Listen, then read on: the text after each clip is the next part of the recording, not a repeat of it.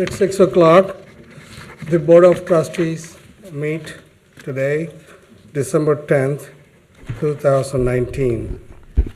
And Heather, would you please make a roll call? Mr. Inscombe? Present. Mr. Rajagopal? Aye. And Mr. Unger? Here. Mr. Jeff Mills, talk about the executive session. Yes, sir. Good evening, Mr. Rajagopal, Board of Trustees. I recommend that the board move to go into executive session in accordance with the High Revised Code, Section 121.22G1, to discuss the employment and compensation of public employees. Also in accordance with the High Revised Code, Section 121.22G3, to discuss pending or imminent litigation with the Township Attorney. And also in accordance with the High Revised Code, Section 121.22G8, to consider confidential information relating to specific business strategy, and to discuss negotiations with other political subdivisions respecting requests for economic development assistance. Board, I recommend that we go into executive session, and I recommend that we're joined by Trustee-elect Matt Wallert and Pete Sauerwhite of MVAH. Perfect. Thank you. Perfect. Is your mic on? It is. Yeah. Thank you, Mr. Mills. The Board of Trustees. I'll motion that we go into Motion executive to go. session. I'll offer a second to go into executive session. Okay, a second. Wait, Roll call. Mr. Inscombe, did you offer the second? Yes, I did. All right. Shall I call the roll? Yes, please. All right. Mr. Inscombe? Aye. Mr. Rajagopal? Aye. Mr. Unger? Aye. The Board of Trustees will be going for the executive sessions. We should be back, so. The trustees are back in sessions today, November 10th, 2019. Yes, December, sorry, December. Heather, roll call, please. Sure. Before I call the roll, to my far left, there's usually only 4 of us sitting up here, not 5. To my far left here is Matt Wallert, who is our trustee-elect, and we certainly welcome him, and he's sitting up here on the dais with us to learn how it all goes. So I shall call the roll. Mr. Inscombe? I'm sorry, call back into session here. Mr. Inscombe? Aye. Mr. Rajagopal? Aye. And Mr. Unger? Here. We have we have pledge of allegiance. Everyone stand, please. Okay. We need to. Then we'll call back from executive session. I pledge Allegiance to the flag of the United States of America and to the republic for which it stands, one nation, under God, indivisible, with liberty and justice for all. Please remain stand for the moment of meditation. And let's think about how we are fortunate to live in this beautiful country, all the privilege, gift we have. As we go on moving forward to the holiday sessions, let us think about the safety of the family and also safety of our first responders, and have a great time with the family this holiday.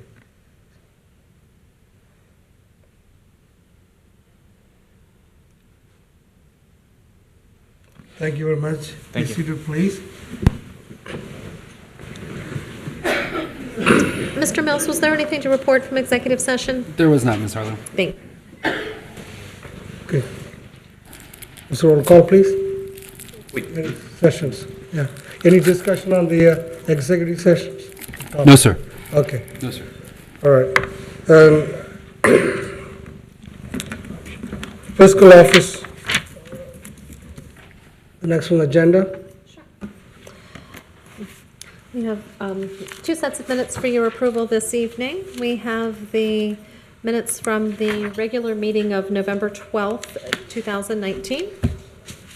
I would motion that we approve the minutes from November 12th, 2019. I second it. Any discussions? I sent you a few. You did, I they are- discussed a few corrections. Integrated into this, yes. Okay, thank you. Okay. Mr. Inscombe? Aye. Mr. Rajagopal? Aye. Mr. Unger? Aye. Great, thank you. And then also the minutes from the December 3rd special meeting. I would motion that we approve the minutes from the December 3rd, 2019 meeting. I second it. Any discussions? Roll call, please. Mr. Inscombe? Aye. Mr. Rajagopal? Aye. Mr. Unger? Aye. Thank you, gentlemen. Thank you. I welcome every one of you for this trustee meeting. We are very honored to have Matt Wallet, our trustee-elect, sitting next to us, observing the meeting, and it's been a great meeting we'll have today. The next on the agenda is presentations. Yes, sir. Thank you, Mr. Rajagopal, Board of Trustees. Good evening. It's my privilege to introduce Assistant Township Administrator, Mr. Jeff Weckbach, to give an update on the Megaland replacement project. Assuming that the mic is on so everybody can hear me, but Jeff, if you want to go ahead and hop to the next slide here. So as you all know, we're looking to build a new Megaland, which has been a bit of a process that we've all been going through, but I wanted to start off by sharing this slide with you all. So way back this summer, we met with our design team and we talked through some potential themes. From that first initial conversation, we came up with 4 potential themes, 4 potential pathways to move forward.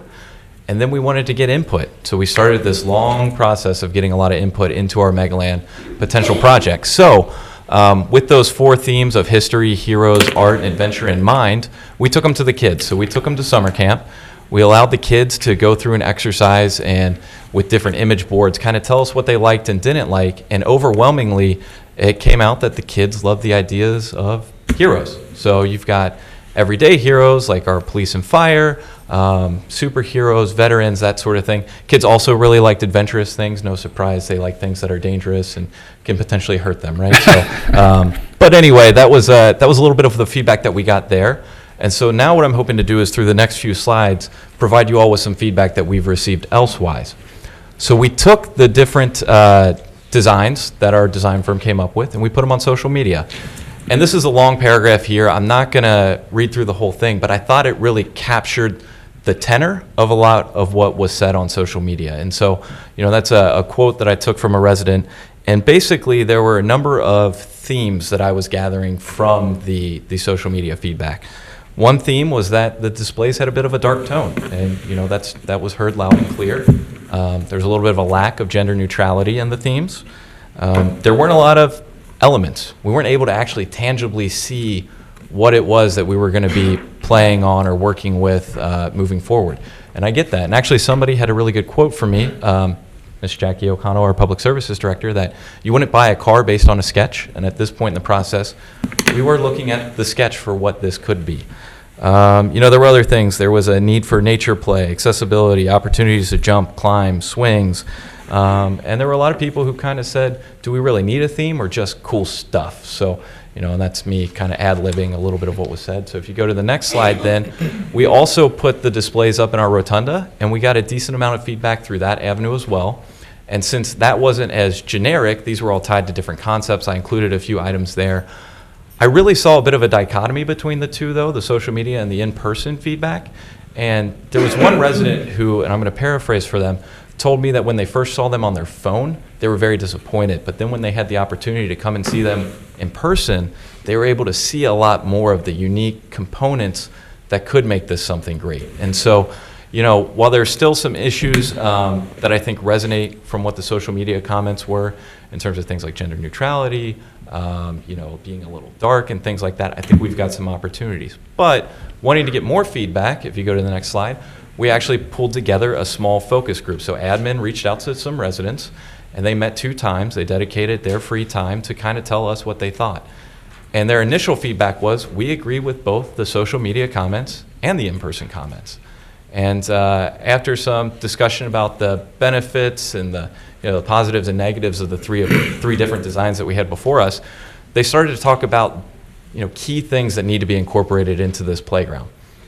And so I listed those out, but to kind of read through them, a toddler area, screening, nature, logs, accessibility, fencing, hills, tunnels, zip lines.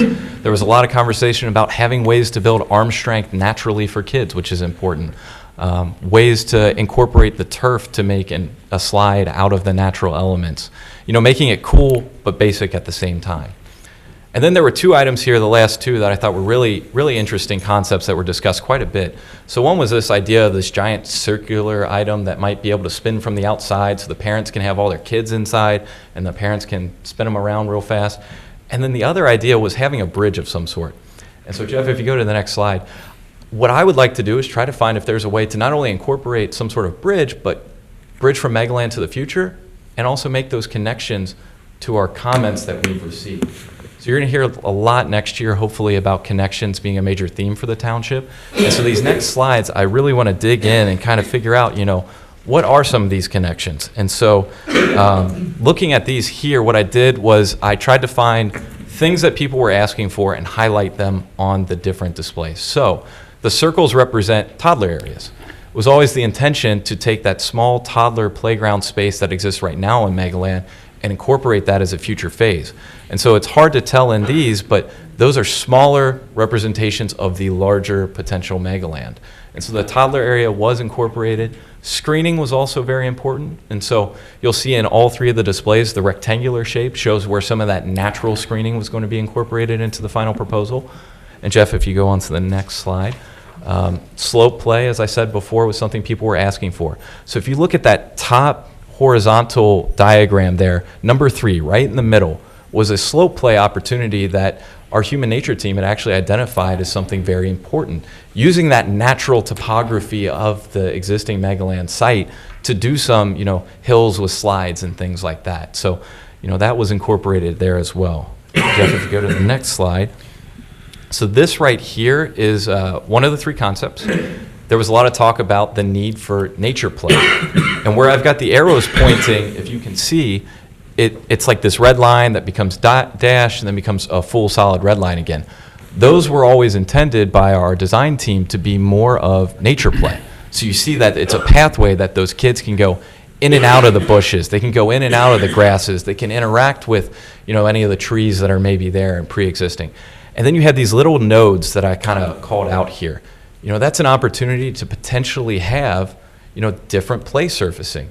So wouldn't it be neat if that could potentially be, a trampoline type of surface? So the kids are walking through nature and then they're bouncing and then they're walking back through nature. So there's a lot of potential there in terms of the different types of surfacing. Or it could be a unique element. That's sort of the thing here is we're using our imaginations just like we hope the kids are going to use later on, because this is conceptual and not in the weeds. But if you go to the next slide. So there was also this conversation of bridges. I think that there were a couple of discrete images that were found in Concept 3 that related to bridges. You actually see an opportunity here where kids, based on those arrows, could potentially be crossing a fissure, and underneath they have the opportunity to act like they're playing hero and saving each other. You got that slope play down in the bottom right, which is where I've got the circle there from behind what could be a meteor. And then you've got this weird hole that kids can play in. I know personally I'd probably be scared to death if I knew my kid was crawling under there and hiding, but kids love hiding in holes, which that's fine. They like to play all kinds of different things and really imagine as they're doing that. So if you go on to the next one. So this was from Concept 1. We've got a clear tunnel here, which could be a hole, but a lot of what Concept 1 was kind of geared toward was that arm strength building opportunity, if you ask me. So you've got those what look like spider webs, but those could be ropes courses. And so while kids are climbing, they have a real big opportunity to continue to work on their upper body strength. And actually, if you can barely see it on that bottom left image, it actually says climbing tower slide there on the last slide. Sorry. And that's another opportunity where maybe that's a small little rock climbing wall for kids to climb up and do different things with. If you want to move on to the next one. That's again present in Concept 2 as well, where I've got the arrow there for those 2 bottom images. And what I thought was neat was sort of organically through the conversations, this focus group was harping a lot on this idea of some sort of, modular circle piece that could spin. And actually that very middle piece there, I think says sphere spinner. So, we have a lot of these items that we had originally tried to incorporate, and it's trying to draw on these strengths and weaknesses that you find in all of the designs to see what potential path forward there might be. So Jeff, if you go to the next slide. I did want to just quickly point out with the circle there, that's where existing swings are. I know there's a lot of people who want more swings and things like that, and certainly there's no plan to remove those swings from the potential site. Swings take up a lot of real estate in the playground, so that's something to keep in mind, but we certainly can try to incorporate more swings if that's what everybody feels is necessary. So some of the items that people said in the different types of feedback that we've received that you're not going to necessarily see at this point are things like the play surfacing. That's a later discussion as we start to finalize budgets and things like that. Accessibility, that's going to come into play with the surfacing and the type of material that's used. Do you use wood chips or do you use rubberized surface? And then fencing. Fencing's another big one that a lot of people ask for. Fencing is expensive, and it's something that we can keep in mind as we move forward in the program. And if the trustees feel a direct need for that, we can certainly try to incorporate that. So having said all of that, I wanted to quickly, with the next slide, turn this back to you all, because we're really seeking direction on the next steps. So we would love to get feedback from the 3 trustees as to where we go from here. We've gathered a lot of feedback at this point. We've got a good sense of where things stand, and we just kind of know if you want us to go back to our designers and tell them that we need to do a complete redesign, that's fine, we can do that. If you would like for us to go back to them and say, do a high-level redesign with tweaks that incorporate a lot of these strengths that we kind of walk through, that's fine as well. Or, if you just want to say move forward with design 1, 2, or 3, that's another option. So at this point, though, we're kind of starting to reach some timelines on our end, and so we do need a lot of direction from you all. And so if you want to take a moment, or if later on in the meeting provide us with some direction, that would be fantastic. I'll start chiming in if you guys are ready for that. Surprise, surprise, people on social media hated everything. I can't believe that. The reality is that all the adults I talked to said it was awful. All the kids said it was awesome. So at the end of the day, who are we building it for? Are we building it for the kids, or are we building it for the adults? But for me, the biggest thing, biggest challenge on how to direct you, because we all want to see a playground by next summer. We just went a summer without a playground. It was discouraging for sure. So we'd all like to see something in a perfect world by next summer. But the biggest catalyst here that's hard for me to give direction on is the budget, because we've got some potential players in this that we don't have the guarantees from to do the whole thing, I think, phase 1 or phase 2, whatever.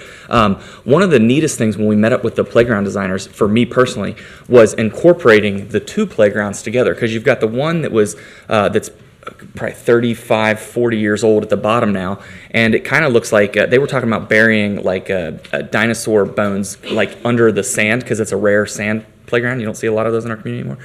And the kids can dig because they love digging it. They love to dig for bones. And the color and the look of it, it looks like an old dinosaur. It's kind of fitting. But I think the topography to connect the two is ideal for a zip line. That seemed to be a theme that I hear everywhere. We get compared a lot. You have to understand, when Megaland was first built, that was a premier playground in the tri-state area. I mean, it really was. It rivaled county parks, and it brought people from all over. The element that Megaland had that none of the original ones that we all declined to go with was community involvement. It was missing that community involvement. I mean, I remember as a kid collecting, as an 8-year-old kid, going door to door, pennies for a playground to help build Megaland. Dan remembers literally hammering the nails themselves. I mean, everybody in here that was part of Megaland had a real connection to that. And with this new playground, there's a missing link there with that real connection. And a lot of that just comes from community involvement. I realized that a lot of the reason why we had to tear down the existing playground was it doesn't meet any ADA compatibility standards or splinters. It had run its course. I get it. But we live in such a society now where everyone is just so litigious that it's hard to get volunteers out to do this, that, and the other. The other playground we built was a Kaboom, if you guys remember that one, by the firehouse, and that was very hands-on. I think that's the missing element, getting the stakeholders in our community to come out and help put this thing together. Now, I realize some of those concepts are very, very far out, and I mean very, Hollywood design set-esque. I don't know how to lay fiberglass resin. Chances are most people in this room probably don't know how to do that either. Megaland was a lot simpler. It was wood, it was nails, it was bolts, lag nuts, or whatever. But that was, so my challenge to you is how can we get this playground more community involved? Because that was the real buy-in. That was the real connection that made it special. We don't have to be like West Park. Beautiful park. I love West Park. But the whole reason why we challenged our staff to come up with themes and hired NatureWorks was we didn't want a cookie-cutter playground. We didn't want to be like everyone else. And I think the biggest thing is going to be money, but you guys are welcome to chime in here if you've got any thoughts on this. Go ahead. Yes. And for those in the audience, so you know how this works, the 3 of us as trustees do not have the opportunity to discuss these things outside of meetings, and that's why we're discussing it now. I sort of sensed from Greg's direction a couple meetings ago where he's at on it. I don't really know where Raj is. I can tell you where I'm at. When we looked at those first submissions several months ago, my recommendation to you and you was to was to get a few teachers on the committee that you developed, because frankly, I'm a 57-year-old man and I don't hang out at the playground. Teachers that work with kids and with the different age groups from, preschoolers up through the average age of a, early teenager or so that's going to use the playground for its design function. And I think you followed my recommendation on that, and I'm interested to see what they come up with. And I gave you a pool of people to pick from. You picked one of them to represent my thoughts on it, and I'm really interested in what the collective of you comes up with. So, It's a great project. It's a lot of community involvement in it. I think it's a great idea that each trustee represented on the residents with the various skill and put together great theme.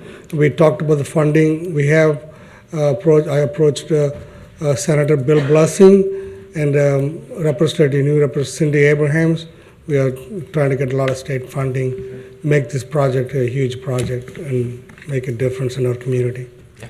Thank you. Okay, well, just as a quick final conclusion here, we are going to phase the program, as we've kind of said, depending on what type of dollars we get. We did apply for state capital grant funding.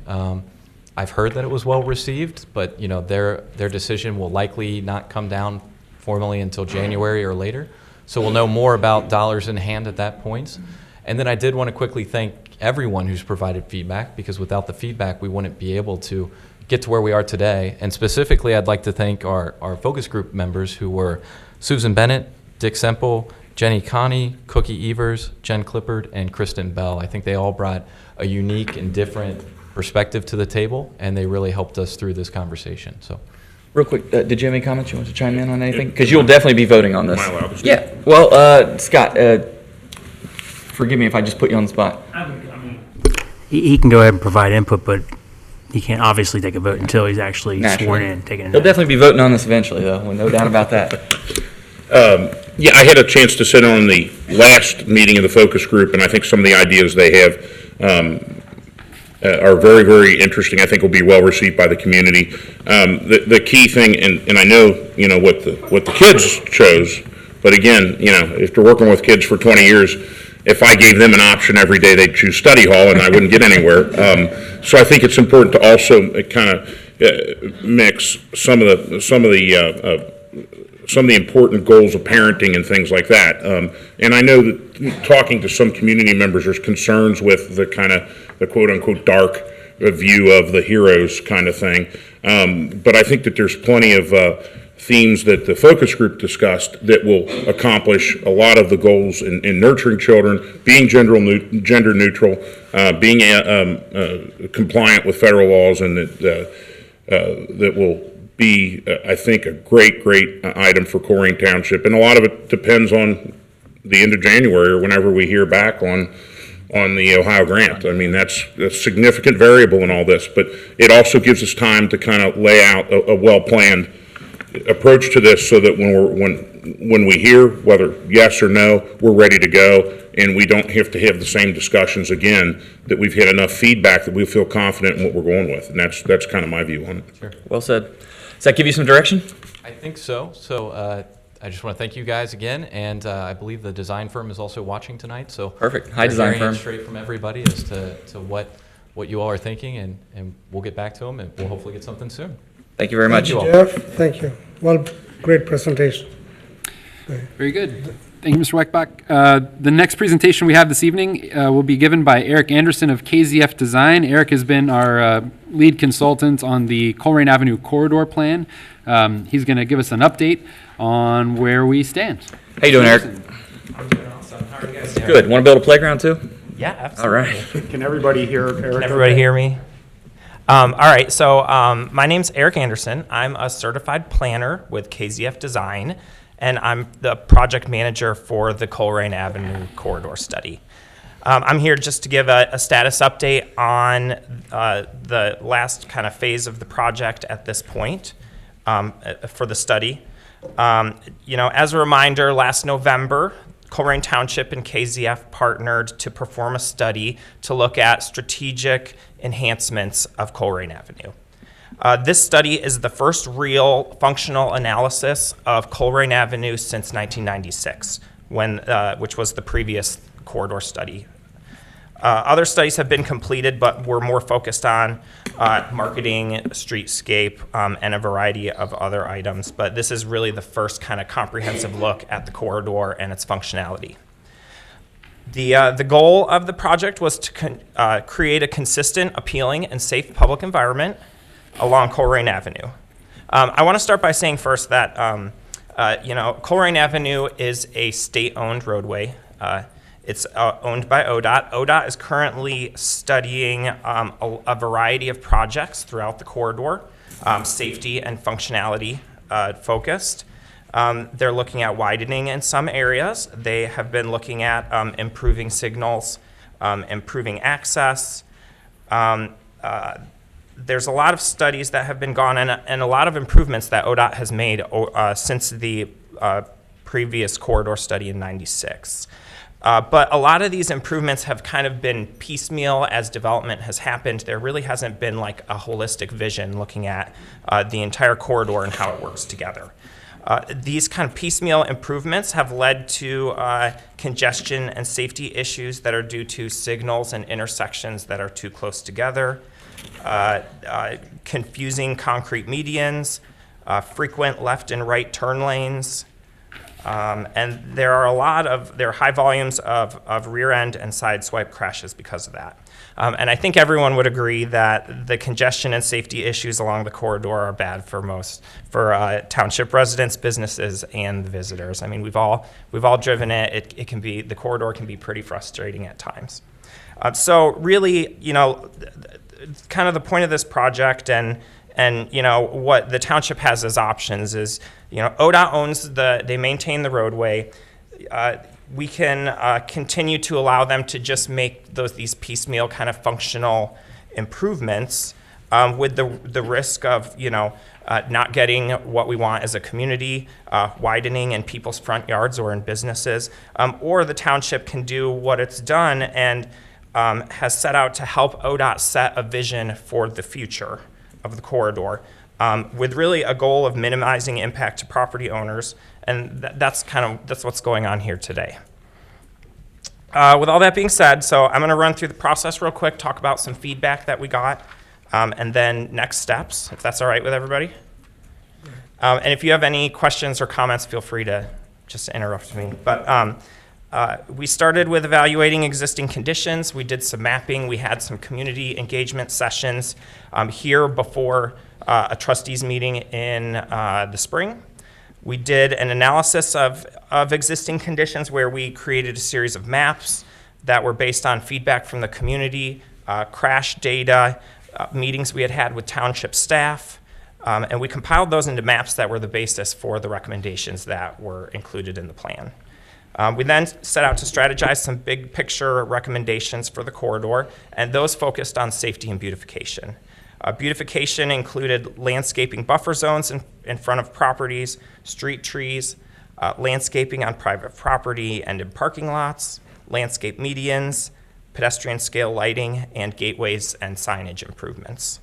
The second big portion of the recommendations focused on safety.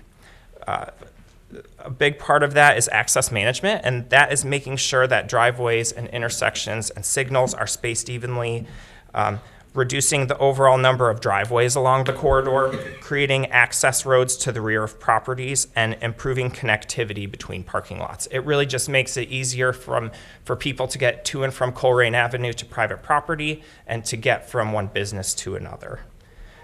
The second big safety recommendation was creating more defined pedestrian spaces. There are a lot of areas along Colerain Avenue that don't have safe or accessible sidewalks, or adequate sidewalks for that matter. So creating pedestrian spaces, whether that's sidewalks, creating some sort of barrier between private property and the sidewalk areas, and just general safety improvements. That also includes high visible crosswalks across Colerain Avenue. And then the last big safety recommendation was medians with median U-turns, which eliminate the need for left turn lanes at intersections and drastically reduce vehicle collisions and congestion. So I'll talk about the median U-turns in a minute. But after we strategized those big picture ideas, we then went and drew everything to scale to kind of test how everything would fit within the current built environment. And then we developed illustrative mapping that demonstrated how those improvements could be implemented throughout the whole corridor. Throughout the process, we've done a lot of community engagement. So we held 4 public engagement sessions over the last year. The first one was in the spring, as I said before, during existing conditions. The second one was in July when, after we had developed the recommendations. And then we had two engagement sessions focused on businesses along the corridor that occurred in late October. And we partnered with the Chamber of Commerce on those business engagement meetings. For outreach, we sent out 2 press releases to a variety of media outlets. The Township used Circle to distribute content by email and the Township website. There were multiple social media posts, and there were 3 TV or news articles published. In addition to that, we did mail 433 postcards to every single property owner on Colerain Avenue and also every business on Colerain Avenue. So here are some of the comments we received. So of course, the number 1 comment that we received was about median U-turns and restricting the left turn movements at intersections. Most of the concerns were about truck traffic and wayfinding to businesses. So just to explain, the way the median U-turns work is they redirect the left turns at intersections. So instead of arriving at an intersection and turning left, you have the option to turn right and access a business, or you drive through the intersection, and in the median, there is a turnaround where you would then turn around and drive to whatever business or location you are looking for on Colerain Avenue. These U-turns could be signalized, or they might not be signalized depending on the traffic in the area. So research shows that these median U-turns reduce congestion and severity of crashes by up to 60%. They provide 20 to 50% greater capacity compared to conventional intersections. They reduce the wait time at the traffic signal because you don't have to wait for the left turn phase at a signal. They improve the daily function of the roadway. There are reduced pedestrian vehicle conflict points because you don't have those left turning movements. And they improve access to local businesses through reduced congestion and crashes. It also makes wayfinding easier because you're only looking for a business in one direction. So when you're driving, when you're trying to find a business on Colerain Avenue, it's either on your right, and when you see it, you can make a right turn, either at an intersection or a driveway. If it's on the left side of the street, you drive until you see your destination, you drive past it, and at the first U-turn, you turn around, and then you're able to access the property. For planning purposes, the median U-turns have been identified on the illustrative plans that were included in the study, but as a next step, a traffic engineer will need to perform further studies at each intersection.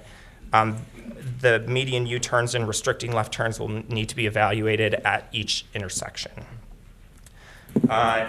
This may result in a different configuration than what's in the plans. They'll all need to kind of be designed on a case-by-case basis. The other thing that's worth saying is the left turn movements might not actually need to be restricted at every single intersection. There might be intersections that are ideal for this treatment and other intersections that would remain the same. Again, we need to do kind of that further traffic engineering analysis as a next step. Many participants agreed to the importance of traffic studies and doing that next level analysis to confirm the approach as part of the feedback that we got over the the life of the project. Supporters did say that they've experienced these types of roads in other cities on vacation and felt that they worked great. I'm paraphrasing these, by the way. City of Fairfield has these, and I think this is more Butler County State Route 4, but it says that Fairfield has these, and it makes the traffic flow better, as well as allowing cars to go to businesses on the other side safely. And one other comment said they think that it will improve traffic flow, which is needed on Colerain Avenue.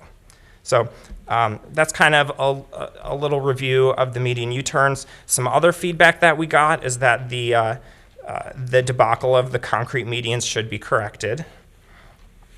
There were a lot of concerns about future maintenance of improvements, and we did make some recommendations in the report about creating a maintenance fund, creating a task force to focus on maintenance around the corridor. There were a lot of concerns about trash, which is an issue because it is a state-owned roadway. It's kind of responsibility of ODOT, but is there a way that the township and ODOT can collaborate on that? A couple other things. We did a survey at the end of during the public comment period between October and November, and we got 50 survey responses that reviewed the study, hopefully. 70% of the survey respondents supported the access management recommendations, and 76% supported the beautification recommendations. There were a lot of positive comments and feedback in the survey, which the entire survey will be included in the final report. A couple other important kind of takeaways from feedback. People felt like access roads behind properties would be a big improvement, taking pressure off of the main thoroughfare. Closing some of the driveways won't mean that pulling out, or won't mean this isn't typed right. Driveway closures mean cars won't be pulling out onto Colerain every 10 feet, and that anything to enhance the overall aesthetic of Colerain Avenue would be doing Cincinnati a massive favor. So I think we got a lot of positive feedback. The one kind of final thought about feedback is we did get a lot of questions about how is the township and the state going to pay for this. And so we have outlined in the recommendations a list of priority projects, a list of costs for those projects, and any applicable federal and state funding opportunities that are available for that work. In addition, as I mentioned the last time I was here, the township has already received a grant from OKI for $750,000 to construct sidewalks and landscape improvements from Shady Crest to John Rose. So part of the plan is already kind of working to Colerain Township's benefit. So I'll wrap this up. The path forward, so what happens next? So at this point, we've made changes to our study and report based on the comments that we received, and we are actively finalizing the revised report to deliver to the township. In addition, we've been working with ODOT and a traffic engineer to start that next phase traffic analysis work. We actually met with ODOT earlier today to determine the appropriate placement and size and applicability of the median U-turns. Another big next step is to identify a pilot project to implement those median U-turns. It is worth saying also that some of the recommendations like service roads, parking lot connections, and the driveway closures are something that will likely happen as property redevelops. There isn't going to be a project where some of those things are built at once just because they involve private property. So it would likely happen through a zoning mechanism. And last but not least, more community engagement definitely needs to be done. This is a first step in a very long process, probably the first step in a 20-year process to making significant improvements to Colerain Avenue. First you start with a vision, and that's what we're doing here. The next step is you start to work out the details through design and through engineering.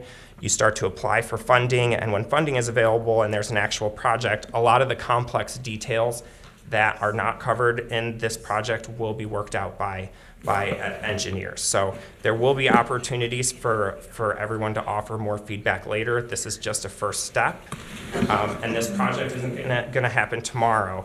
It's just setting the stage for the next 20 years. So with that, I'd be happy to answer any questions that you all have or hear any comments. Any questions? Thank you for the time you've spent putting this report together. The beginning of the genesis of this back last year was, Colerain Avenue's seen a lot of changes over the last 57 years of at least my life, and there was a time when the mall had 20,000 cars a day, and now they might have 2,000 a day. Businesses come and go. I've bought cars at Joseph. I've bought cars at Northgate Ford. I'm mechanically inclined. I visit all the different auto parts stores for my favorite parts from who I decide to get them from. We patronize the restaurants. There's plenty of time you spend, a lot of time sitting in traffic. And those of our guests here tonight that are employers, they probably realize that their employees are spending quite a bit of hourly time on Colerain Avenue trying to get back in and out to their businesses. There's several facets of the plan, and I had Jeff print off a copy of it for me, and I read it over Thanksgiving, and some of the stuff I like and some of the stuff I don't like. Since I got my driver's license, I always bought my tires at Pat Brogan's tire store, the old Firestone store.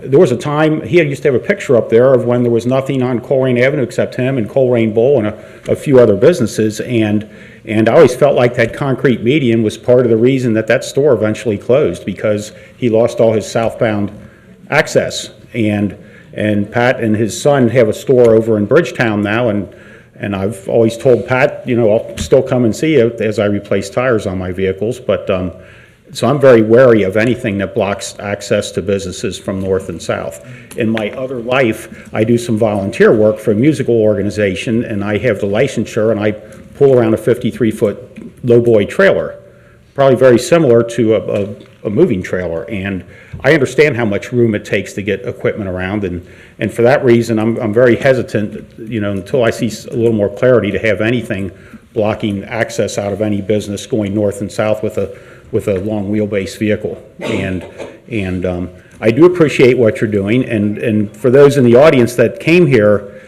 this is just and I'm glad we got an outside person that's not tied into any businesses, as far as I know, to take an outsider look at it, because if one of the three of us would have done it, we'd have said, I want this, this, and this. So I appreciate your outsider's viewpoint on it, but that's what it is what we wanted is an outsider's viewpoint. I don't know what, if any of this, I would ever vote to approve. Some of it is well needed, and some of it really needs to be thought out again, with consideration of the many businesses on Colerain Avenue. So I do appreciate your time. You've done what we've asked you to do, was bring us an outsider's view, and kind of the way this stuff works. If we were going to do any improvements to those who don't have my understanding of how it works, we need to have a stamped set of engineered plans before we can do anything. We can't scratch out stuff on the back of a piece of paper, and that's why we hire a professional to do this. And if any of this ever does get implemented, we're going to need the services of you or a similar company to do those plans for us, and that's why we hired an outside professional. Yes, there was some cost to this study, but I would say that the number of people sitting in traffic that are hourly employees every day, our employers are spending that much every week for the several thousand cars that are slowly moving up and down Colerain Avenue. So I thought it was a well worthwhile study. So I'll yield to the other two trustees. Yeah, I'll go. Well said, Dan. I think you literally said everything I was going to say, so I don't have much to say other than I think first step in a 20-year process. I mean, this is the first step, so thank you for the first step. What I found in this study, I think you guys going like a backboard. I see a lot of people sitting here from the business, great concern. I know the township spent over $98,000 on this study. How the process done, I'm not quite a bit happy with that. Now, you had a two business meeting in October. At the time, did you listen to that concerns? What could be your outcome is? Did it change your plans, visions So a lot of after the people, meeting? Because I see the tons of people sitting here. Obviously, there was no compromises made. And we want, like Dan said, we want this project to be successful. We want Colerain Township to be better for our residents. But what steps are you taking? You work hard for this. I feel like a studies went backward instead of forward first. so I mean, obviously, I think that we've heard some concerns about the restricting the left turns, but I think there's more study that needs to be done to verify, to confirm that this will work. And it's not worth like totally nixing at this point because we haven't done the analysis and we haven't looked at the science behind how all of these intersections work together and whether or not this improvement will either work or not in the corridor. So, we could get rid of it today, but I think it's worth more. I think it's worth more study, and I think it's worth looking into more. Is it going to cost more money for the township to make further study? Yes. So engineering studies do cost money. Yes. So, I feel, explained it earlier, but anyway, you did the sampling, you did the survey on this Colerain Avenue. You did. Could you guys in the audience allow this conversation here? Only you did the 50 people survey.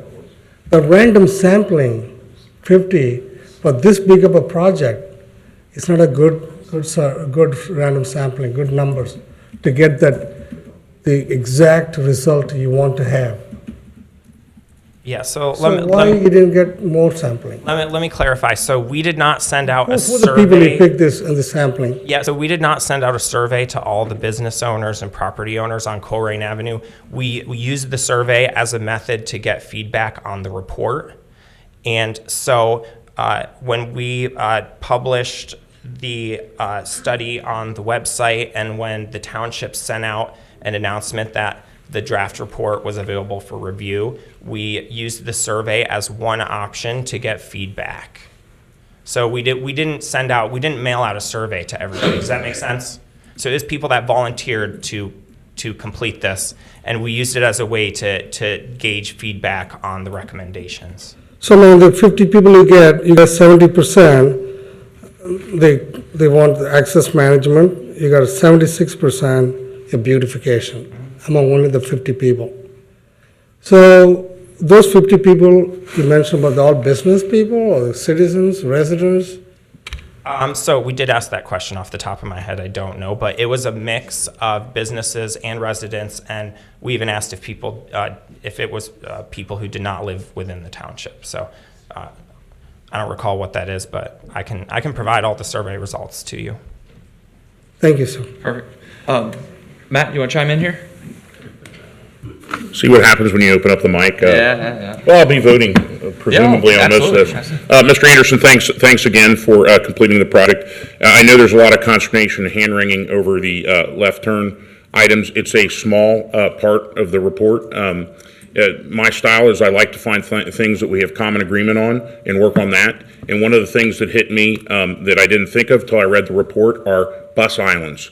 I think a significant part of, at least in my experience on Colerain Avenue, is getting behind a Metro bus and then choking it up and people trying to whip out and get by. And in the areas that there are bus islands for Metro buses, I think it makes a significant difference.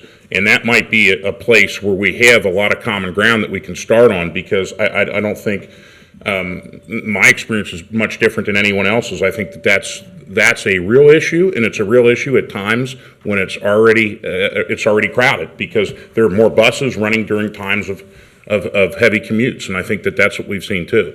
So, whereas I have issues with some of the items in there, to me, it's not worth throwing the whole effort out in my opinion, throwing the whole effort out just because we have issues with elements of it, certainly find elements that we agree on or will agree on and work on those as part of a comprehensive plan is my view. But I appreciate everybody's patience in dealing with my 2 cents. And thank you so much for the report. Thanks, Matt. Thank you. Thanks, Eric. Thank you, sir. Thank you, Mr. Anderson. Next, I'm going to ask Fire Chief Frank Cook to come up to the podium and present a fire employee service tenure recognition.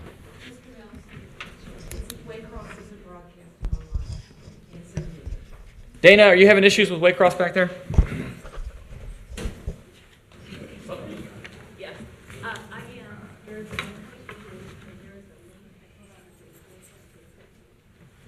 The meeting is being recorded. Great. Well, I'm working on getting it back up. Perfect. Waycross Facebook link until she gets it back up. It's not the first camera I've ever broken. My first camera. Matt.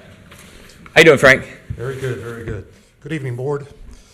This evening, I'd like to recognize firefighter paramedic Donald Ongst for his 30 years of service to the community and to the department. Don began his career as a part-time firefighter in November of 1989. He was promoted to full-time in October of 2004. Don is currently assigned to Station 102, serving the Dunlap area of the township. Don has worked to develop the department's emergency vehicle driver training program, providing managerial oversight and as an instructor. Don currently oversees the fire department's fire scene investigation section. He also functions as an acting company officer in the absence of his fire lieutenant. So in recognition, Don, and on behalf of a grateful community, on behalf of the township elected officials and administration and the entire fire department, thank you for your dedicated 30 years of service.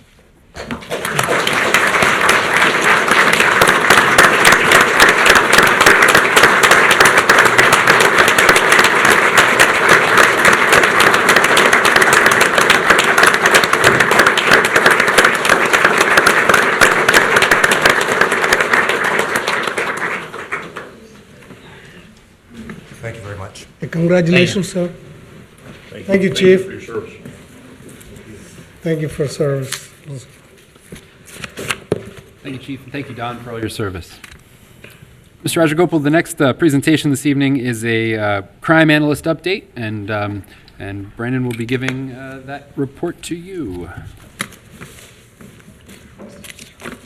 Good evening, everyone. Good evening. Just wanted to apologize if I would take a drink in the middle here. I was at Children's Hospital all day and didn't really get a good chance to hydrate. So I'll do my best, so bear with me. So getting a look as far as going through, as far as the report that we've been producing since I've started working with Colerain Township here. One, trying to obviously do an overall scan as far as total reported offenses and then breaking it down beat by beat. So just, you're going to sense a general theme as far as throughout this report here. You know, obviously, if any questions you have along the way, feel free to stop me and we can go ahead and try to provide some insight there. Perfect.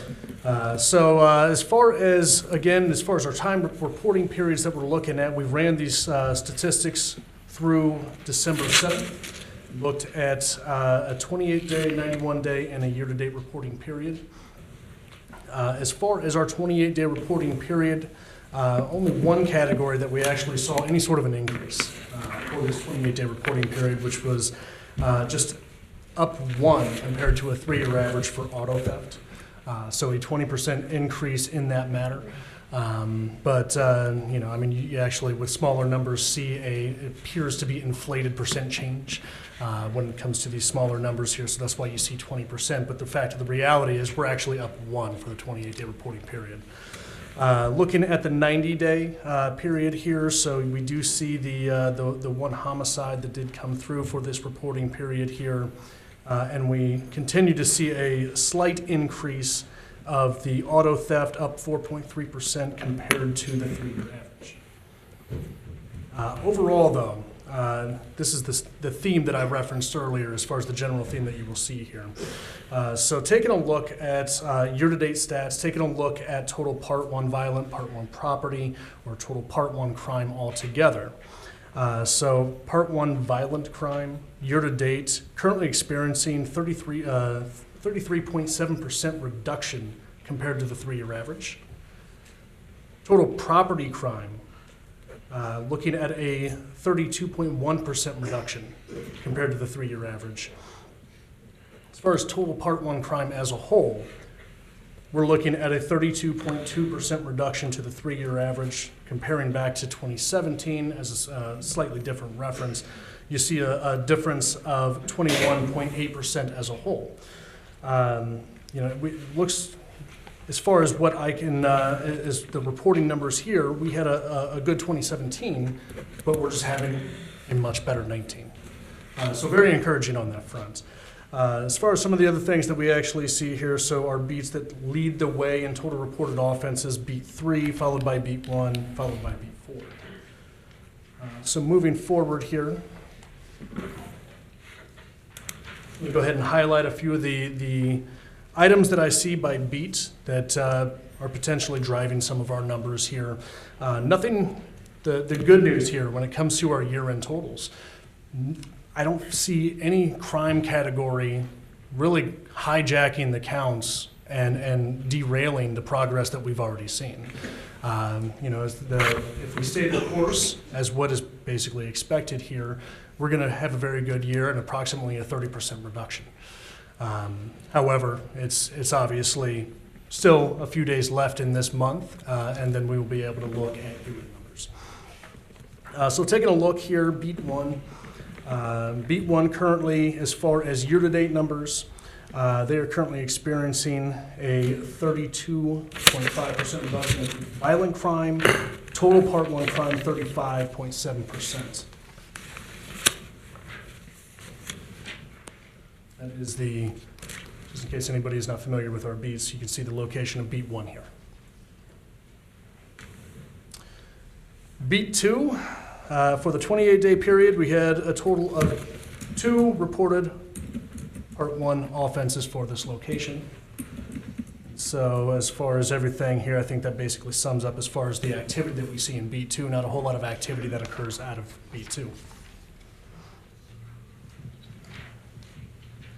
Moving on to beat 3, this is the location where we're going to actually have a little bit more to talk about. Beat 3 is in the center of Colerain Township. It actually encompasses our mall. And so when we take a look here, as far as the stats, we see the red, which comes out of the areas of the property crime in the 28-day and the 91-day reporting period. This is primarily being driven by our theft category. Taking a deeper look into, because obviously we can say, okay, theft is up, but what does that really mean? As far as a lot of the addresses that were driving, as far as these theft offenses, they were coming from the mall and they were coming from CVS. So that obviously allows us to then open up, once we can then start taking a look at, okay, now we can zoom in a little bit further. We can start taking a look at where, as far as maybe locations within the mall, if we're seeing a common store that's potentially having a higher theft rate, or taking a look as far as CVS working potentially with the management and being able to problem solve a little bit as to how we can get control of these offenses. Let's look at beat 3 there. So taking a look at beat 4 here, a little bit of red when it comes to some of the numbers here. Most of these being minor increases. Okay, so just maybe up a couple compared to 2017, or as far as, like, for instance, auto theft, you see the 50% increase. However, we're talking about 2 offenses compared to a 3-year average of 1.3. So that's a 50% increase when we're actually just talking up slightly. And there you get an idea as to the 28-day reporting period for these offenses for beat 4. And as far as beat 5, same story here. So we see minor increases across our categories here. Nothing that I would consider of significance as far as a trend that we would see, like, for instance, that we saw over in beat 3 with the mall, and the increase in thefts. But really we're seeing as far as beat 5 here, again, not a whole lot of activity that occurs in this area. And compared to the 3-year average, seeing a 30% reduction in violent crime, 39% reduction in total Part 1 crime. So that is essentially kind of where we're at right now. As far as total numbers, again, looking very promising as far as where we're going to end 2019. Very hopeful as to being able to hold the line as far as keeping it right at that 30% reduction mark. I can tell you right now, as I don't think that some of the surrounding areas are going to enjoy the same decrease that Colerain Township is currently experiencing. So that's very, very encouraging on that front, right? Is that Colerain Township is continually seeing that substantial reduction, whereas some of the other areas around are not going to experience that same reduction. Questions for me? I think it helps that we, running our own police department, have a lot better access to assign officers to the specific areas where you're seeing increases, as opposed to not having local control of that. So hopefully this information helps Chief Denny the most. Absolutely. So he can make a daily recommendation on where we need to step up our enforcement at. So thank you for the ongoing reports. I find them interesting and informative. Yeah, thanks for the report. Thank you, sir. Thank you very much. Thank you.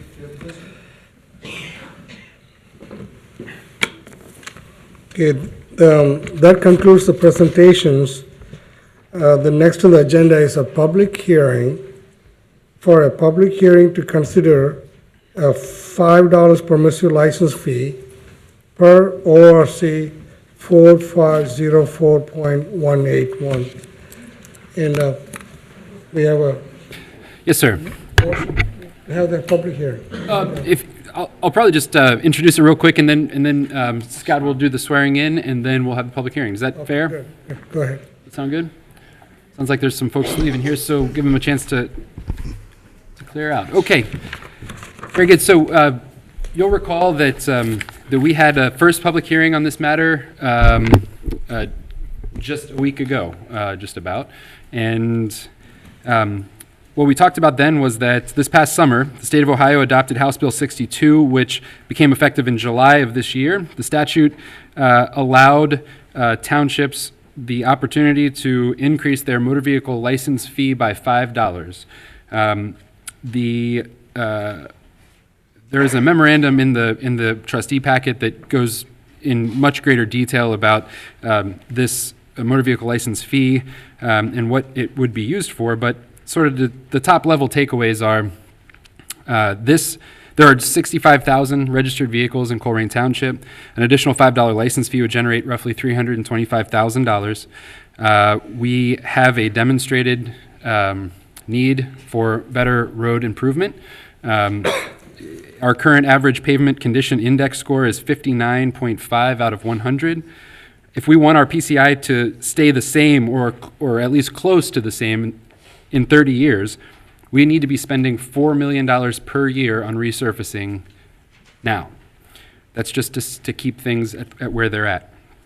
In 30 years, at our current rate of expenditure, which is $1.25 million, the result of our roads is that the road condition will have an average road condition of serious, or a PCI score of 18.75, with many of the roads in that category as failed. So it is incumbent upon me to bring options to the board for funding necessary road improvements, and that is what I'm doing here.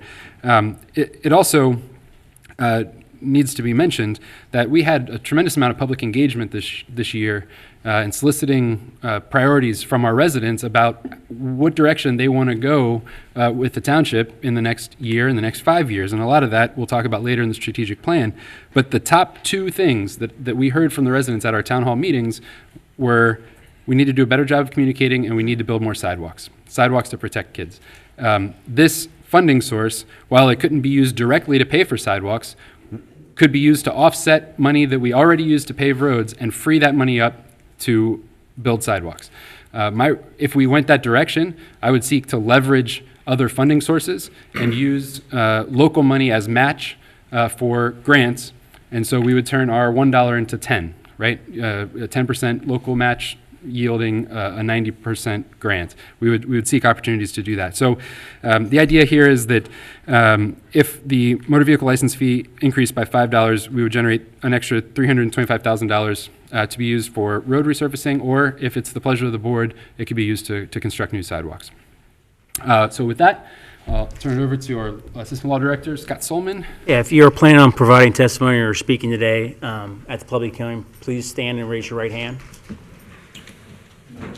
This is just for the $5. It's only for the $5 permissive fee public hearing. You swear to tell the truth and nothing but the truth, so help you God? I do. Please state your name and address when you come up and speak. Thank you. All right, and then I'd recommend that the board move to open the public hearing at this time. I would motion that we open a public hearing to consider a $5 permissive license fee per ORC 4504.181. I second. Any discussions? Okay, roll call, please. Mr. Insco? Aye. Mr. Rajagopal? Aye. Mr. Unger? Aye. Go ahead with the hearing, please. Whomever would like to present testimony in the public hearing? Who wants to come forward? Good evening, Bruce. Good evening, trustees. Please state your name and Bruce address. Moreno, Township resident, that's what you wanted, right? Address too, please. 6200 Sheets Road, depending on how you want to pronounce it. As I had mentioned back in October, every public entity seems to want more and more taxes from the same taxpayers. And for one, I'm getting very tired of continuing paying more and more in taxes, and maybe getting something out of this, maybe not. Also very aware that the county last year increased the license permissive tax by $5, supposedly for the Western Hills Viaduct. We'll see where they really put the money. And Jeff, I understand, why you're doing this. Road repair replacement has been listed as a high priority for township residents. But I feel if more funds are desired for roads, then the township needs to reprogram funds from other areas to accomplish the task, thus reduce other township expenses that are less used by the majority of township residents.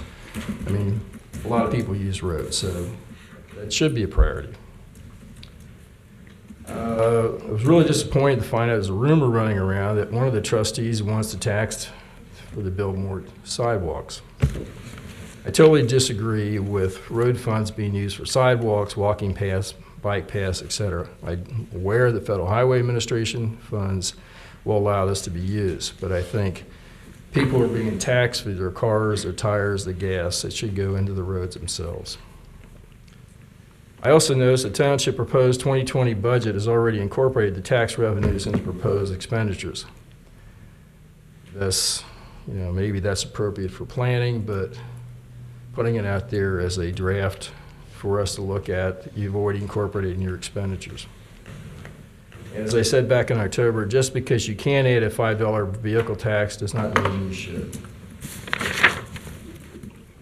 Thank you, Bruce. Thank you. What's next, please?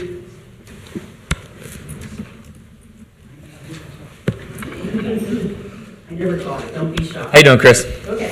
Thanks for being here. Chris Henson, 6061 Dunlap.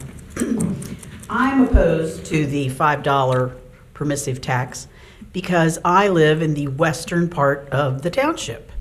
And out in the western part of the township, not that you could have done anything about it, but we're paying the most part of the school tax because we have multiple acres out there. And because we have multiple acreage, we also are going to be paying more in this permissive tax. While you say $5, $10 for a household, for my household it will be $30 because we have 6 vehicles or trailers or trucks. And most of the farms out there do have additional trailers, and we have multiple vehicles when you have multiple acreages. It's not just your personal car. So for us, it's an addition, we're going to be paying the most and will get no benefit whatsoever about sidewalks. Because again, on west of Colerain Avenue, there are very few sidewalks. Yes, there are a few in a subdivision, but for the most part, we're on county roads. And as Bruce said, Ohio just added money, and we're going to pay for the Western Hills Viaduct, but it's not benefiting our roads. I do thank Raj for getting East Miami done, but you know, this tax will not benefit us in any way, but we'll be paying the majority of the money. Thank you, Chris. Next, please. Stephanie Wright, 3729 Blue Rock Road. I'm also here to speak in opposition of the permissive vehicle license tax that the township is proposing on $5 per plate. As previous lady stated, that it's $5 per every plate that you have. So a lot of homes have, you know, cars, campers, trucks, boats, motorcycles, and I'm not in favor of it. I would like the board to table this. I don't think it's time sensitive. We have a lot of other things on our agenda this evening that could use the time and energy into getting those solved before the end of the year. This can't even go in effect until 2021, and the papers do not have to be turned in to accept or deny this fee until June of 2020. And at that time, we will have a new trustee on board, and I would ask that the board table this decision and do research to see where the money that has been collected for the past 10 or 15 years on this fund, and our roads have gotten in this dire shape. Where's that money gone? Where is it? How much is there? And has it been held aside for just roads, or has it been spent on something else? I think the board should look more in depth into this. Thank you. Thank you. Next.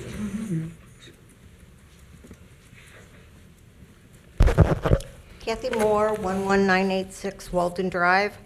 I would ask that the board table this at this time. Do you know how much money, how much general funds have been spent on roads this year? How much? We got some. I don't think we're supposed to. We're just taking information. We're just allowed to take information right now. You can answer a question. This is not a dialogue, it's a monologue, so it's an opportunity for the board to take in public comment on this. And so if you have questions, feel free to shoot me an email or something, and I can help you out beforehand. Don't answer my emails. That's not true, Kathy. That's not true. It is true. What have you done on the Emily mileage reimbursement? I think we need I to gave you copies stick 4 to weeks the. ago, and you said, I'll get back with you. Anyway, I don't know how you expect a person to make a good judgment if you aren't going to answer any questions. But I guess we should be used to that. You do not have to approve this. The paperwork doesn't have to be in until next June. And you don't have to approve this motor vehicle tax in order to use general funds to fix or to build sidewalks. Has nothing to do with it.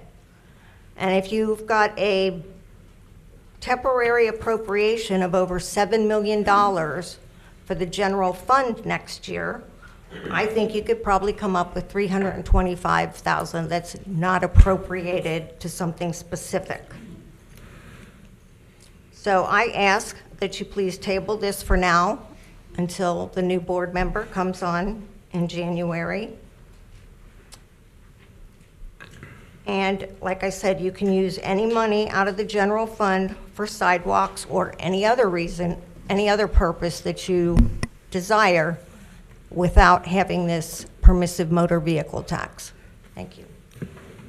Thank you, Kathy.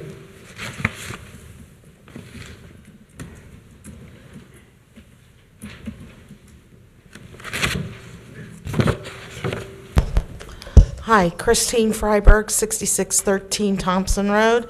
I also would like the board to table this vehicle tax, the $5 additional vehicle tax.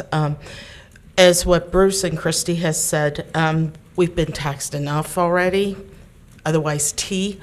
I think, at this point, we need to buckle the belts, do some belt tightening here with some of the spending that's been going on to why do we need this additional $5 tax. I, like Christy, live on the western portion of Colerain Township who do pay more taxes in the school district and will have other vehicles. It's not just one vehicle per household. I have 2-3 other vehicles plus a trailer. It's more than just $5. It's $5 on top of what we're already paying. And right now I'm not seeing any benefit to this and no need to rush this at this time because you do have until June. I would rather have the board table this till the new trustee comes in, and please do the research on it too as well before you vote on it. Thank you. Okay, anyone else? If no one comes forward, we're going to close the hearing. I would motion that we close the public hearing on the permissive license fee. For a second? Any discussions? Not for me. Roll call, please. Mr. Inscoe? Aye. Mr. Rajagopal? Aye. Mr. Unger? Aye. Gentlemen, with the conclusion of the public hearing, this is the second public hearing that we've had on the matter, which is a statutory requirement to consider the resolution. So further on in the agenda, you'll notice that there is consideration of a resolution to pass it, and that would be, I believe, the appropriate time to have the debate and discussion about the merits or demerits of the proposal. Thank you. The next on the agenda is a citizen's address. We have lots of citizens want to speak, make comments. I'd like to we've been keeping your address about 5 minutes, so we'll have some meaningful meeting. Okay? What do you need? Is there any more slips out there? So I humbly request you speak 5 minutes, please, whatever address is concern is. Thank you. I go by the list I have. Kelsey Foster.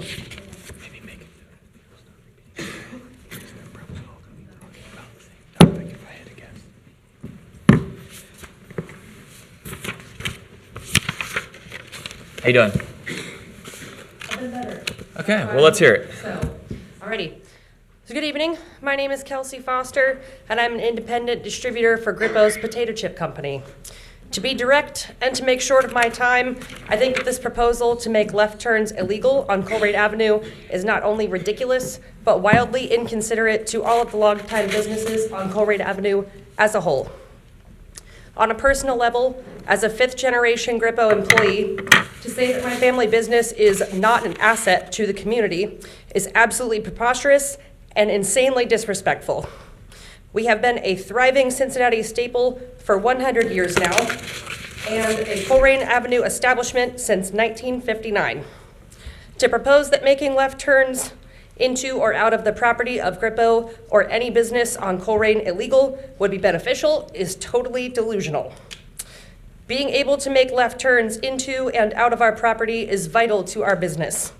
My personal delivery route depends on being able to receive product from our producers and to be able to distribute them efficiently. I'm expecting my first child in June, and quite frankly, I'll be damned if Colerain Township or any outside third-party design company want to say that trees and shrubs making Colerain beautiful is more important than my income or the hundreds of other jobs being threatened today by this proposal. Thank you. Thank you, ma'am.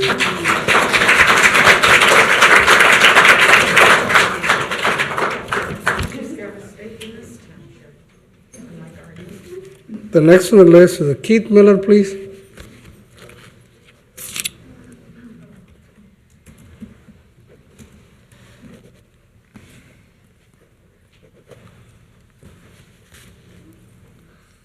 How you doing, Keith?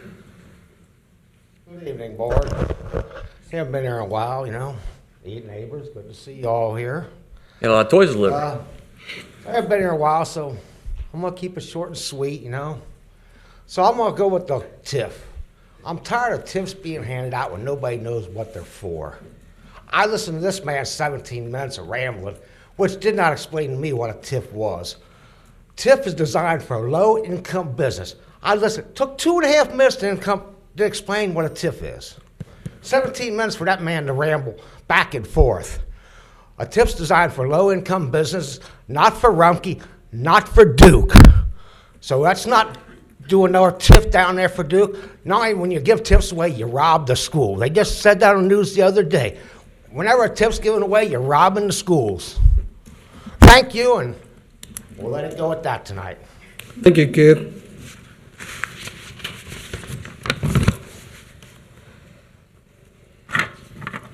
The next on the list is Rich Soares with the Energy Alliance.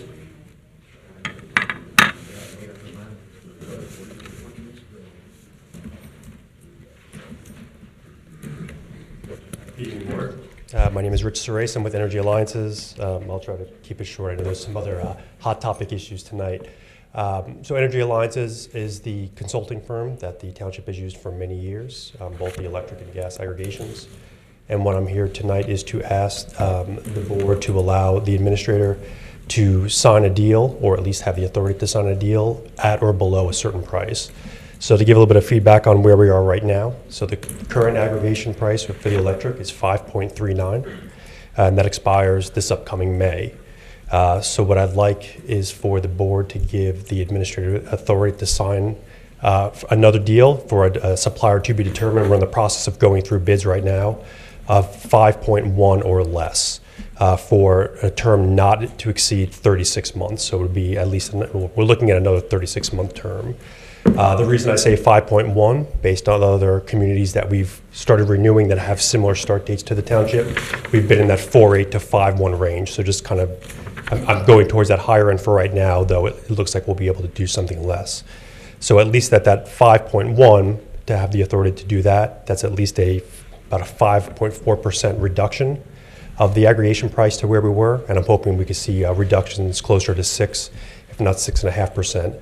From where they are right now. The current program that started in May of 2017 to date has saved residents roughly $1.2 million on their electric bills compared to if they would have just been able to stay with Duke.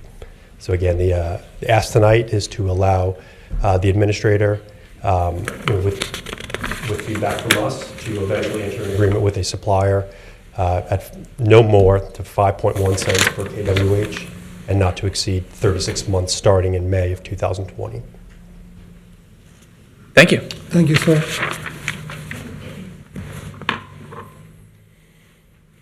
The next is Julia Riley, please. Julia on Twinview? Any Julia on Twinview? No. You can come back. Maybe she's hiding. Stephanie Wright.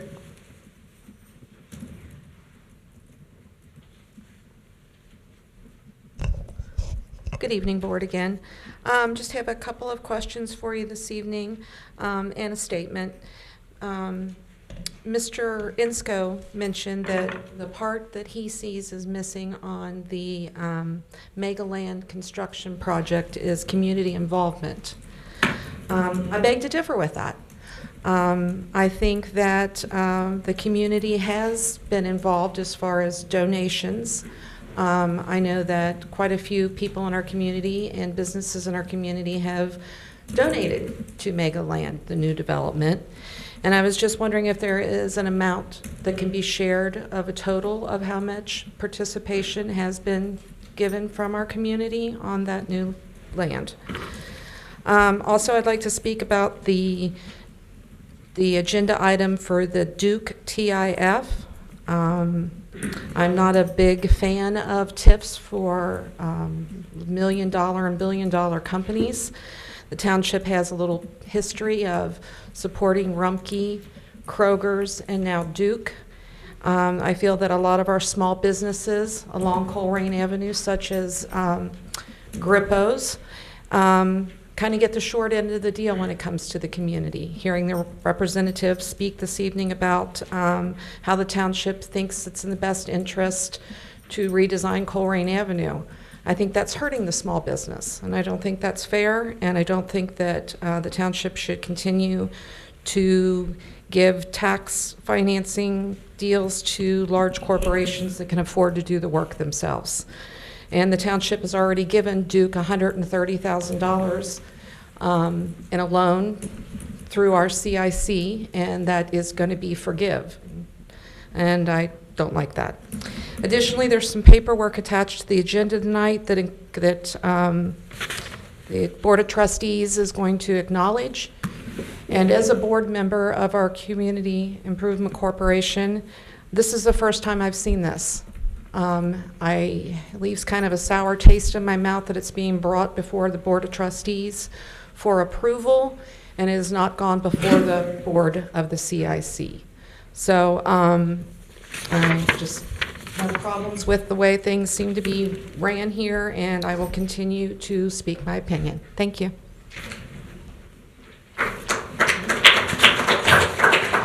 Thank you. Kathy, please. I'd rather wait until these others. Okay. Christine Freeberg.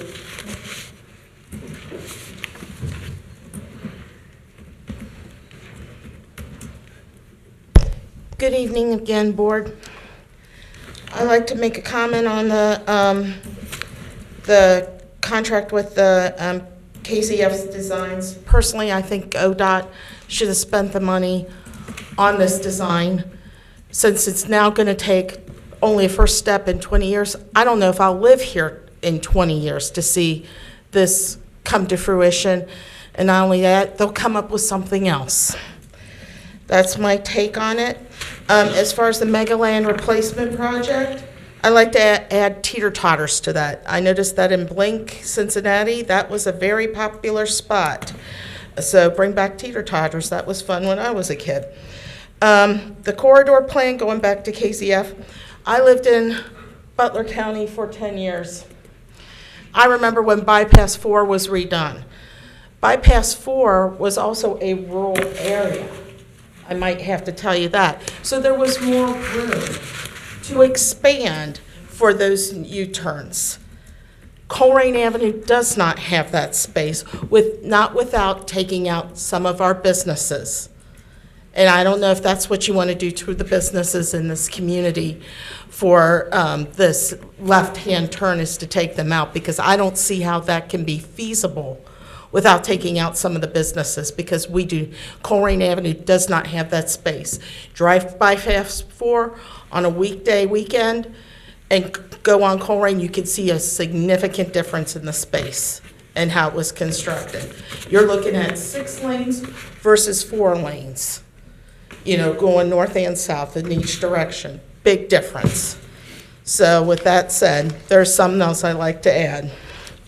First, I also would like to give a huge thank you to Chief Denny and the Coffee with the Chiefs committee.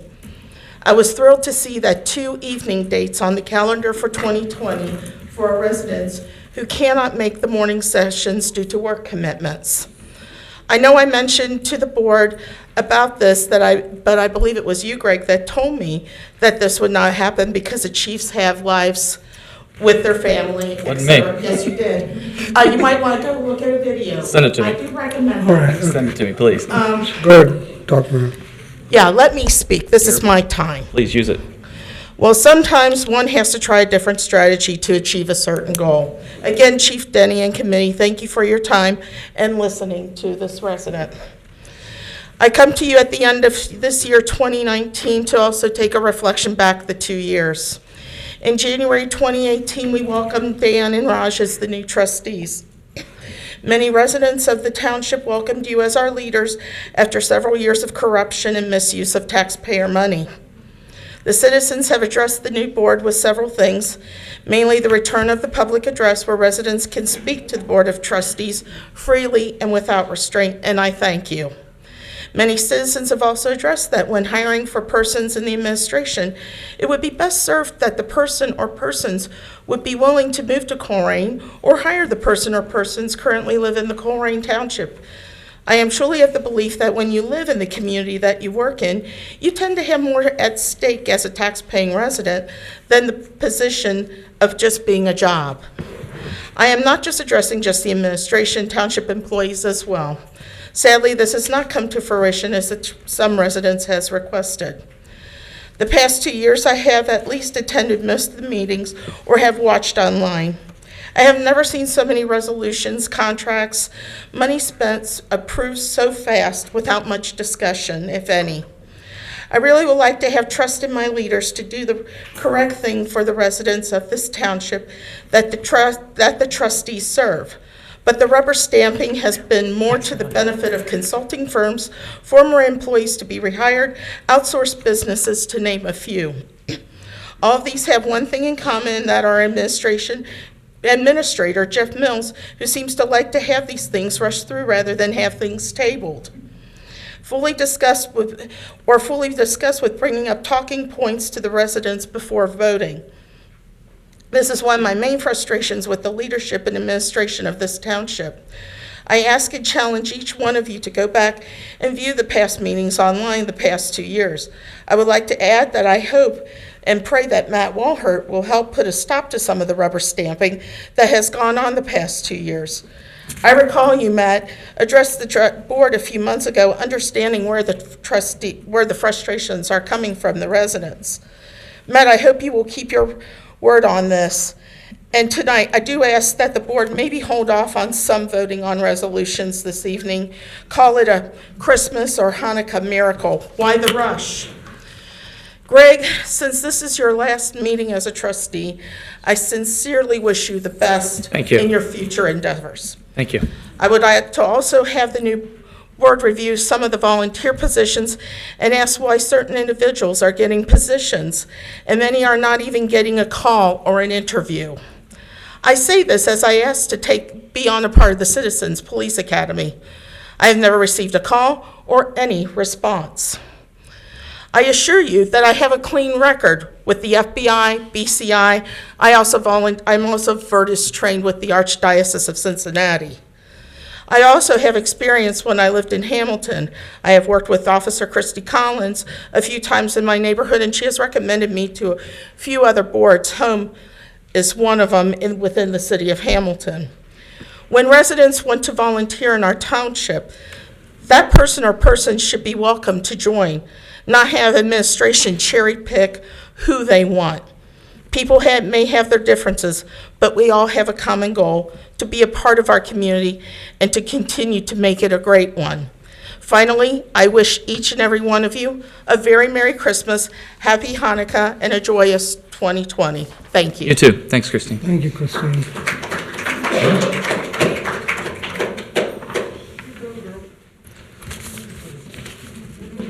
Bruce, pray enough, please.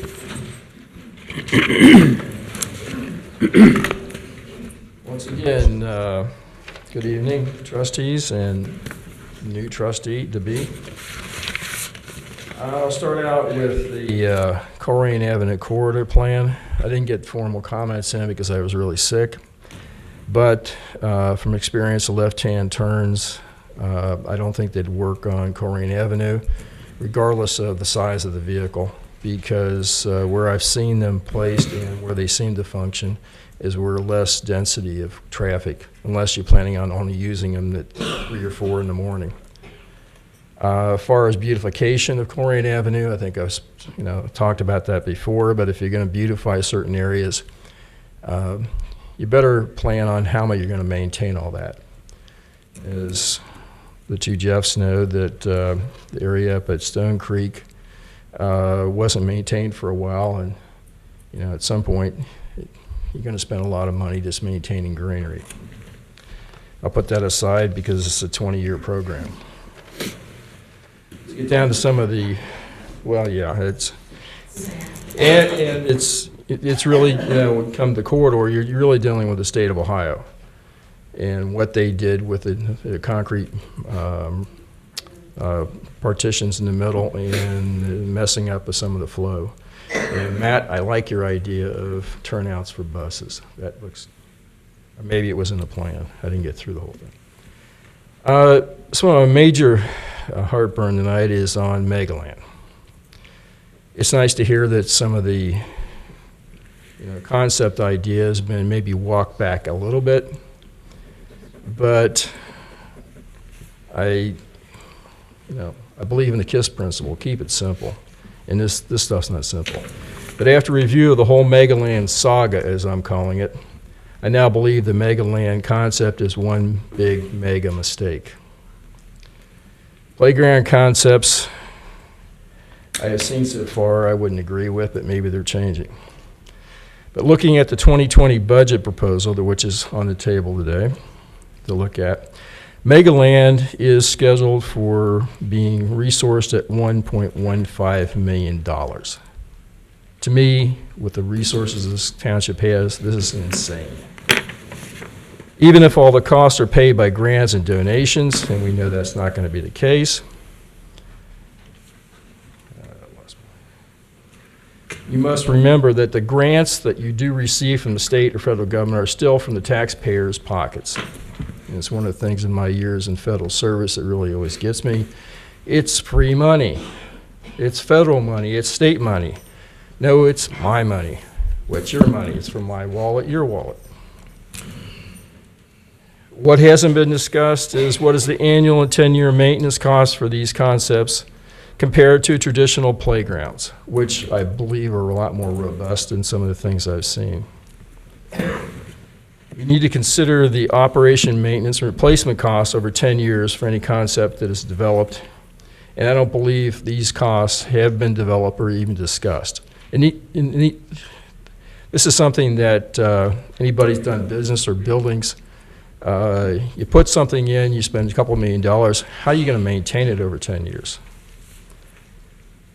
How often will the concept park have to be replaced because of the lack of interest in the township children? Yes, we're doing this for children, but I'm getting tired of hearing it's for the children. Because children, they have, what's in front of them is what's interesting to them.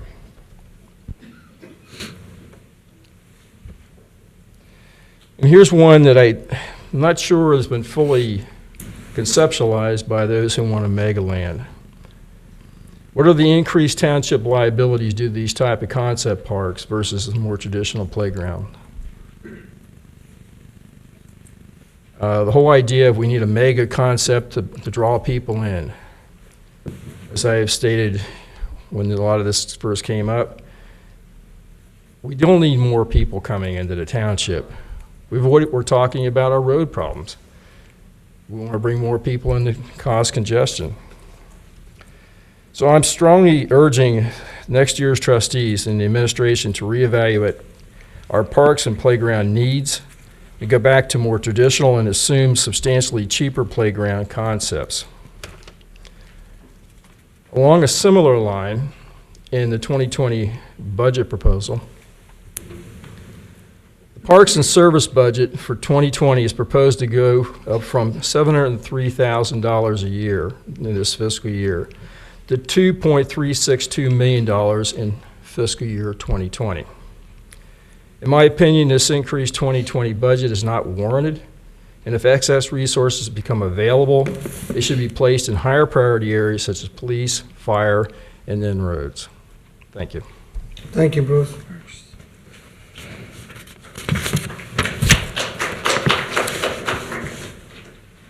The next on the list is Brad Blust.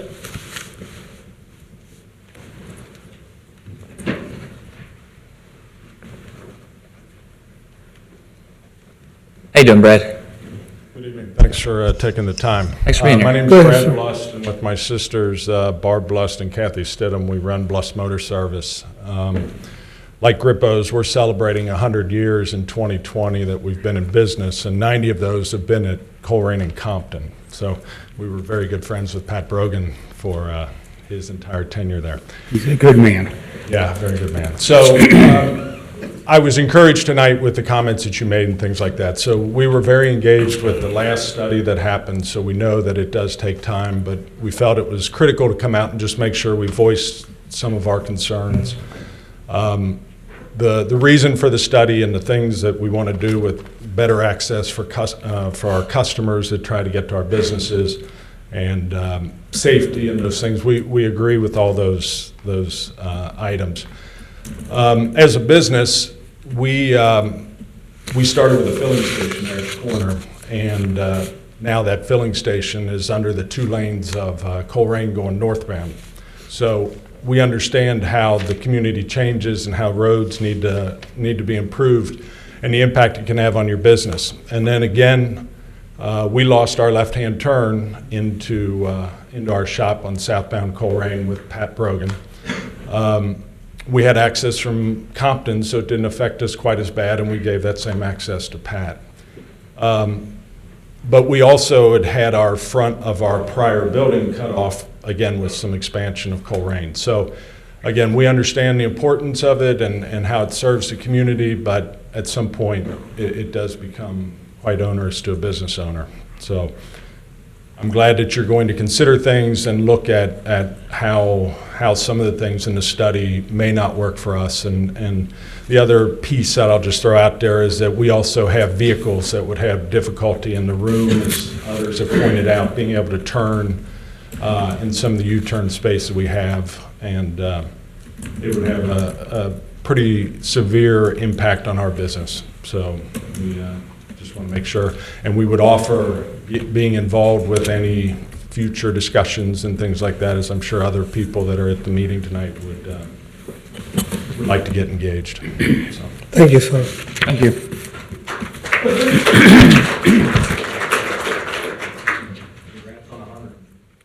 Next, Vanita Sargent, please. I didn't see Vanita. Oh, there she is.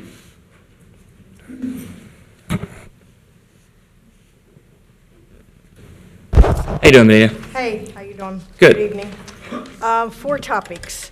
When Raj and Dan were elected as our officials, we were told you were going to be for the community first.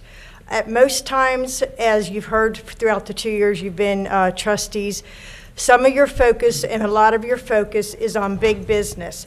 At what point for the rest of the time you're a trustee are you going to do what you're going to do for me as the resident? As a resident, we have stood here at this podium on many occasions, begged, borrowed, threatened, cried, pleaded with you to start recognizing there's 139,000 residents that want their needs met first. Not Rumpke, not Duke, not Kroger. Our needs need to be met first. We were not told, as Greg will continue to argue with me, we were never told that you were spending $96,000 of our money to do a beautification study of Colerain Avenue. Now we're finding out we paid KZF $98,000 to do a corridor study. Have any of you went down Colerain Avenue before the concrete barriers were put in and you could turn left into Wendy's? After the concrete barriers were put in, you couldn't turn left into Wendy's. What KZF is proposing is for you to go past Galbraith and Colerain and do a turnaround and come back up North Colerain. Do you know how many accidents you're going to have? People don't stop at stop signs in residential area. What do you think they're going to do coming South Colerain heading north when you're trying to make that turn back into the flow of traffic? The only saving grace we have getting up and down Colerain is a green arrow and letting us make a left-hand turn. This is an asinine, stupid thing to put in Colerain Avenue. Matt, you're my new trustee. I hope you're listening to what everybody says in these meetings. I hope you go back and listen to former meetings. You know, you said that you were going to listen to the residents. We've been there, done that. So we're going to hold you to the coals like we have these 2 gentlemen and Greg. But you need to listen that there's 139,000 residents that want you to listen to us first, not big business. Big business is part of Colerain, but we, the residents, are the ones who elected you. We, the residents, are the ones who pay your salary. We, the residents, are the ones that say, here's what we want. Are you listening? Are you listening? And the answer is always no, you're not listening. All the projects that touch this community, every project that touches this community that costs money from us as the tax people, we need a say-so in it. Not to have somebody, we're going to do this, we're going to do that, we're going to do this. Then come to these meetings and find out, oh, well, we discussed that, oh, we had that. No, we as the residents, we don't all have computers, we don't all go online. We need to hear from you what you're doing and what stuff you're proposing, because that's what makes us angry, because you're not listening. You're not paying attention to us. Okay, boundaries. Whoever gave the police report, would you please in your next police report tell us what the boundaries of each police beat was? You had up on the screen beat 5, but we had no idea what beat 5 is. What are the crossroads of beat 5? What are the boundaries of beat 5? The next time you have people giving presentation, could you move the podium over there? We are all blocked. We cannot see what's going on that screen. Again, we are the residents. We are the ones who want to see and know what's going on and what's being said. I still got 2 minutes. Okay. Then we were told a $130,000 loan is going to be forgiven. Well, I'm not a mathematician, but $98,000 of my money you spent, then $96,000 of my money you spent. Now you're going to forgive a $130,000 loan. Really? Are you kidding me? When we people and the resident keep begging you, fix the communities, get more police in here, fix the roads. But no, you're all worried about Megaland, just like Bruce said. Well, who cares about Megaland? Make it a regular park. Why are you keep concentrating on what you all think you want or what 50 residents said they want? Find out what we want. Rich McVeigh has stood up here. I have stood up here. People have stood up here and told you 1,000 times on 1,000 meetings. Listen to the residents what we want. And you're not listening. So Matt, here's what I'm going to challenge you with what I did with those 3. What have you done for me lately?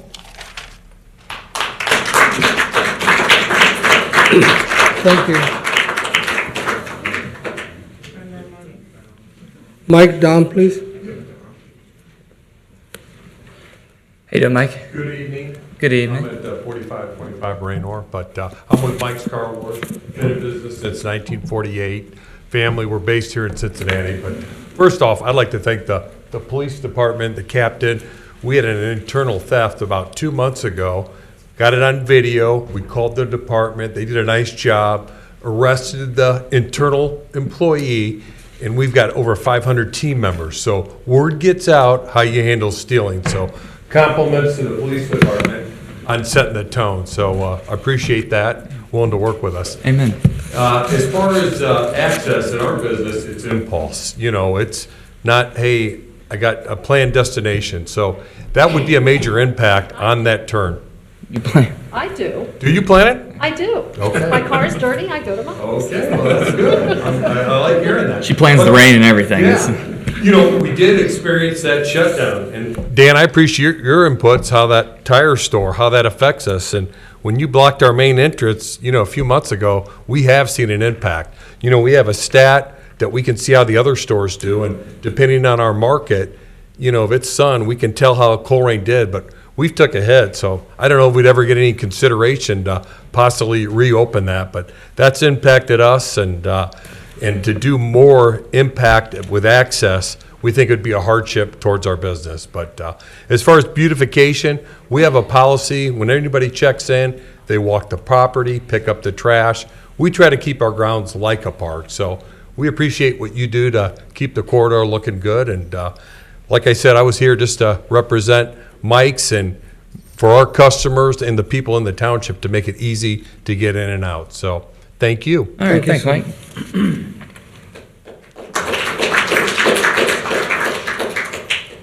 Looks like Zoe. Is it Joe or Zoe Geraci? Joe Geraci? It's Joe Geraci. Oh, Joe, that's a Z. Come on. Joe Geraci, Fine Jewelry, Colerain Avenue. How you doing? Been on Colerain Avenue 37 years. I know Pat Brogan, And my business is right down from Pat Brogan's. I have a left turn lane, fortunately, into my business. If you will cut that lane off, putting this corridor in, you'll take 50% of my business away right now. And if you would take some of this money you're spending on this corridor study and hire some crews to clean up Colerain Avenue, it'd be a little better money spent. If you take some people, you can put plants down the middle of Colerain Avenue, you can have green space. You've already got green space. You got weeds growing up the middle of Colerain Avenue that aren't taken care of. Why do you need green space? It's not taken care of right now. Spend the money to clean up Colerain Avenue. Quit spending the money on these plans, these studies. Just clean up what we got. Buy some paint. Paint the lines. I know the state does that, but we could contract with the state. Let's get it cleaned up. Take what we have and make it look good. Why spend millions and millions of dollars that's not going to look good? You spent millions years ago. How does it look now? It's not taken care of. It needs to be taken care of. I go out front of my business every morning and pick a bag of garbage up every day. It's because people litter on Colerain Avenue. If we have garbage cans out in front of the metro places, that's a mess every day across the street. Leaves everywhere. Nobody cleans up Colerain Avenue. The businesses do, but we need somebody to clean up the curbs. The state comes down Colerain Avenue once a year, probably with the street cleaners. Big deal. It needs to be cleaned once a month. It's a mess. Clean up what we have first before you start spending all these millions of dollars on what we don't need. We need left-hand turn lanes. People need it. All these businesses need it. Grippos needs it. Everybody needs it. Poor planning. That's all I got to say. Thank you. Thanks, Joe.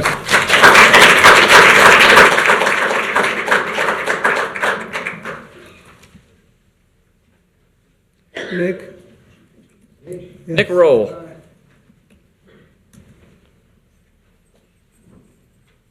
How you doing, Nick? Doing all right. All right, what's the puppy's name? His name's Hammer. He's a seizure alert dog, and that's. He's cute. If I hit the ground, don't Narcan me. Just make sure I don't swallow my tongue this time. Oh man. You three all know why I'm here. Maybe you don't. You know, I feel I'm being singled out. There's 30+ violations between here and my house. I can go on my roof with a .22 rifle and shoot 20 frickin' violations with no problem. What's the language, please? I said frickin'. Okay, I'm sorry. I said frickin'. There's a lot of violations, all right? All my neighbors around me, 10 of my 8 closest neighbors are in violation. I don't want to call on them. I don't want to play this game. I don't want to be here.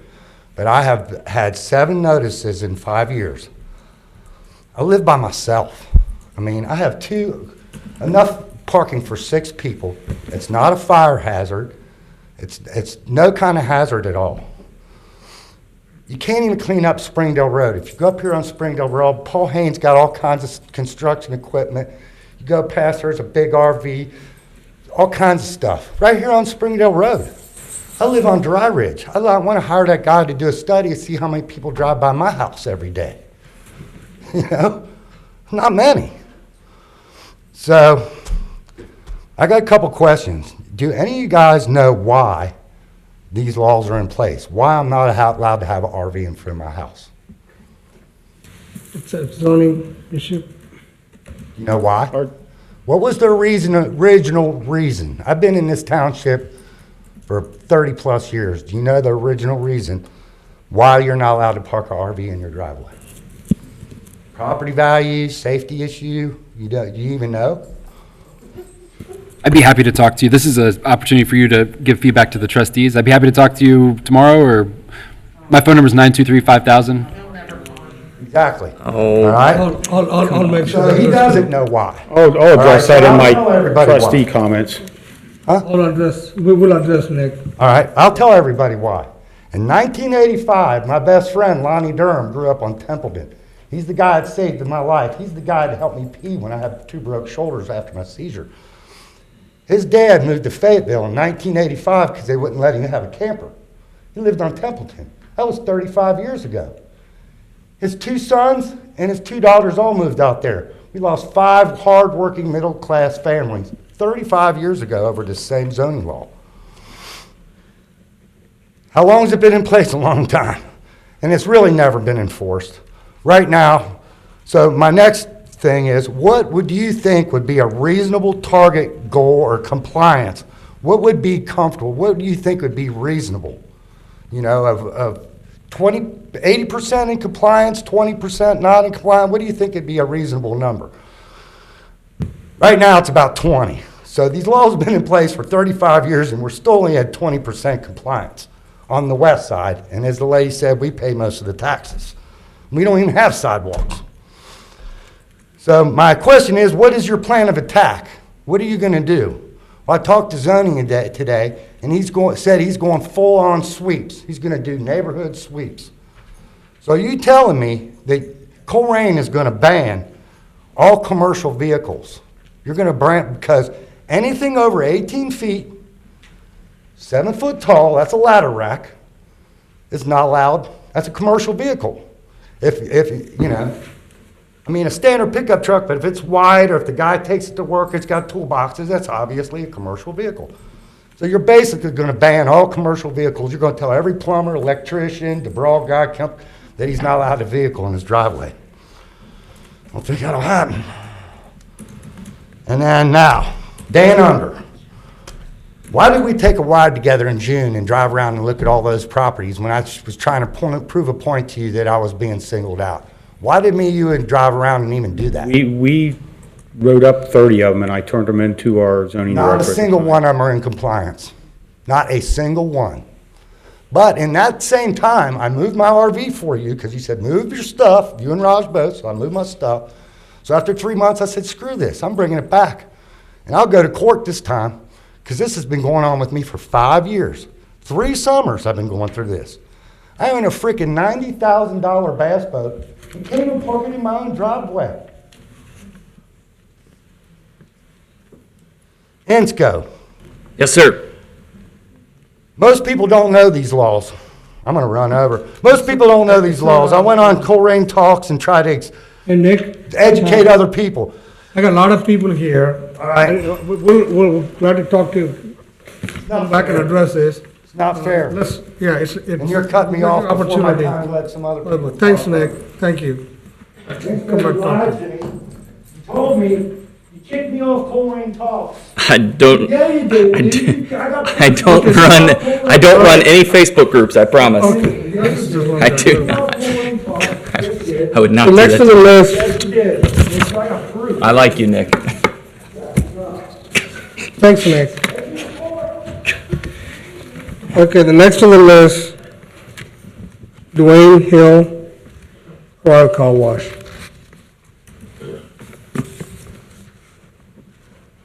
How you doing, Dwayne? Pretty good, how are you guys? Good.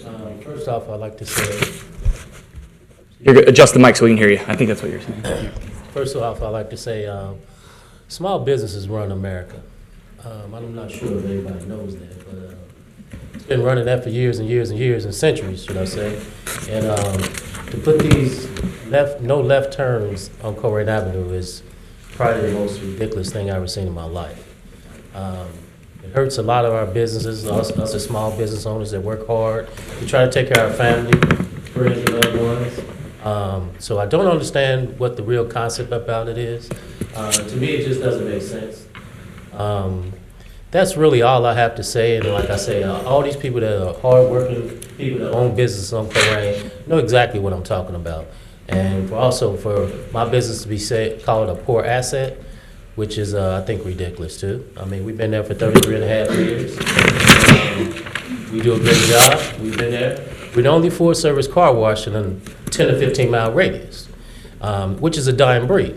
Everybody's going to just the outside car wash, which elderly people can't do the inside of their car. They can't clean their windows. That's the main thing on a lot of people on the full service, is your front window. When you're looking out that front window, you want to be able to see out that front window. And just washing the outside is not going to clean the inside of your window. So like I said, I have a lot of elderly people, and 50% of my business comes from the South.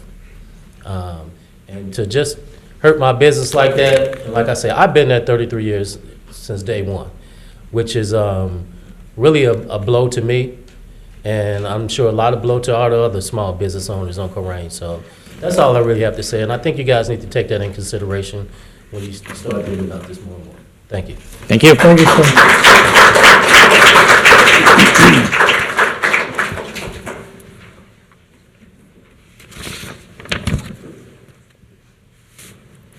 The next, Terry Baker, please.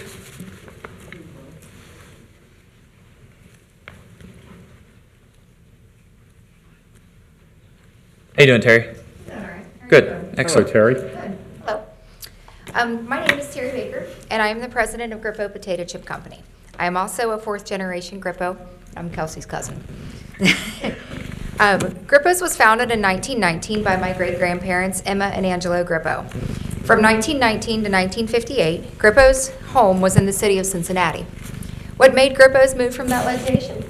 The city of Cincinnati came to my great-grandmother in 1957 and proposed massive changes that would adversely affect her business.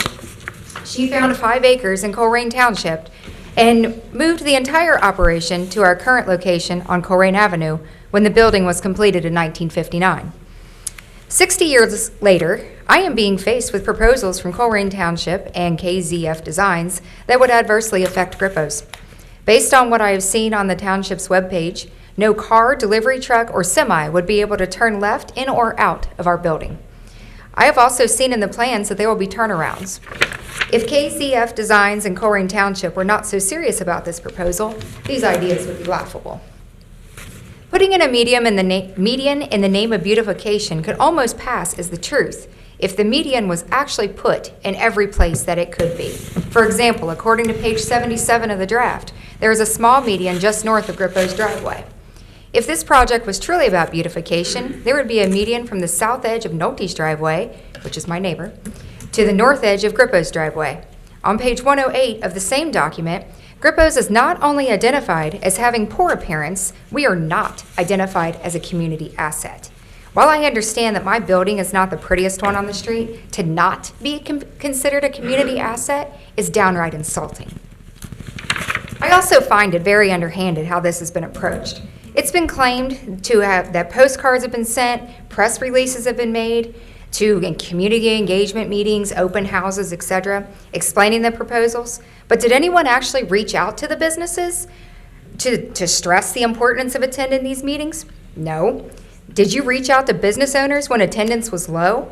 No. Again, the answer's no. It also sounds like KZF handpicked who to send the surveys to. 50 people out of what I think there's 450 businesses on Colerain Avenue.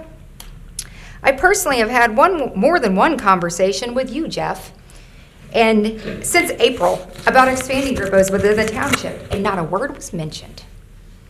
At least the city of Cincinnati had the decency to come to my great-grandmother to let her know in person. I'm starting to see the picture that the township is painting. Let's make it almost impossible for Grippo's to do business by impeding traffic in and out of their building. Let's insult them by not considering them a community asset. Let's identify them as having a poor appearance. And let's not be upfront with plans that directly affect them. And let's eventually get them to leave. I just want to let everyone in this room know how much this would truly affect our business. Grippo's has at least 13 outbound semis weekly. Those are my semis. We average 12 incoming semis weekly. Those are potatoes, pretzels, everything. We have 28 local delivery trucks that load out of our plant daily. I am here tonight to not only express my opposition to this proposal, but to make my counter proposal known. If anything is put in front of my building that impedes traffic flow in or out, I will move Grippo's entire operation, not only from our current location, but out of Colerain Township totally. Please note that with that move, I will take 65 employees and $3 million in payroll with me. I will also take the 28 independent operators that load their delivery trucks out of our plant. Those employees and operators buy gas, food, and run errands on Colerain Avenue and the surrounding areas. The economic impact will be felt if Grippo leaves the area. Please know that I did not come to this decision lightly, and please also know that this is not an idle threat. Thanks, Terry.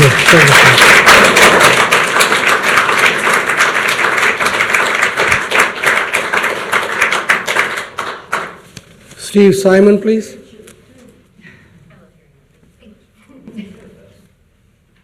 How you doing, Steve? Hi, good, thanks. How are you guys? Excellent. My name is Steve Simon. I own the Skyline Chili on Colerain Avenue, just north of Ronald Reagan Highway. It's been in my family for 46 years, so I'm kind of a relative newcomer to the area compared to some of the other people here. But as a small business owner, my biggest concern with the Colerain Corridor Improvement Plan is I believe the amount of property that would need to be acquired by the state in order to implement this plan. And once again, as a small business owner, any amount of property that I would lose would be a major problem for us. Losing parking, it would be a major negative impact for us. So I'd just like to go on record as being opposed to this plan in its current form. And I thank you for your time. Thank you, sir. Thank you.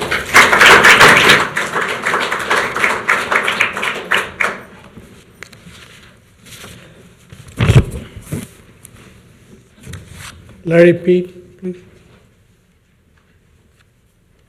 Larry Pete.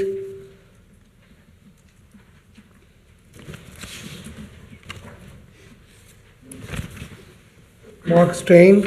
Mark Stein.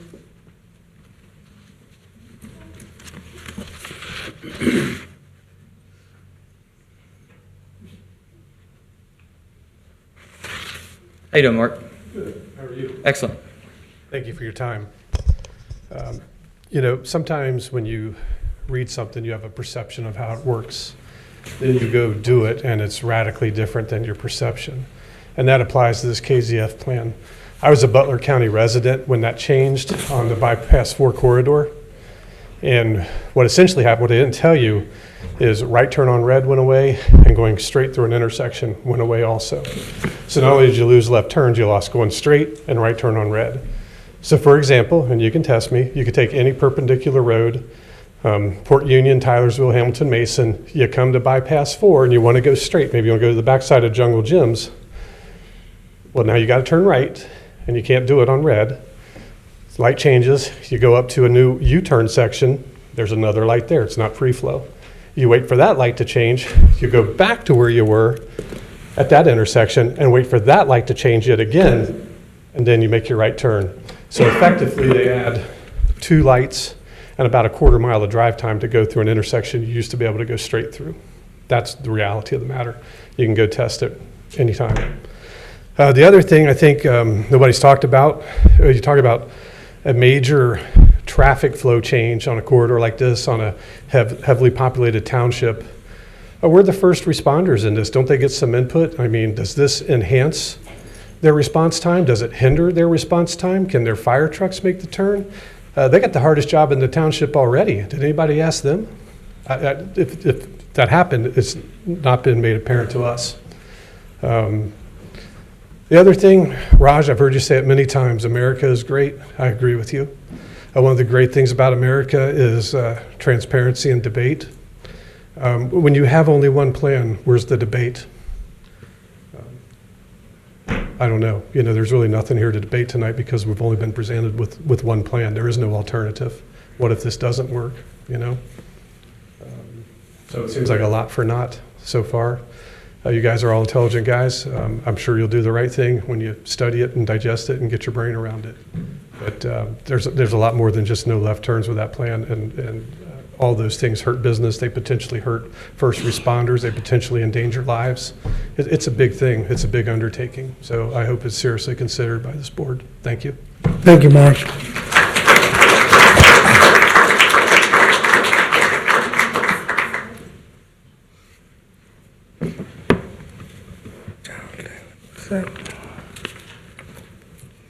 Is somebody here with the last name David or Daniel? David. Want me to sound it out? Yeah. Oh, thanks. The last Jamal name is David. Jamal? Okay, gotcha. Thank you, sir. Hello. Thank you, sir. 2704 West Gilbert Road. I was arrested on 12/17/2000. Could you adjust the mic a little bit, please? I was arrested 3 times at my address, and I wasn't served due process. And I brought my motion discovery, so I need the officers to come down to Hamilton County and expunge my name, please. The officers that didn't serve me due process, so 3 times they went to my house and drugged me in front of my 2-year-old granddaughter and my wife, Elizabeth David. They want to send out treason on the whole township because of your abuse of power and who I am and the Hesse's family, U.S. Code 42, 1983, for abuse of power. Thank you. Thank you. Thank you, sir.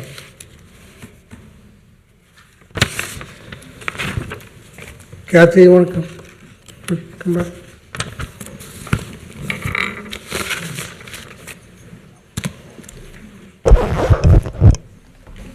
Okay, this is the last meeting of the year, and I know I'm going to go over 5 minutes, and I hope you will allow me to finish.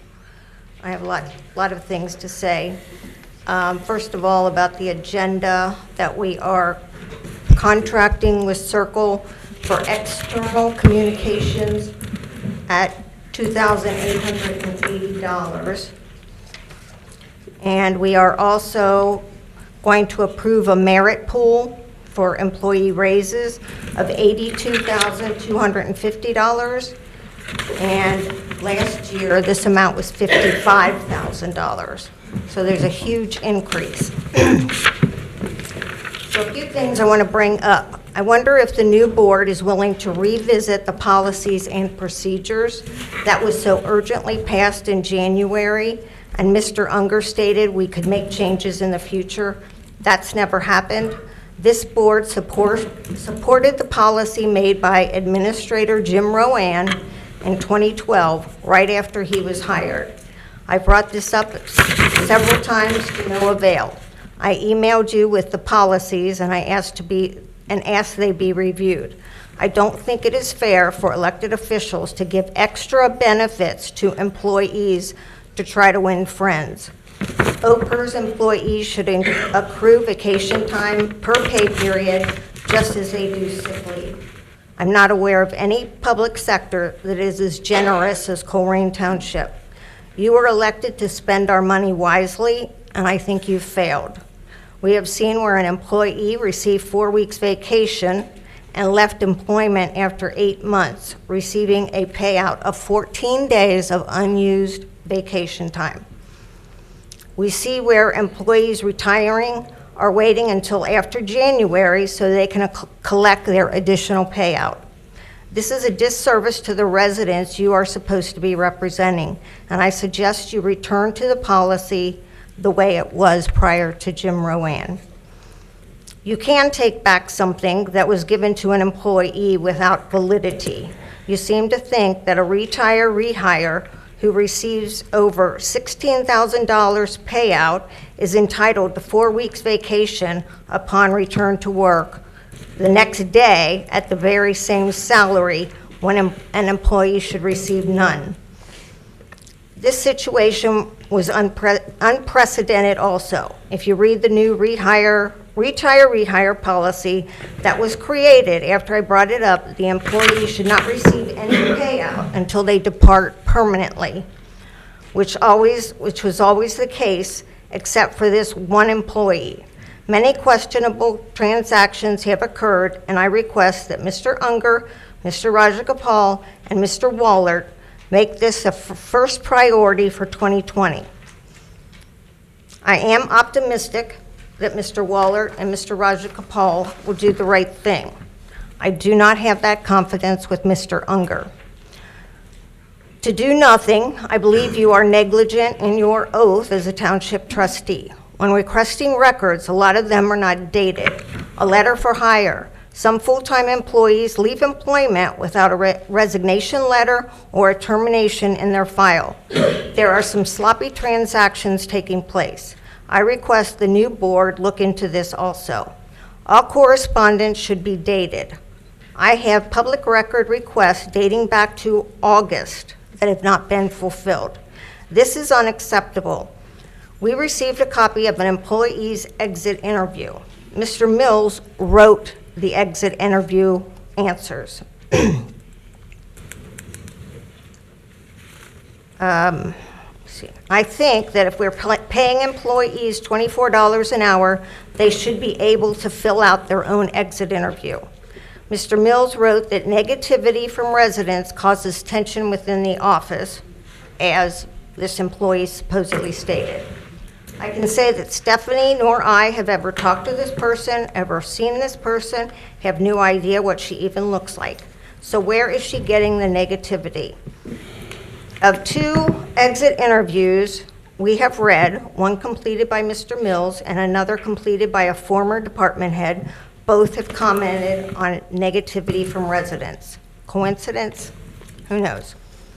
Can I assume that this person is responsible for the minutes? I have to agree with her to a certain point that the negativity, pointing out errors at meetings, should not come from residents. It's your job to make sure the minutes are correct. You should read them and point out the errors before they come to the board for approval. We have to step in and do your job for you. If you did your job, we may not request public records. Mr. Mills writes on behalf of this employee, there is too much work for the number of people working. According to the org chart, there are 14 employees in the administration building, and yet no one can answer the phone. Before everyone was so pampered, if there were 2 people in the office, the phone was answered. I don't believe there is any government agency who thinks their first responsibility isn't to answer the phone. I don't think the problem is too much work. Maybe employees don't know how to do their jobs correctly and need better management time. Just for the finance office, you have 160 hours devoted to that office per week. If this is not possible, the problem is with the employee. We have seen many duties outsourced. You can keep making the job easier for employees, yet they still can't get it done. Maybe the township should eliminate employees attending ribbon cuttings, chamber breakfasts paid by the township, and other events that take them away from their jobs. As of December the 5th, the monthly financial reports had not been posted since December.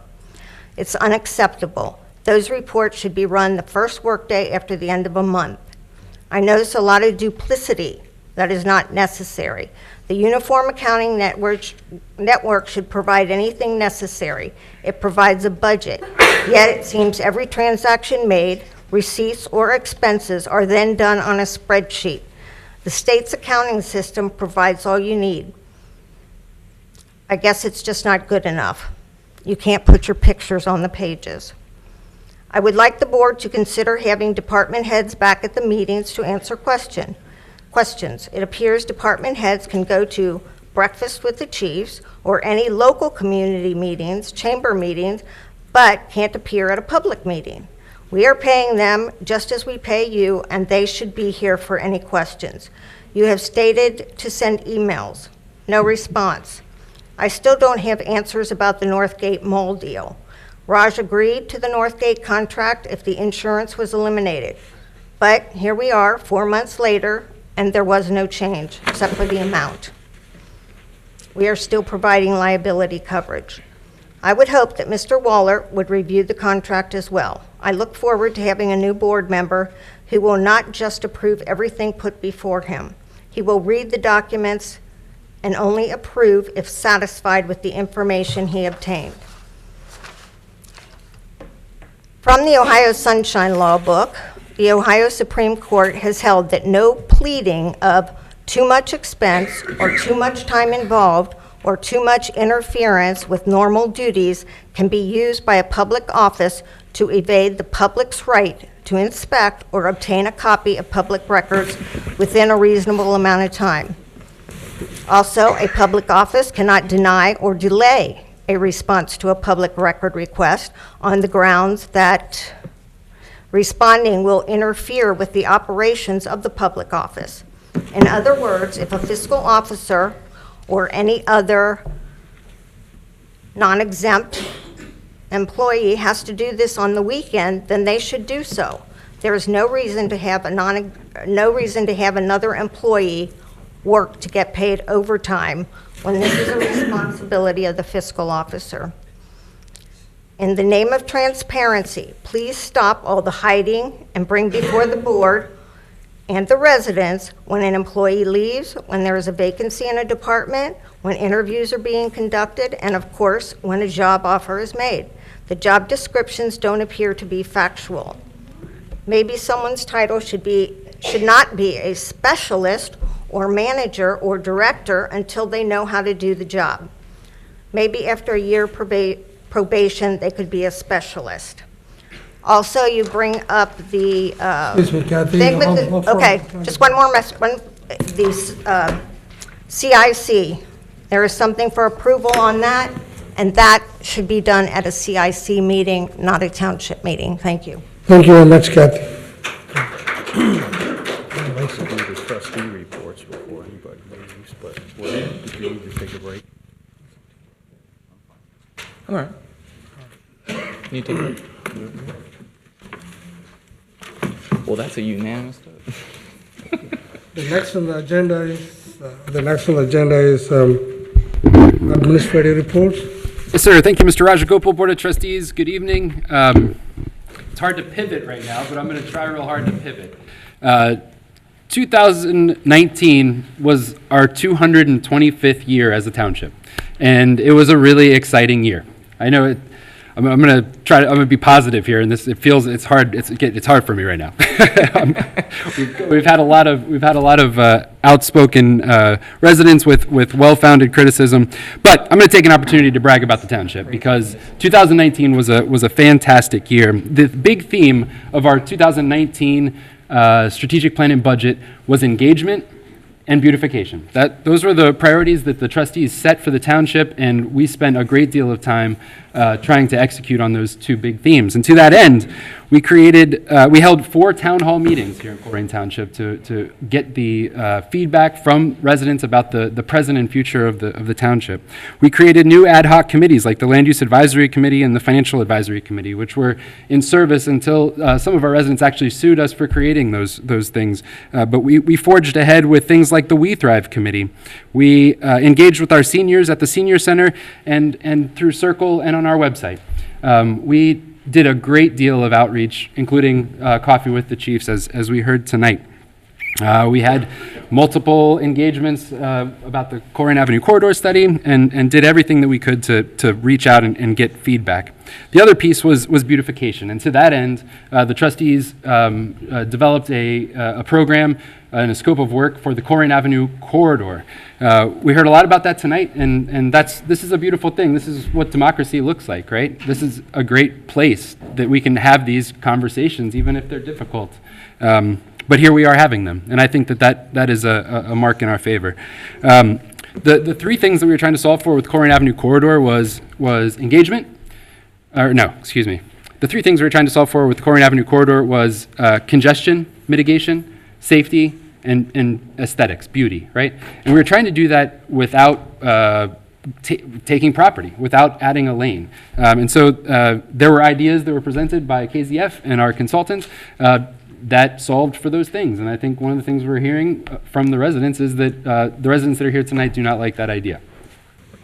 I hear you, okay? There are lots of other parts of that plan that I think Mr. Wallert mentioned, like the bus pull-offs. And I would be remiss if I didn't mention that this $100,000 roughly investment in this plan has already yielded $750,000 of federal grant money that will be, that is your, and I agree with you, Bruce, that is our money. That is your money, that is residents' money. But if it didn't come to us, it would be going to someplace else. And why, and from my perspective, I say, bring that money back to Colerain Township, right? So we were able to do that. We were able to bring $750,000 to Colerain Township to make Groesbeck a better place, and I'm proud of that. I'm proud of that work. In the future, we're moving into our 226th year, and the priorities that we heard from the trustees in their resolution last month, and the priorities that we heard from our residents through our multiple engagement opportunities, was that creating connections has to be the guiding principle for next year. What that means is is sidewalks, for example. This is the thing that bubbled up to the top, and I know that there is some disagreement about that, but many people in our community have told us that making safe pathways through our community is an important thing. And so we're going to do our best to improve pedestrian connections. But also connections, personal connections, continuing this idea that engagement is very important, because it is. It is very important, because that's how we know if we're on track or not. We'll be able to talk more about the strategic plan, about the budget. I think it's probably a good thing that we heard from 24 people tonight, and we have a $39 million budget that's being considered tonight for 2020. And I heard a couple of comments, but that didn't seem to be the leading thing. That wasn't the most important thing, because what that says to me is that I think that we're on the right path. With that, I will end my comments and open it up to, how about Mike Iona, our planning director, for his administrative report. How you doing, Mike? Good evening. Good evening. Board of Trustees, Mike Iona here with the Planning Department report. Our zoning administration and development review, pretty across the board. We had one BZA case, one zoning commission case. We didn't have any subdivision applications. We did have one single family residential permit, and then we had 30 other permits. That's par for the course. Development season always kind of takes a dip towards the end of the year, colder months, everybody's building, doing too much. Our vacant foreclosure program, we did have 22 vacant buildings reported this year, and a lot of that had to do with some collaboration we've been implementing between our code enforcement team as well as our planners who actually administer the program.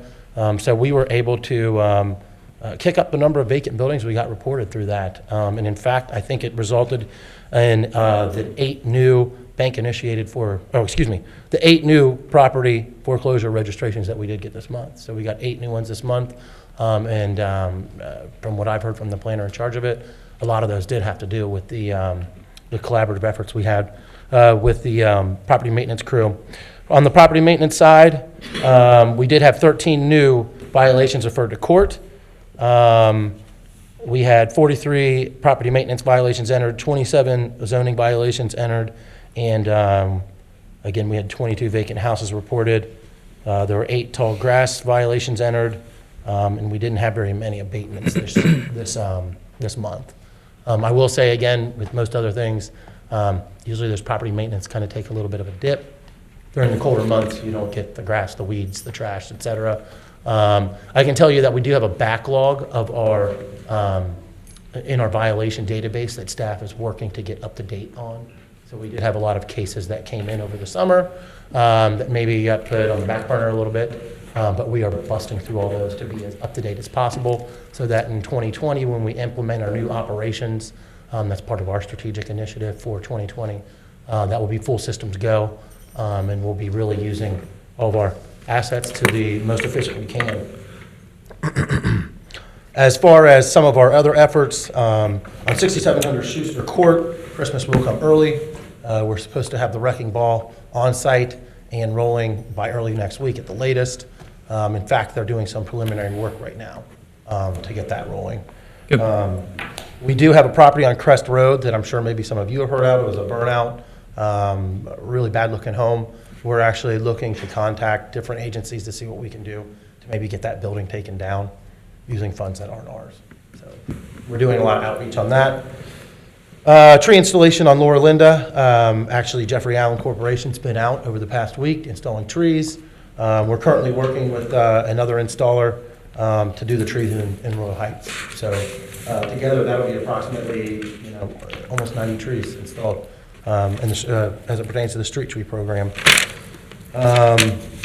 We've also taken maybe an unorthodox approach to what we've typically done with some of our code enforcement stuff. So we have a major issue with boats and trailers throughout the township. Rather than go out and nail all 90 that we've identified through a proactive sweep, we decided to try a soft touch and do a mail out to these 90 property owners. We did that about 3 weeks ago. To date, we've received some phone calls and we've gotten some positive feedback and some tractions on on actually getting things done on these properties rather than going out and driving to them several times and having to take them through the housing court, et cetera. So just thought I'd bring that up. And then we've also started on our revolving sidewalk fund. This is a revolving sidewalk fund that will bring maintenance to some of our broken sidewalks in key areas throughout the township. We've identified the area around one of the elementary schools as a priority area. And what this will do is it will take money and fix the sidewalks. And once those are fixed, it will become part of the tax assessment on that property to be paid back. And then once those funds are received back in the township, we will take that and fix other sidewalks in the township. And then the last thing I have is internally we're picking up the mantle of the comprehensive plan. So you know, that's the flagship of the planning department. I mean, that really drives a lot of policy decisions. It drives the staff reports we write. You know, it's the flagship of the planning department. And you know, it's kind of been sitting on the sidelines since I've gotten here.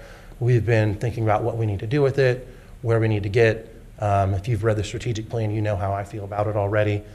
This is the year, the time is now to kind of take this thing over the finish line. In the act of transparency, we're going to post all this content online. So anybody who wants to access it can access it real time as we have it. We're going to have a project website.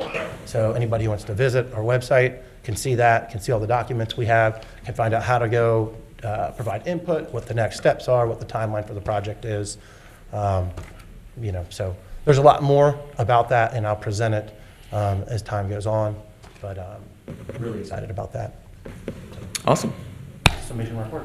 Hey, Mike, there's been some residents that have said that our department heads aren't able to be reached. What is the direct dial number into your office? As far as mine, it's Yeah. 923-5012 is my direct. So if anybody needs to call Mike during regular business hours, at that time, he has access to all of his records, which you don't have while you're standing here. And I would encourage you to call Mike during regular business hours if possible. And if not, send him an email and he'll respond. Get you to the right people if I don't know the information. So yes. So thank you for making yourself accessible. Certainly, no problem. Thank you, Mike. You got more? Yes, sir. Next, we have Chief Cook.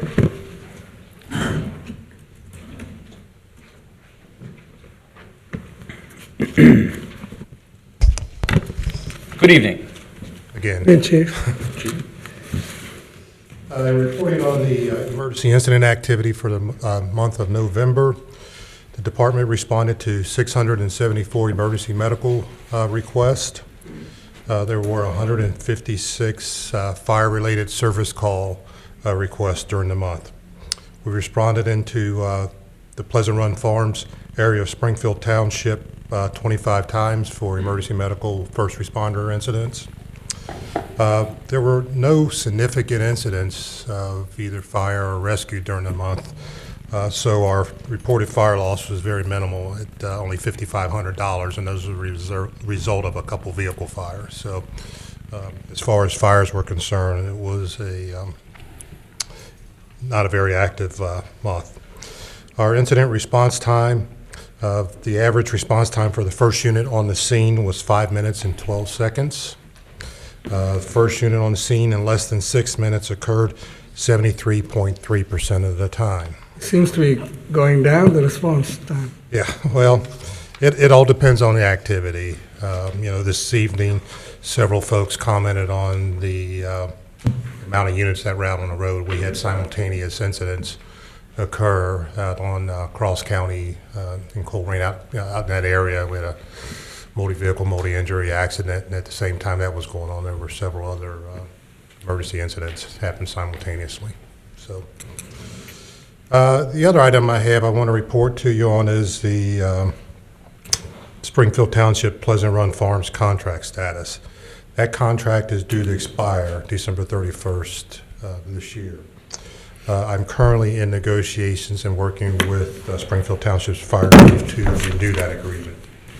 Just to give you a little bit of background, we've had this agreement with Springfield Township where we provide emergency medical first response to the Pleasant Run Farms neighborhood of Springfield Township from Station 109 up at Kemper and Pippin Roads.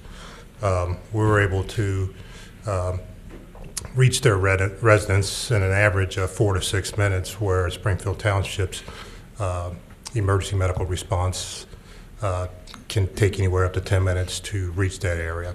Now, all we're providing is one engine company to provide initiate immediate care until their transport unit can get there. So I'm hoping to have this worked out right around the first of the year and be able to bring it back to the board, hopefully during the January or later in the February meeting. So just want to give you a status report on that. So that's all I have for my administrative reports, unless you have any questions of me. Thank you, Chief. Thank you, Frank. Thank you. Thank you, Chief. Chief Denny?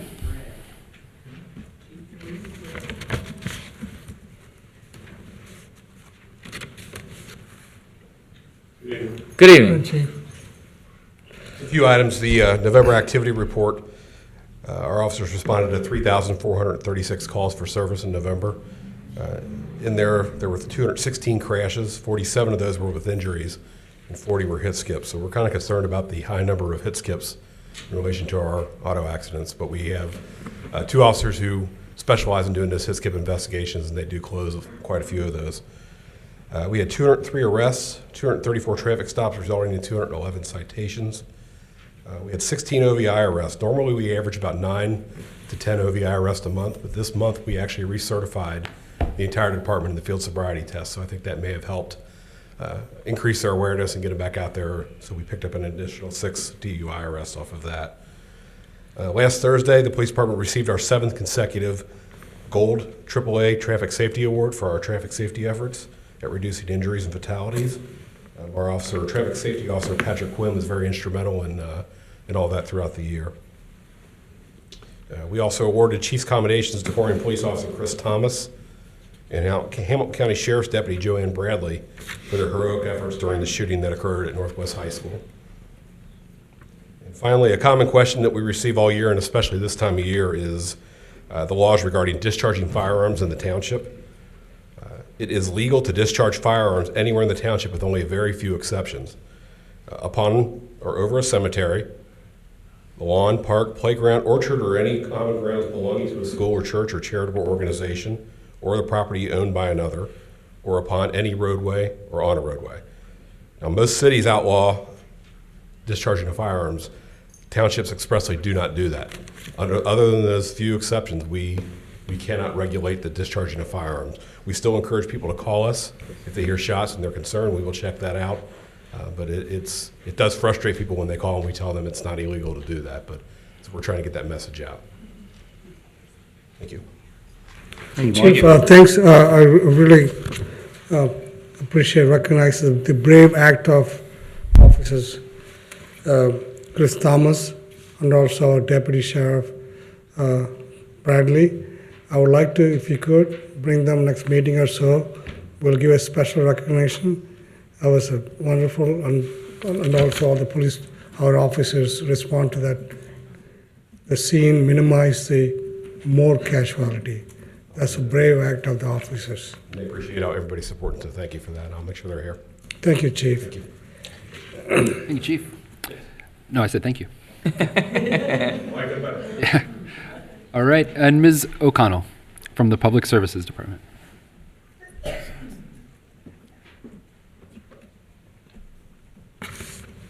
This is your first report. It is my first report. I picked a humdinger of a night to get one with everybody's favorite topics. Roads is on my list tonight.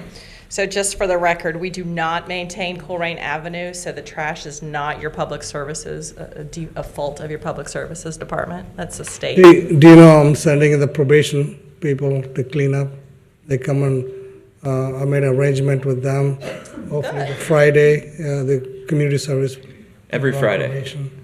They come and clean up. Hopefully So they've been doing that, the intersection of Ronald Reagan and Colerain Avenue. And they did a lot of Northbrook area, like Pippin Avenue.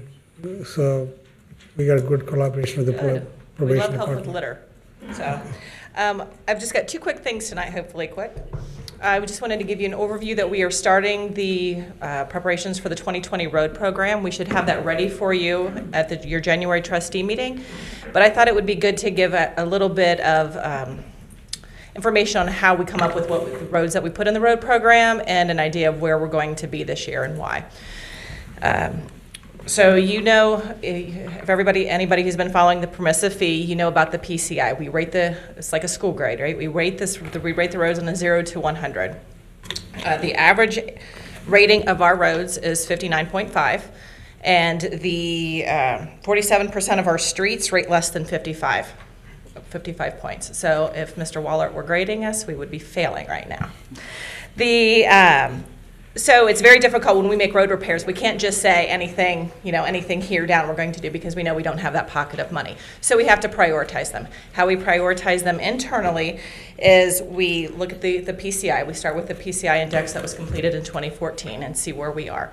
Anecdotally, we look and see where we've had complaints as hot spots, so we can go check that out to see if the PCI rating has changed drastically since the last evaluation.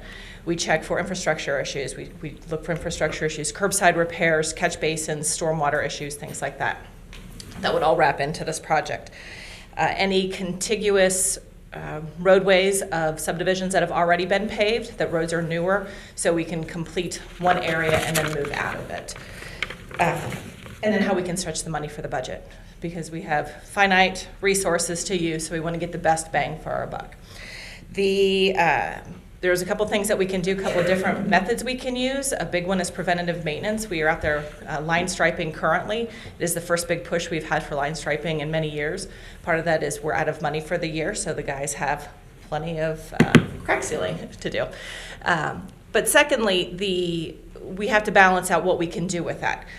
Preventative maintenance, I know Mr. Unger's familiar, other people may or may not be familiar. That's stuff you do, those are processes you do early in the life of the pavement to extend the life of the pavement. I've got handouts I can give you if you want to see them. I'll provide them to you later as well when we present in 2020, or present it for the 2020 plan. However, preventative maintenance is best done within the first 5 years of your roadway. We have a bucket of roads we're not getting to. First 5 years of the roadway, we have to figure out where to put the money.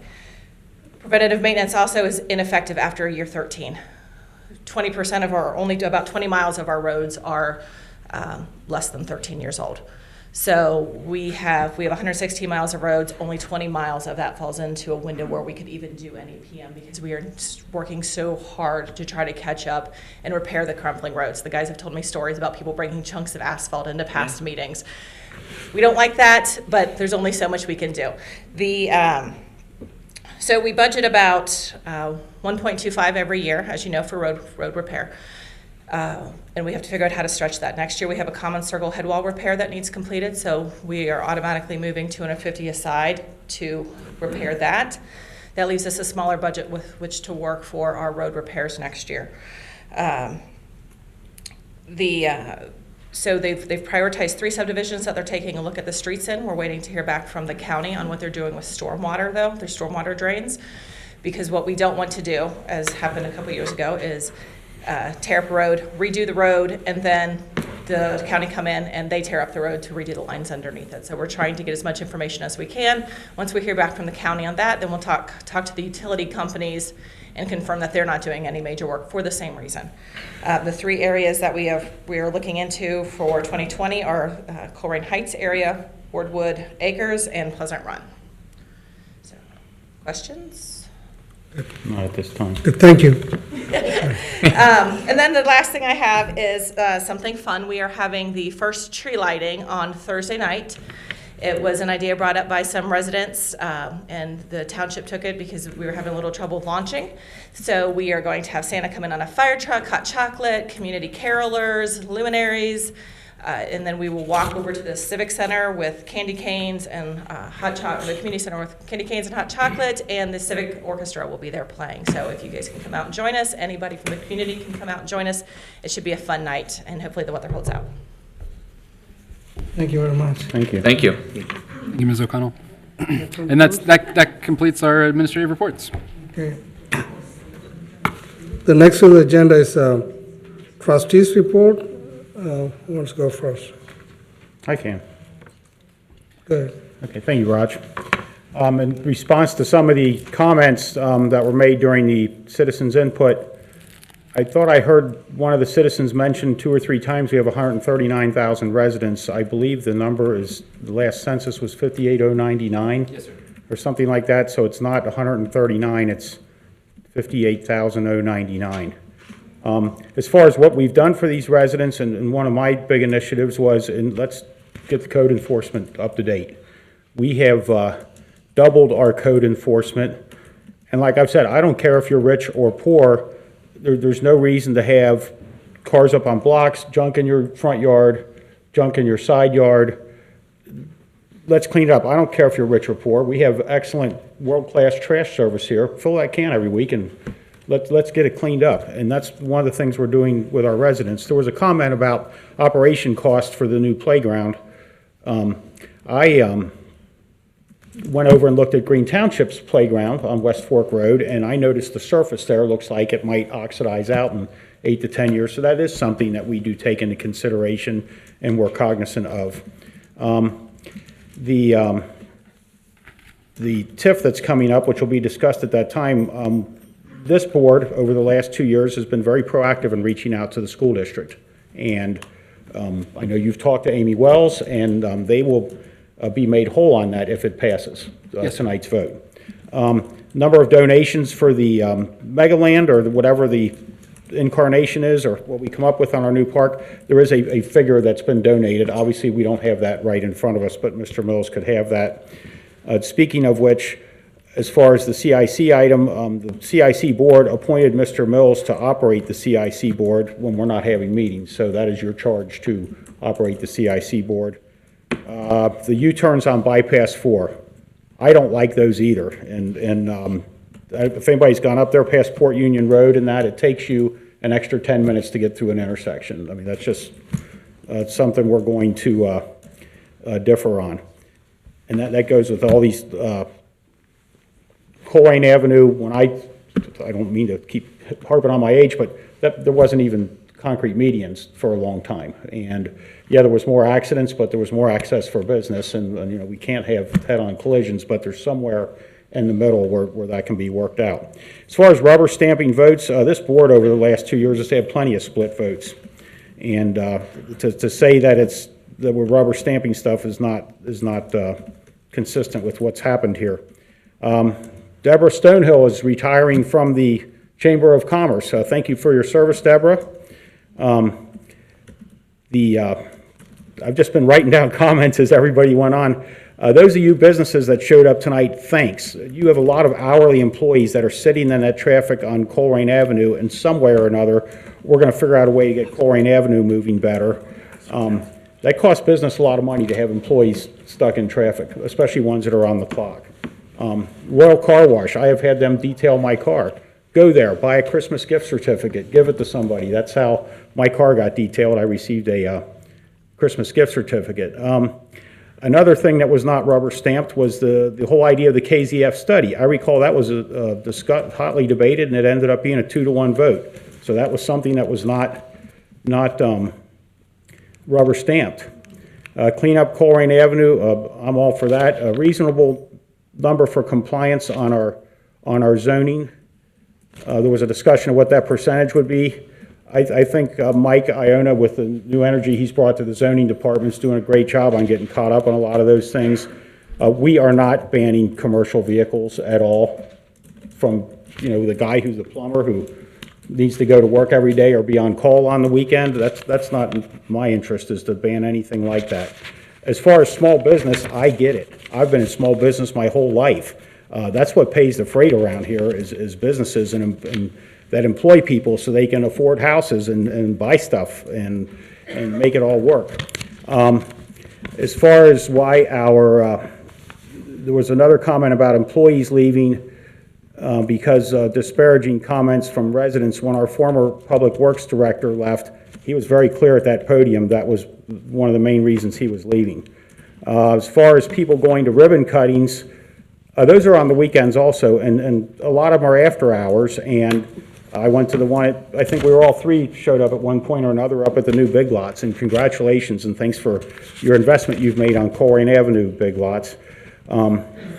public records request and not answering the phone here, I think we figured out that there was some large number, maybe 593 public information requests you've received. Yes, sir. This year, and I think specifically, Glenna, who's at the front desk, helps out with that, so we can be responsive to those on time, and that's part of the reason that the phone always doesn't get answered, is because we get hammered with public information requests. And as far as the retire, rehire policy, that was changed so that someone coming back, if you want to work here, great, we love you, we're glad you're here. If you want to retire and there's some value to you and we want to bring you back, it was my recommendation, and I believe, I don't have the policy in front of me, but that person would come back starting at a beginning salary and you know, or else they can find their way out into the private industry world and see what's going on out there. And the last thing that I have is Greg Insko. I have never met anybody that was more enthusiastic about Colerain Township in my life. And I know that sometimes you're a real magnet for criticism. I think sometimes you bring that upon yourself. But it's been very enjoyable and animating to sit here at these meetings and have you sitting there next to me. And I think Matt's going to bring a different, more boring thing there's no way he could be as exciting as you. And you haven't even taken my classes yet. Yeah. I've heard it's a sleep help class is what you're teaching. But no, Greg, in all seriousness, I've certainly enjoyed having you up here. And like I said, I've never met anybody more enthusiastic about Colerain Township. And to that end, some members of the administration and the trustees have this little memento for you, Greg, for your service here. And it is Raj can open it up and show it. When he ready to speak, you want it now? When it's Roger's turn to speak? Okay. Then I'll make it real short. Let me go ahead and say that thank you for listening and giving me a chance to address all these statements that were made, and thank you. So go ahead, Raj. I'll make it real short.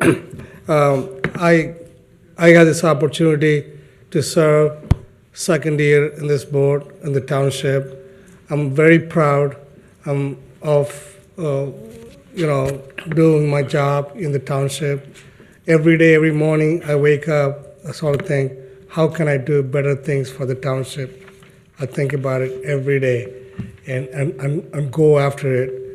And this thing happened, good news for the people, like Northwest High School, lots of parents, parents and citizens very concerned about safety of the children walking from Northwest High School to this Tribble Road, very dangerous situation. Season like this, dark, kids walk on the road. But numerous times I went to ODOT and met with the people. I also met with some state legislatures. Guess what ODOT people say? Keep the legislatures hold the chip, use it for other purpose. We're going to fund it. They're going to fund the safety fund. And Jeff also worked with me and meeting and the ODOT people here. We are going to, they're going to give 90% to build the sidewalk. They already agreed. It's a matter of writing, submit the applications. It's done deal, so I'm so proud. And also, they're going to give us some money to build a sidewalk, which is desperate need from Taylor Elementary School, the kids walk. Very important safety for children. So one more thing I wanted to say, I'm so proud of it. I've been saying, Chief, and Colerain Township, always a leader in the QRT program, the quick response, the drug, the opiates, prevention program, helping people, giving a Narcan. They did an amazing job helping our township.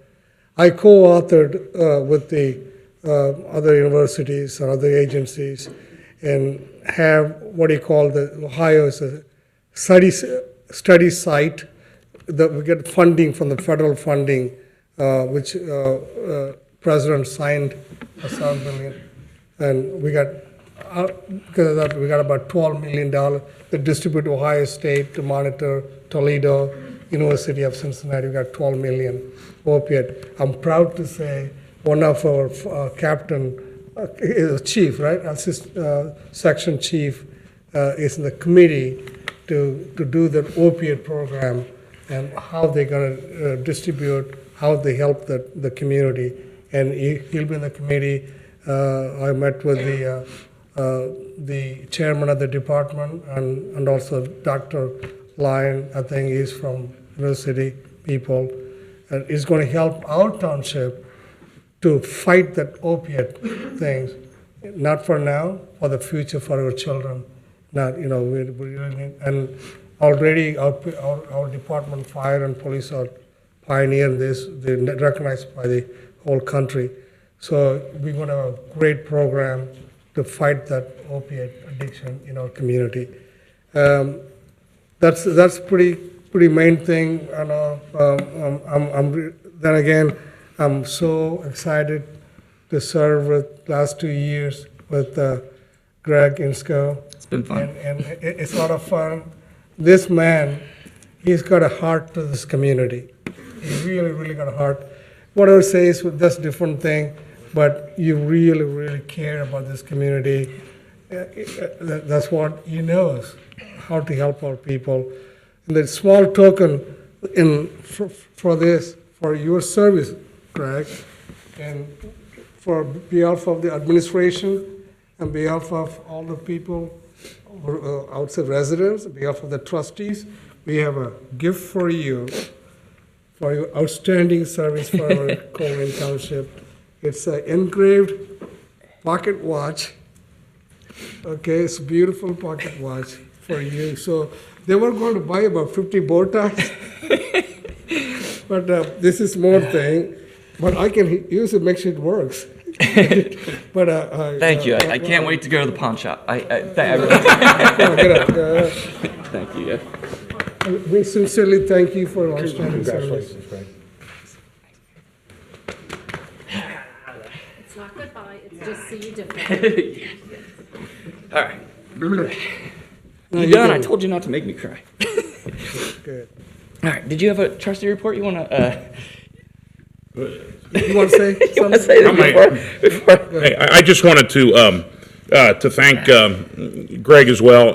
It's to me as a government and teacher of American government, this is how it works. This man has been so helpful in this transition.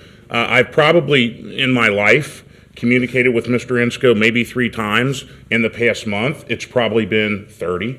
And it's just giving me like schedules. Hey, this is coming up. This is coming up. And it's just, for me, it's just a humbling and remarkable thing. And I'd like to also thank him for his service to the community, which I know is not going to end. And I know that he's going to be the first one, if I do something that he doesn't like, that's going to call me on it. No, I'll help you. And that's remarkable. And I'd like to also thank, the administration for helping. I have, I don't know, Jeff Mills, I think I've driven nuts already. Been in the office many, many hours looking for manuals and data, and I've gone through many cartridges of ink already. But the main thing is I did want to thank Greg for his service, and so much for the just the kind of honest transition that he's making in helping me. Basically, when you start this, you're drinking out of a fire hose, and he's helping me a little bit, and I certainly appreciate that. I appreciate what you've done for the community, and Dan said it right. He's got a heart for Colerain, and I think everybody sees that. So thank you, sir. Yeah, thank you. Stop it. Yeah, like I promised, I'll be here for anything you guys need, and I'm excited you'll get the opportunities I've had. It's been amazing. All right, I don't want to cry right now. Dang on it. So it's been an amazing 4 years for sure, but I have other goals, and I'm excited to eventually announce my next big adventure. But in the meantime, if you only remember 3 words I say, remember this: live your dreams. That's all for me. Thank you. I know, I was shooting for 11 seconds. Greg, well, thank you very much. Thank you, guys. Thank you. That's it. I can't do any more.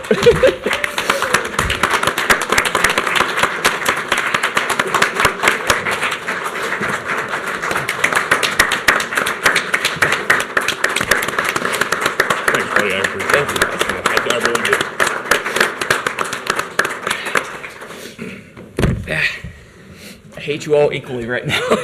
Greg, I can tell you that the words "live your dreams" will be in the minutes. On your passion for the job really shows, Greg, so thank you. Love this place.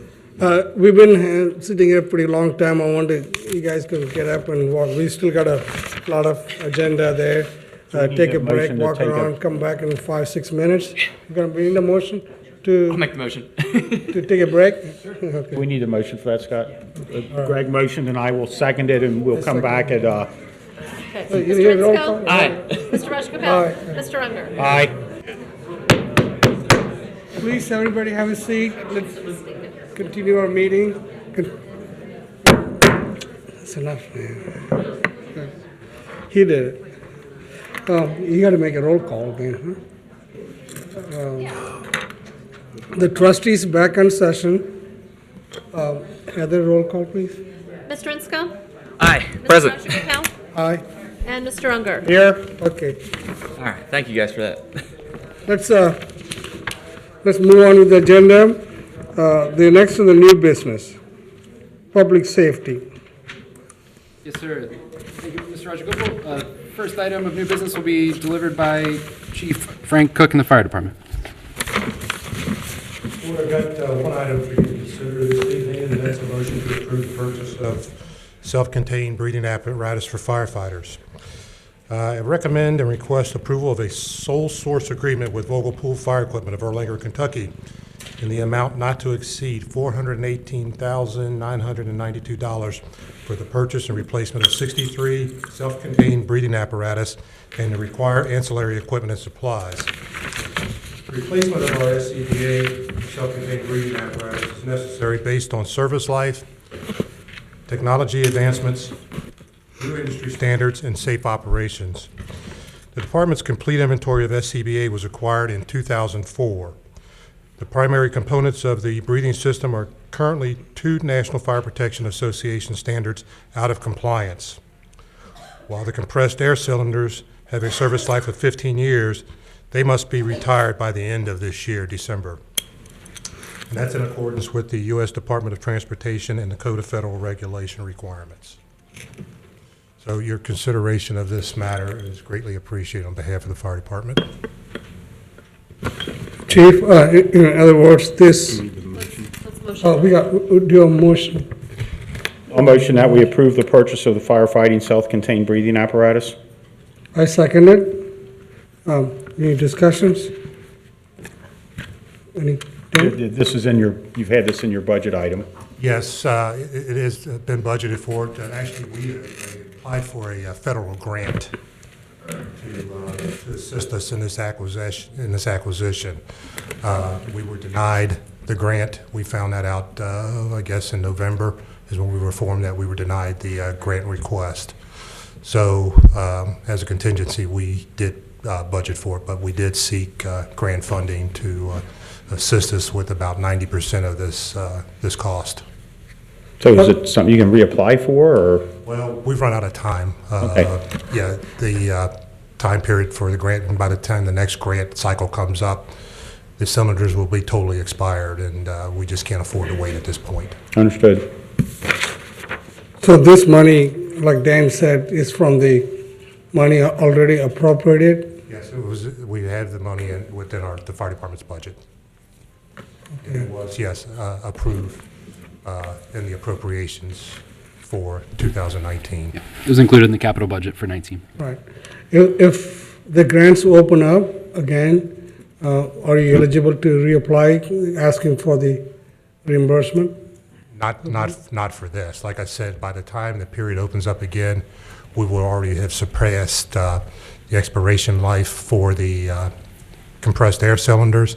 Like I said, we're currently operating with the system and equipment that's already 2 standards out of compliance. In the essence, is really going to save our firefighters.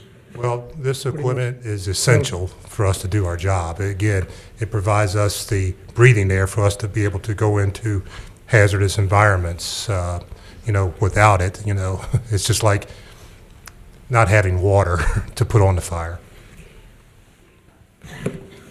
Any further discussions? Okay, roll call, please. Mr. Insco? Aye. Mr. Rajagopal? Aye. Mr. Unger? Aye. Board, I thank you very much for Thank the you. approval. Thank you, Chief.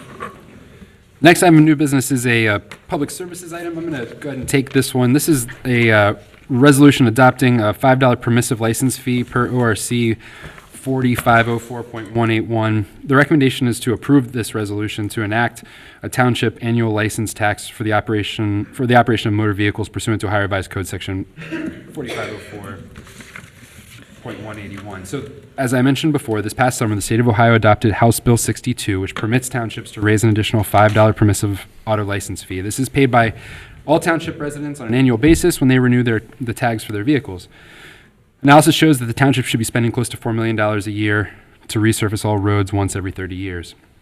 The township currently spends $1.25 million a year. Given the lack of other opportunities to increase the budget for roadway improvements, the township, in our opinion, should strongly consider implementing this fee. The state has continued to provide local jurisdictions with small revenue enhancement opportunities as an offset to direct state revenue in order to provide communities with more local control. That is to say, the state is reducing local government funding and giving townships the ability to raise revenues as they see fit.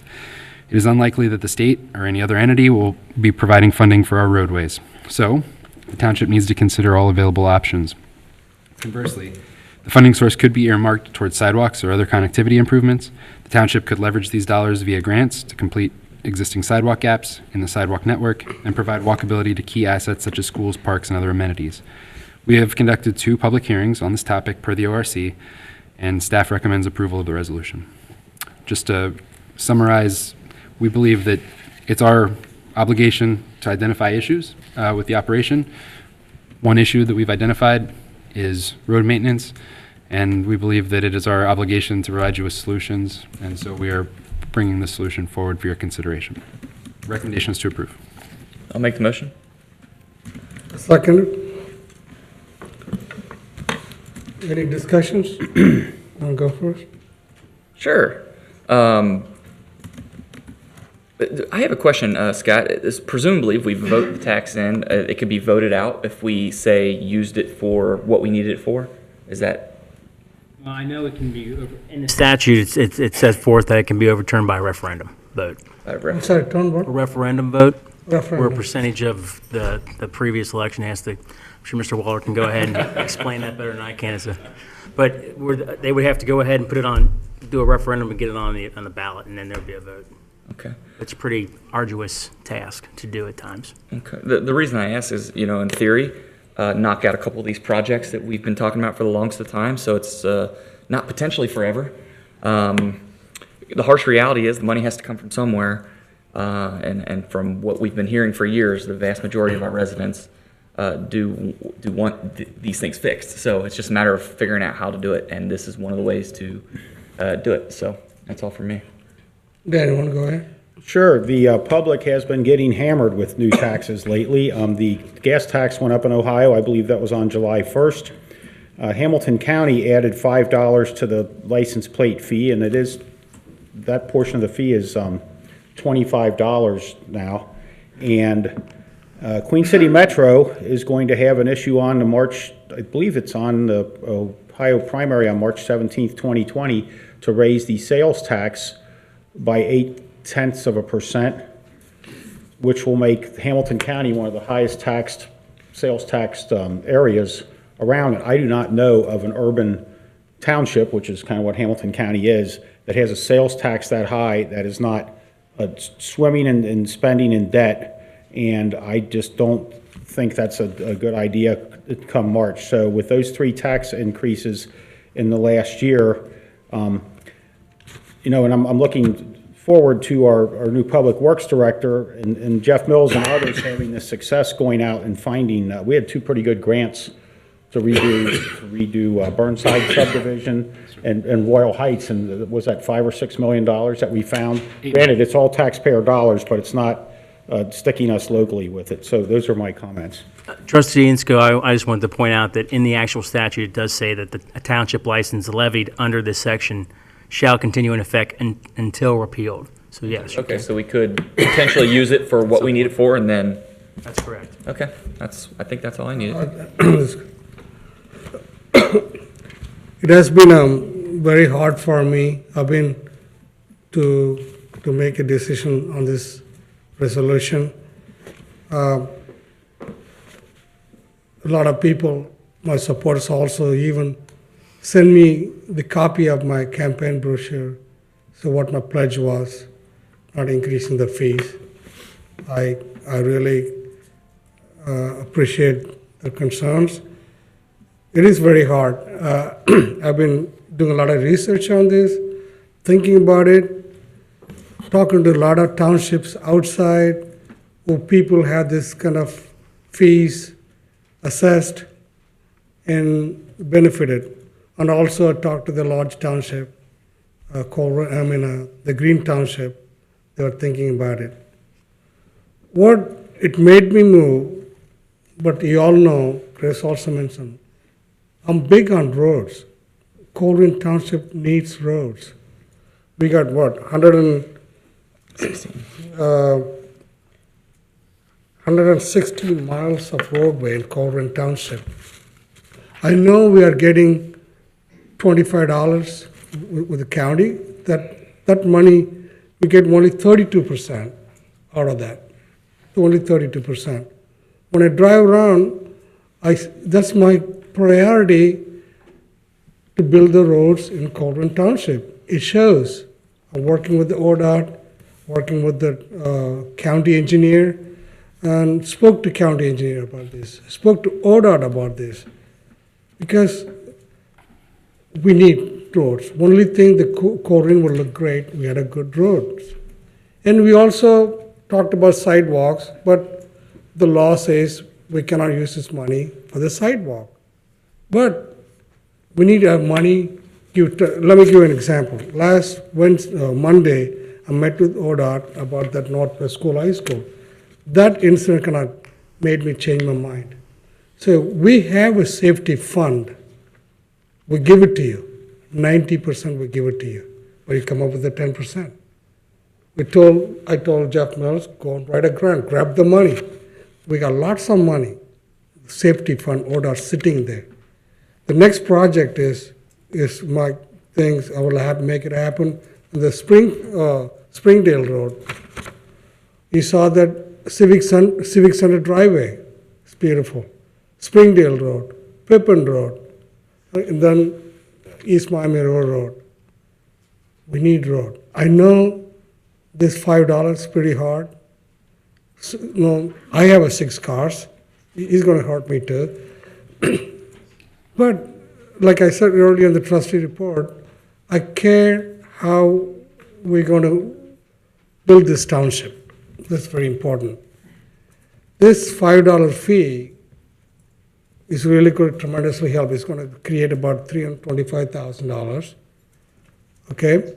The money, we need to put down payments. We got to get, like the government gives us 90%. Somehow we got to put 10%. And this money will go to general fund, right? Use it for general fund. It'll go to the motor vehicle license. Motor vehicle license. Yep. Then how are we going to help other project from this roads? So we would either dedicate the $325,000 to the 2021 road program, which is for repaving, or we would currently we pay for our road resurfacing from the general fund. That the $1.25 million is the money that we get from the Rumpke settlement fee.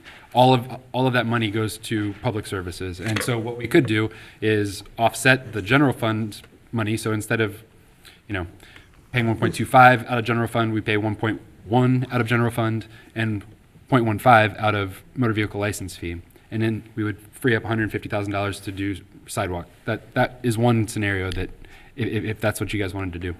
That's, after, like I said earlier, a meeting with the ODOT people, and they're saying that we have money, safety fund available, but you got to come up with the 10%. You got to keep applying it. It's the only way. We need to have some type of money reserved to build the roads. You're saying use this to make the 10% match? Yes. Catch that, Raj? Yes. And match. We need, if you don't have match, it doesn't matter. That money is somebody going to grab that money. Okay, use that safety fund will go somewhere else. We're not going to get it. Still people are fighting for the Northwest School, high school thing for years and years and years. Nothing happened. Now we have the opportunity to utilize some of the safety funds, safety grants for advantage, but we need to have some type of reserve to come up with the 10%. It is hard decision for me to make. Like last night I couldn't sleep. We got, what's going on, and then I keep calling other township. They all had it. You're talking about the Rich Township, Sims Township, Sycamore Township, or Henderson Township. Now only township is waiting is the Green Township. They're making a decision to have that $5 added.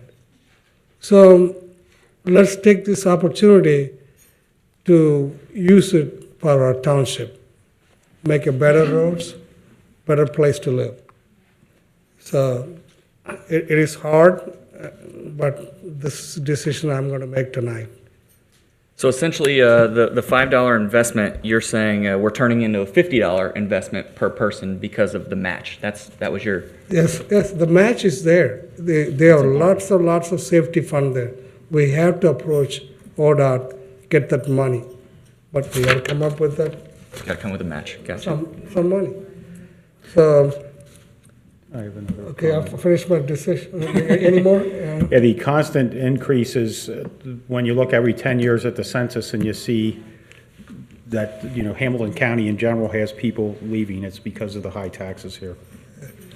Dan, I know your concern is, if you look at it, 1918 agenda in 1990, you almost voted every spending in the township, pretty much about 90% of the spending. Those spendings, so most of the money went from the general fund. They voted for that, the $98,000, close 90, this one, the Colerain thing, So the money, the important things, take care of the things we needed right now. And especially when we have a help, utilizes the help. That's the important thing. If somebody going to give it to you, take it. Otherwise, other township is going to grab that money. Then when we're ready to apply, it's too late to apply. So that's my thoughts on this. Any further discussions? And to be clear, my directive to our department heads has been, you have your budget, work with it. There's a whole nother group out there that's not represented, and it's the people that own houses and cars and are struggling to pay their bills. And yeah, $5 doesn't sound like much, and I guess I'll pay it if it passes, but of course I'll pay it. Of course I'll pay it if it passes. But it just, where does it stop? I'm done. Good roll call, please. Mr. Enskel? I'll briefly just say that I'll help give Matt another tool to succeed, so aye. What do you say? Aye. Aye. Mr. Rajagopal? Aye. And Mr. Unger? No. Very good. Thank you, Board. The next item on the agenda is another public services item, and I'll invite Ms. O'Connell to come up and handle those two items.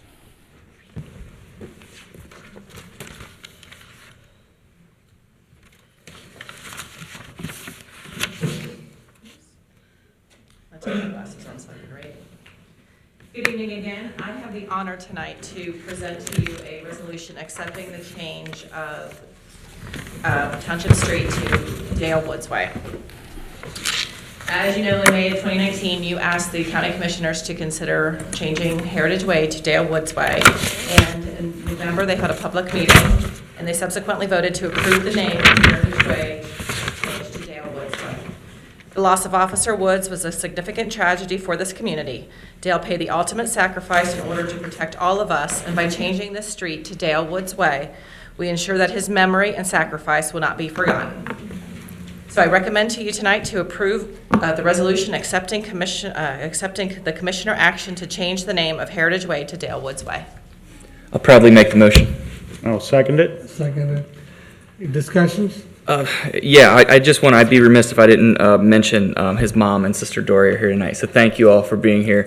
Your son and brother are a hero, and we're forever grateful for the inspiration that he's given so many of us, and I've said this many times, but what you choose to do with that gift of inspiration is your gift from him. So thank you. The 5 or 6 times that I got to talk to Dale, he kept calling me sir. He kept calling me sir or Mr. Unger, and I said, no, my name's Dan, and I was only here for a year when Dale went away, but I did enjoy getting to know him a little bit, just like all of our officers, and that'll give somebody something to think about every time they drive down the road. So, Ma'am, your son is a hero. He's a hero. And like I said in the funeral, he lived only a short life, but he sacrificed his life during the short time. And this will remember his sacrifice for our township. And you should be very proud. Everybody, have had a son who sacrificed our township. He's an amazing guy, and we'll be praying for you and your family. And this one way to people to see a service to our community. And it'll be there forever. Okay, you guys did a great job to change the name. Yeah. Put that as soon as possible. Yeah, thank you, staff. Thank you. You're putting it in January, correct, Chief? January 7th. January 7th. So this is the official sign that will go up on Good. January 7th. Beautiful. Good, thank you. did So you roll want- call? Yes, I am quite honored to call the roll. Mr. Insco? Aye. Thank Mr. you. Marshall-Kapal? Aye. And Mr. Unger? Aye. Thank you. Thank you.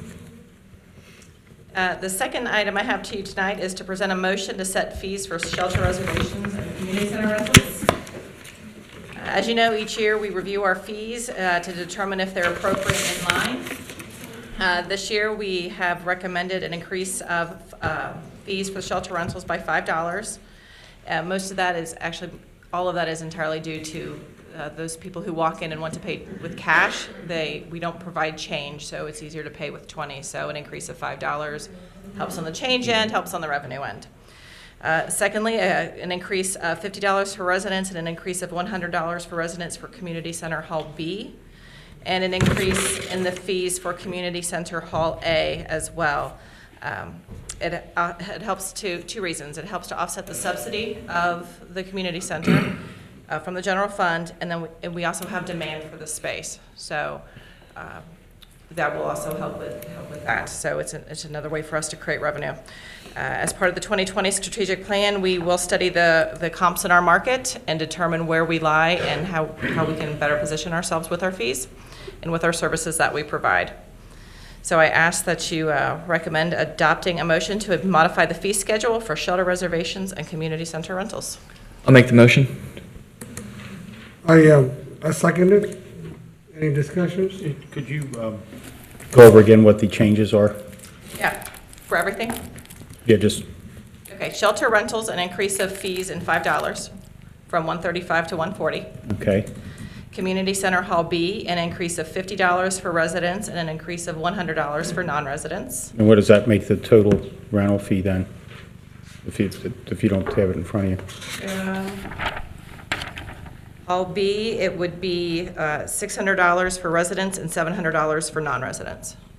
And that's fairly, I happen to know that's that's exact fee, as a matter of fact, for another private facility here, so that is probably what the market is on fee, on a rental. Yes, Tawana tells me that we have, since I'm new to this, that we are turning people away. Yeah. Which would lead you to believe that we're not charging enough. Yes, so we are very competitive with our pricing, that would tell me. Okay.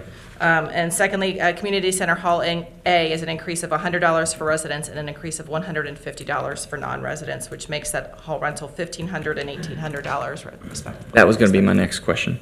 So thank you for answering that. The one thing I'll challenge the new board in the new year is to look into this source of revenue, because parks don't have a lot of sources of revenue, and this is shelter rentals are a great source.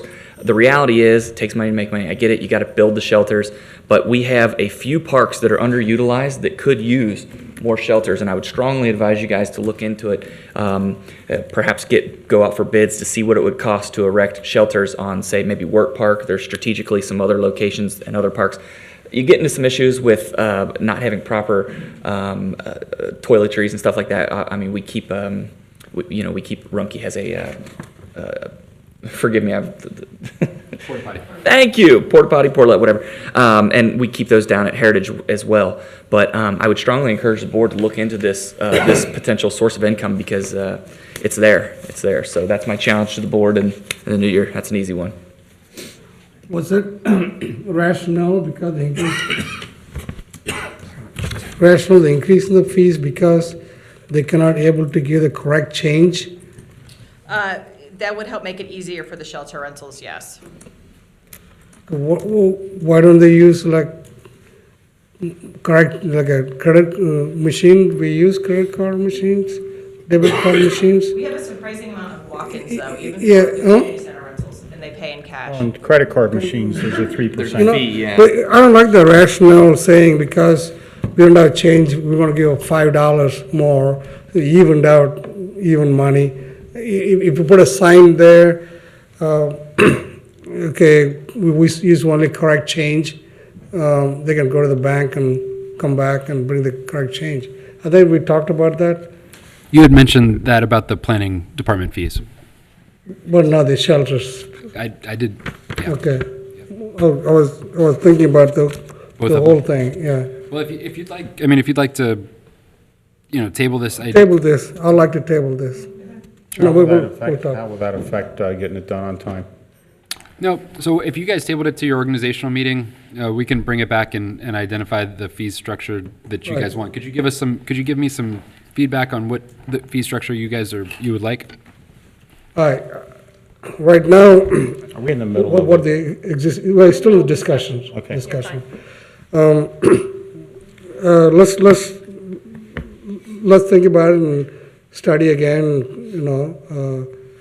so I don't like that idea of rational because you don't have correct change, you gotta pay more.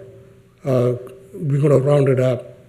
The rationale should be this: if they're sold out, then there's a more demand. And if the demand's there, why? So, okay. You'd like to keep the 135 fee, 135. Is that what I'm hearing? Keep it because we got other fees all remaining, and like we can table this. We'll bring it back with the 135 rather than the 140. Is that what I'm hearing? Do we have to vote on tabling this? Yes.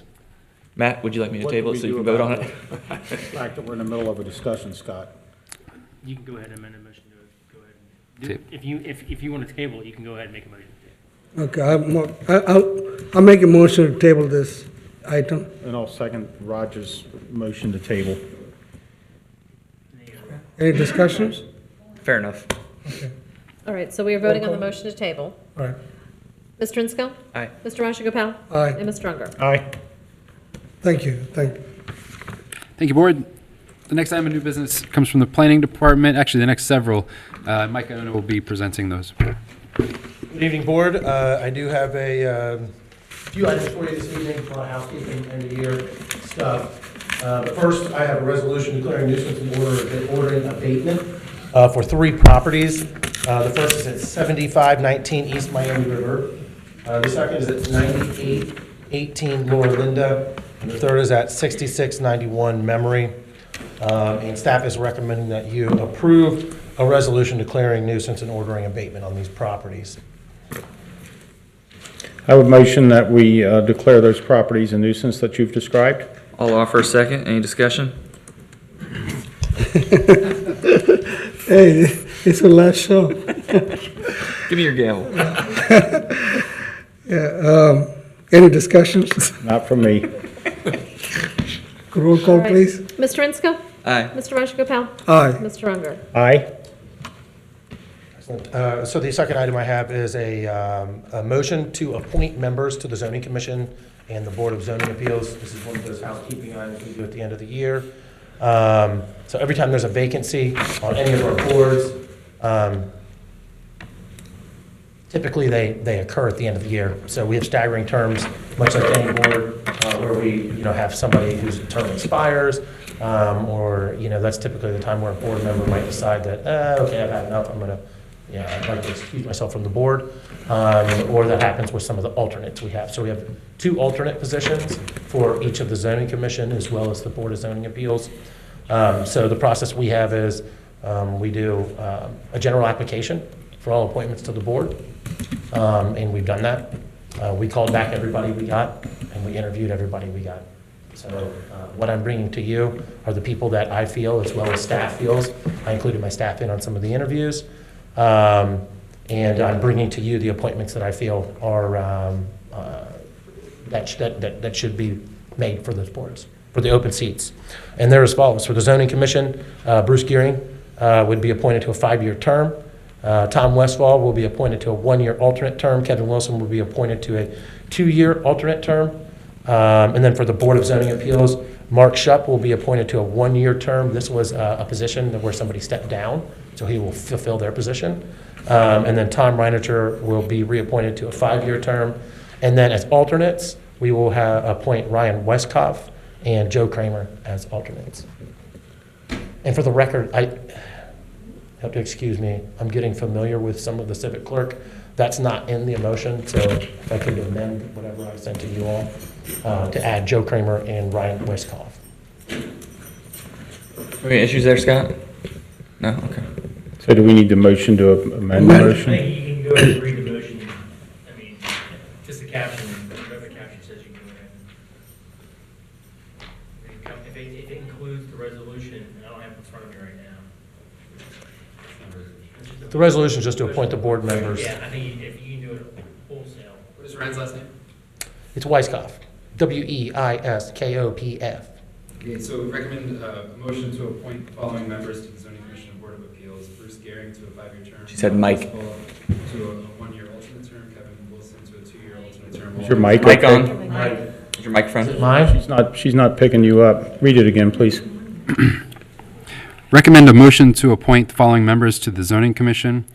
Bruce Gearing to a 5-year term. Tom Westfall to a 1-year alternate term. Kevin Wilson to a 2-year alternate term. Recommend in that same motion the appointment of the following members to the Board of Zoning Appeals. Mark Shupp to a 1-year term that would fill an existing vacancy. Tom Reiniger to a 5-year term. Joe Kramer to a 2-year alternate term. And Ryan Whitekoff to a 2-year alternate term. I would motion that we appoint the members that Mr. Mills has described. I'll offer a second. Okay. Any discussions? I do want to thank them for their service, and yeah. Mike, I got one resident call me. We talked about this. Did you get a chance to interview all the people? Like you say, you never did receive the call. We checked the email, like I said, voicemail. we called everybody on the list. You know, the person you talked about, we left messages at their business as well as at their personal. So, But I guess it's maybe he said I don't know. But, you know, we're not trying to exclude anybody. We called everybody who applied. But you do the fair interview. We did a fair interview with everybody who applied. And we called everybody. If they didn't call us back, I mean, we can't set up an interview with people that didn't call us back. So the person you contacted me about did apply, but they didn't contact us back to set up that interview.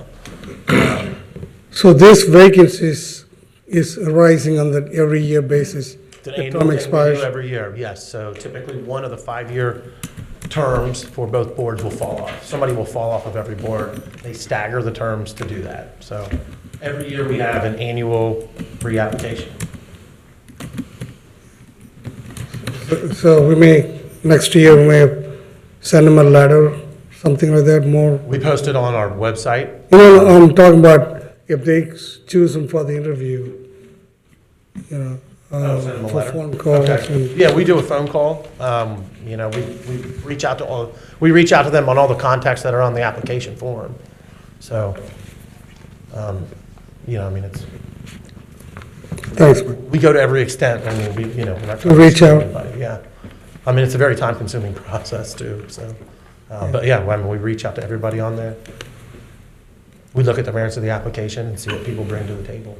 In fact, a few of the applicants this year are bringing some new blood. You know, they're longtime residents that moved away and moved back. So I think there's some great appointments in there. Excellent. Okay. Thank you. Any further discussions? Not for me. No. Roll call, please. Mr. Insco? Aye. Mr. Rajagopal? Aye. Mr. Unger? Aye. Okay, so the next item I have is a motion to approve the 2020 meeting and submission dates for the zoning commission. And, basically, the rationale behind this is the Board of Trustees approves the schedule of the zoning commission. And as such, I'm recommending that you all approve the motion to establish the 2020 zoning commission meeting schedule. There were a couple meetings where we moved some things to accommodate holidays. Again, just another one of those housekeeping items. The board members all were fine, okay. I'll make the motion. Seconded. Discussions? And those meetings are listed on page 37, so I see them there. Yes. No other comments? Okay, roll call, please. Mr. Insco? Aye. Mr. Rajagopal? Aye. Mr. Unger? Aye. Okay, so in that same vein, the next motion is to approve the 2020 meeting and submission dates for the Board of Zoning Appeals. Again, the rationale is that the Board of Trustees approved the regular meeting schedule for the Board of Zoning Appeals. And again, staff is recommending approval of the motion to establish the 2020 BZA regular meeting schedule.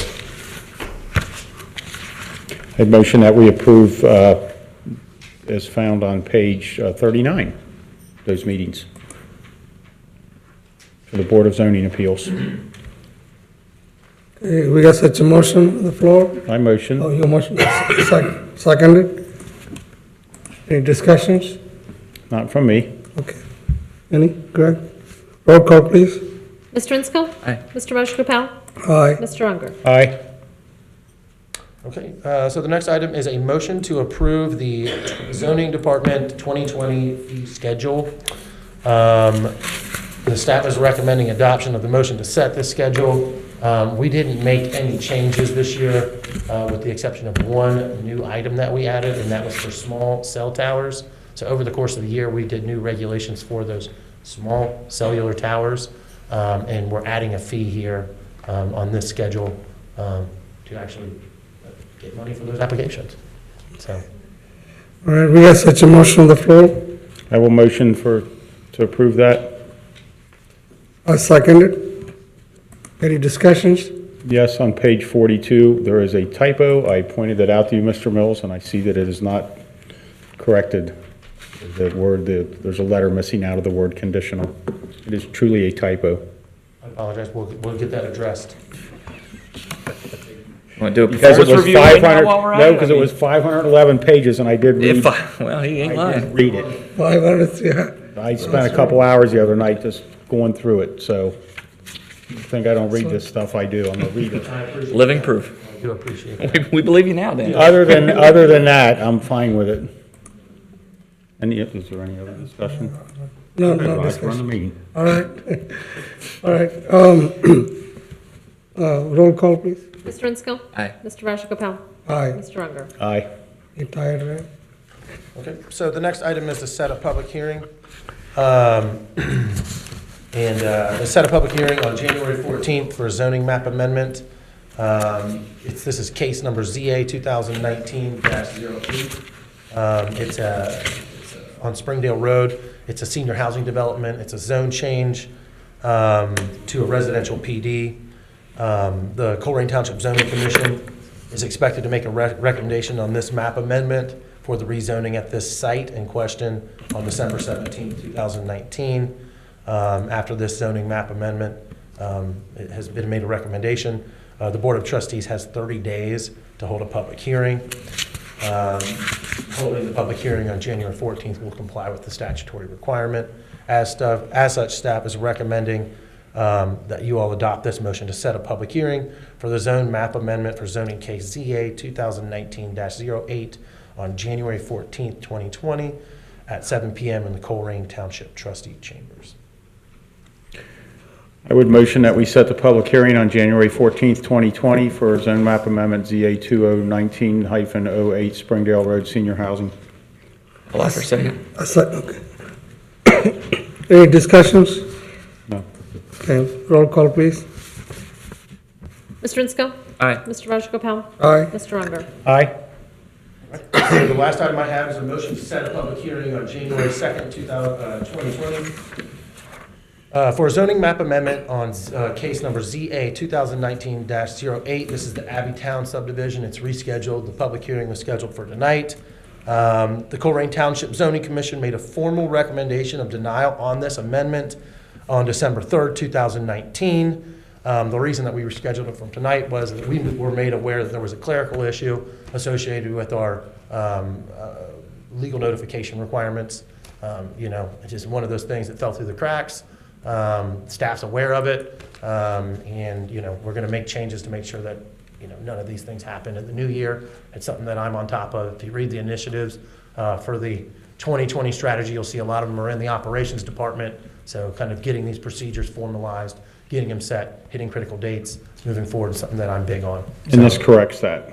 This will correct that. Okay. So again, that's why the meeting wasn't held tonight. I take full responsibility and apologize for that moving forward. We'll have an operations plan to make sure we have it. We don't have those procedures right now, and it's obvious we didn't. So we'll take care of that moving into 2020.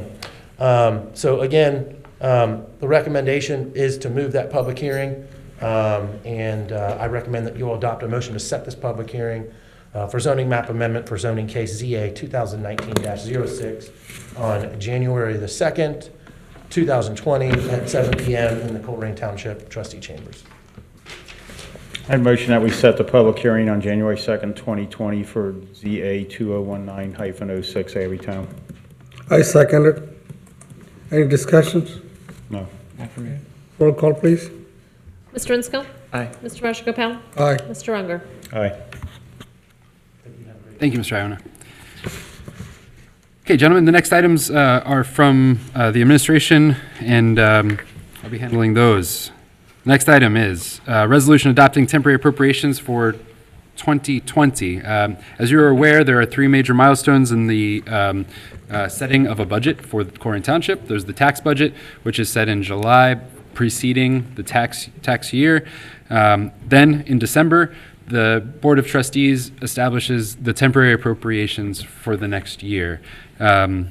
This process has been a very, in keeping with our big priority of engagement. This process has been very engaging with the residents of Colerain Township. We had 3 town hall meetings that were devoted to the strategic plan and budget, identifying priorities and trying to be responsive to those priorities are the initiatives that are included in next year's budget, included and funded in next year's budget. The total appropriations for 2020 is $39,881,259. By adopting these temporary appropriations, the expenditures can begin January 1st. I will encourage the board and anybody that's interested in greater detail. In this resolution, it outlines an appropriation for each fund that the township has. But if you go to our website, there's a transparency portal. If you click on data transparency, you can dig down into, you can dig for hours. Every line of the budget is listed there and is graphically shown. You can figure out how much the police department pays for salaries, for capital, for whatever. Whatever you want to know, it's on our data transparency portal. But the matter that you have in front of you now is a resolution authorizing the adoption of temporary appropriations for the year 2020. The recommendation is to approve. I'll make the motion to approve. I second it. Any discussions? I just want to acknowledge and thank Matt for getting involved in this process because it's going to affect him, and he grabbed the bull by the horns, and I appreciate you taking the time to go through it. So thank you. Okay. You're not getting paid right now, right? Isn't that how this works? No comments from me. Okay. Is it related to the next item on the agenda? Any relation to the 2020 strategic planning And budget book? So the resolution is Go ahead. The resolution is the action that the board takes to formally make temporary appropriations. When you pass this resolution, we're going to send it down to the Hamilton County Auditor, and that's going to be, this is the important document for legal purposes. The next item, that is the final budget. Yes. Yes. So the next item is a motion to adopt a 2020 strategic plan and budget book. The purpose of the strategic plan and budget book is to take a deep dive into how the township spends money and to communicate that internally to our staff, and trustees, and externally to residents and businesses. Anybody that wants to know anything at all about how we spend our money and why is going to be addressed in that strategic plan and budget book. But that is not a controlling document. So the controlling document is this resolution that's in front of you now. And that other one's just a first reading anyway. That's right. And I'll just note that there is still time. The final appropriations is the final step in the budgeting process. That will come to you guys in March. And in the final appropriations, we'll have a much clearer picture of the revenues and expenses that the township will get in 2020, and we can dial down or up, whatever, according to your priorities, the appropriations. So there's another opportunity to change the appropriations. Okay, any further discussion? Not for me. Not from me. Roll call, please. Mr. Insco? Aye. Mr. Rajagopal? Aye. Mr. Unger? Aye. Thank you, Board. The next item is a first reading for a motion to adopt the 2020 strategic plan and budget book. In 2018, we began with an enterprise-wide strategic plan. We started that in about June of that year, July of that year. We improved that document in 2019 by adding the budget component. So in 2019, we created a strategic plan and budget. And what we were attempting to do with that document was to say, hey, world, this is what this organization intends to do in the next year, and these are the resources that we have to do it with. And so we use that document on a daily, weekly basis in our operations. It is our touchstone, our home base to always check back on, to say, this is what we said we wanted to accomplish. Are we accomplishing it? Moving forward this year, I believe that we've improved this document significantly. Specifically, we've improved it by the creation or by the addition of key performance indicators. We have added metrics to answer the question, how do we know that we're winning? So we do this work every day, day in and day out. How do we know that we're making a difference in the places that we say we want to make a difference? And so that's what these key performance indicators are for. The goal is to get these KPIs up and established and published on OpenGov, and so that the community knows how we are performing as an organization. Why are we spending $39 million to provide fire, police, roads, parks, planning, administration, and finance? The answer to that question should be answered in that KPI and in the strategic plan. So it's an 190-page document. This was published to the public on Friday. It's not really a good expectation to say that everybody was able to consume that document in the last weekend. So doing a first reading tonight, and then this will be on your agenda for consideration on January 2nd at the organizational meeting for consideration. So we have such a, you finish? Yep. So there's no need for a motion tonight. It's just no motion, nothing. No motion. Okay. The next, move on to next. Great. The next item on the agenda is a resolution creating a TIF area in Groesbeck at the Duke Energy Operations Center. The recommendation is to adopt a resolution creating a TIF area at the Duke Operations Facility on Colerain Avenue.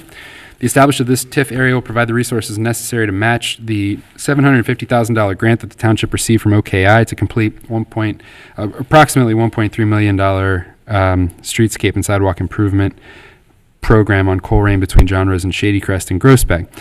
The Northwest Local School District Board has adopted a companion resolution demonstrating their support for the project. I've noticed that there's a lot of misinformation about TIFs in our community. There's a major difference between the conversation that's happening in our region, fueled by the city of Cincinnati and the Cincinnati Public Schools. It is not a comparable situation, what we are dealing with. As Trustee Unger has said over and over again, the school board has been at the table for every economic development conversation that involves one of these types of incentives. Another piece of misinformation that I hear over and over and over again is to think that somehow this is a tax abatement or relief for the property owner. It is not. The creation of a TIF area does not reduce the tax burden of a property owner. They pay the same amount of taxes with a TIF or without a TIF. They pay the same amount of taxes with a TIF or without a TIF. The difference is how the pie is cut up, okay? Without a TIF, the pie is cut up in many, many, many pieces, with all of the taxing jurisdictions taking their slice. With a TIF, the pie is cut up in two slices, the school district and the township. The school district will be made whole, and I would think that from the school district's perspective, that's a great deal because they are taking zero financial risk and they are getting a whole lot of financial reward. We did take some financial risk in this transaction, using the CIC to stimulate economic development and create $19 million worth of value on a vacant lot. So, I could go on about the differences between TIFs and the misinformation that's out there, but all that is to say that this is going to provide. We call her Cough Drop Connie. Okay. Here to save the day. Yep. This is going to provide resources that are going to transform Groesbeck. The recommendation is to approve. I'll make the motion to approve. Thank you. And thank you, Connie. I'll second it. Any discussions? As Mr. Mills said, Duke pays the same amount of taxes. This is not a tax cut. This is nothing like that. It takes the total taxes that would be collected and divides them up between the township and the school district. In every economic development conversation in the last 2 years, the school district has been at the table, and they are, despite what might have been said earlier during the public comment, the school district is not, they're 100% made whole on this. Yes. They are the beneficiaries of the investment that the township has made and that Duke has made. I have no other comments.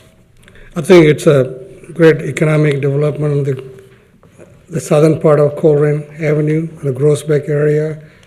It could be the drawing factor for the other business to come in, because right now the site is empty, most of our places. And this business may improve that area, economically, probably bring them more jobs. Yes, sir. So, any other discussion? I'll just say the next resident that comes up here and speaks against a TIF, I'm going to make them explain to everyone what a TIF is, because that's just a huge problem. Just that people just they're not getting the definition, I guess. So that's your homework, residents. Be prepared. You speak out against the TIF, we're going to challenge you on it. That's right. Yeah, we put it back in your hands. Okay. So roll call, please. Mr. Inscombe? Aye. Mr. Rajagopal? Aye. Mr. Unger? Aye. Thank you, Board. The next item on the agenda is a resolution for Colerain Township to enter into the Coalition of Large Urban Townships. So the Coalition of Large Urban Townships, or CLOUT, is a group of large, as you would imagine, urban townships formed for the purpose of providing a forum for the exchange of problems, issues, solutions for similarly sized townships in Ohio, and to provide input to the Ohio Township Association. They were formed in 1994, and membership in CLOUT requires a population of 15,000 or more in the unincorporated area of the township, or a budget of more than $3 million. They advocate at the state level on behalf of large townships like Colerain. The cost of membership is $200. I'll note that many communities, many townships have their own lobbyist on as part of their budget. Some spending thousands of dollars to hire their own lobbyist. We do not do that. Yet. Right. Okay. We don't do that unless you want to. But the CLOUT really does give us a voice in the State House. As I've been following legislative issues that affect the township, I've never come across one where I felt like CLOUT was advocating a position that was detrimental to Colerain. In fact, it was quite the opposite. So the $200 seems to me to be money well spent. Recommendation is to approve. I'll make the motion. I will second it. Any discussions? When would this start, January 1st? Yes, sir.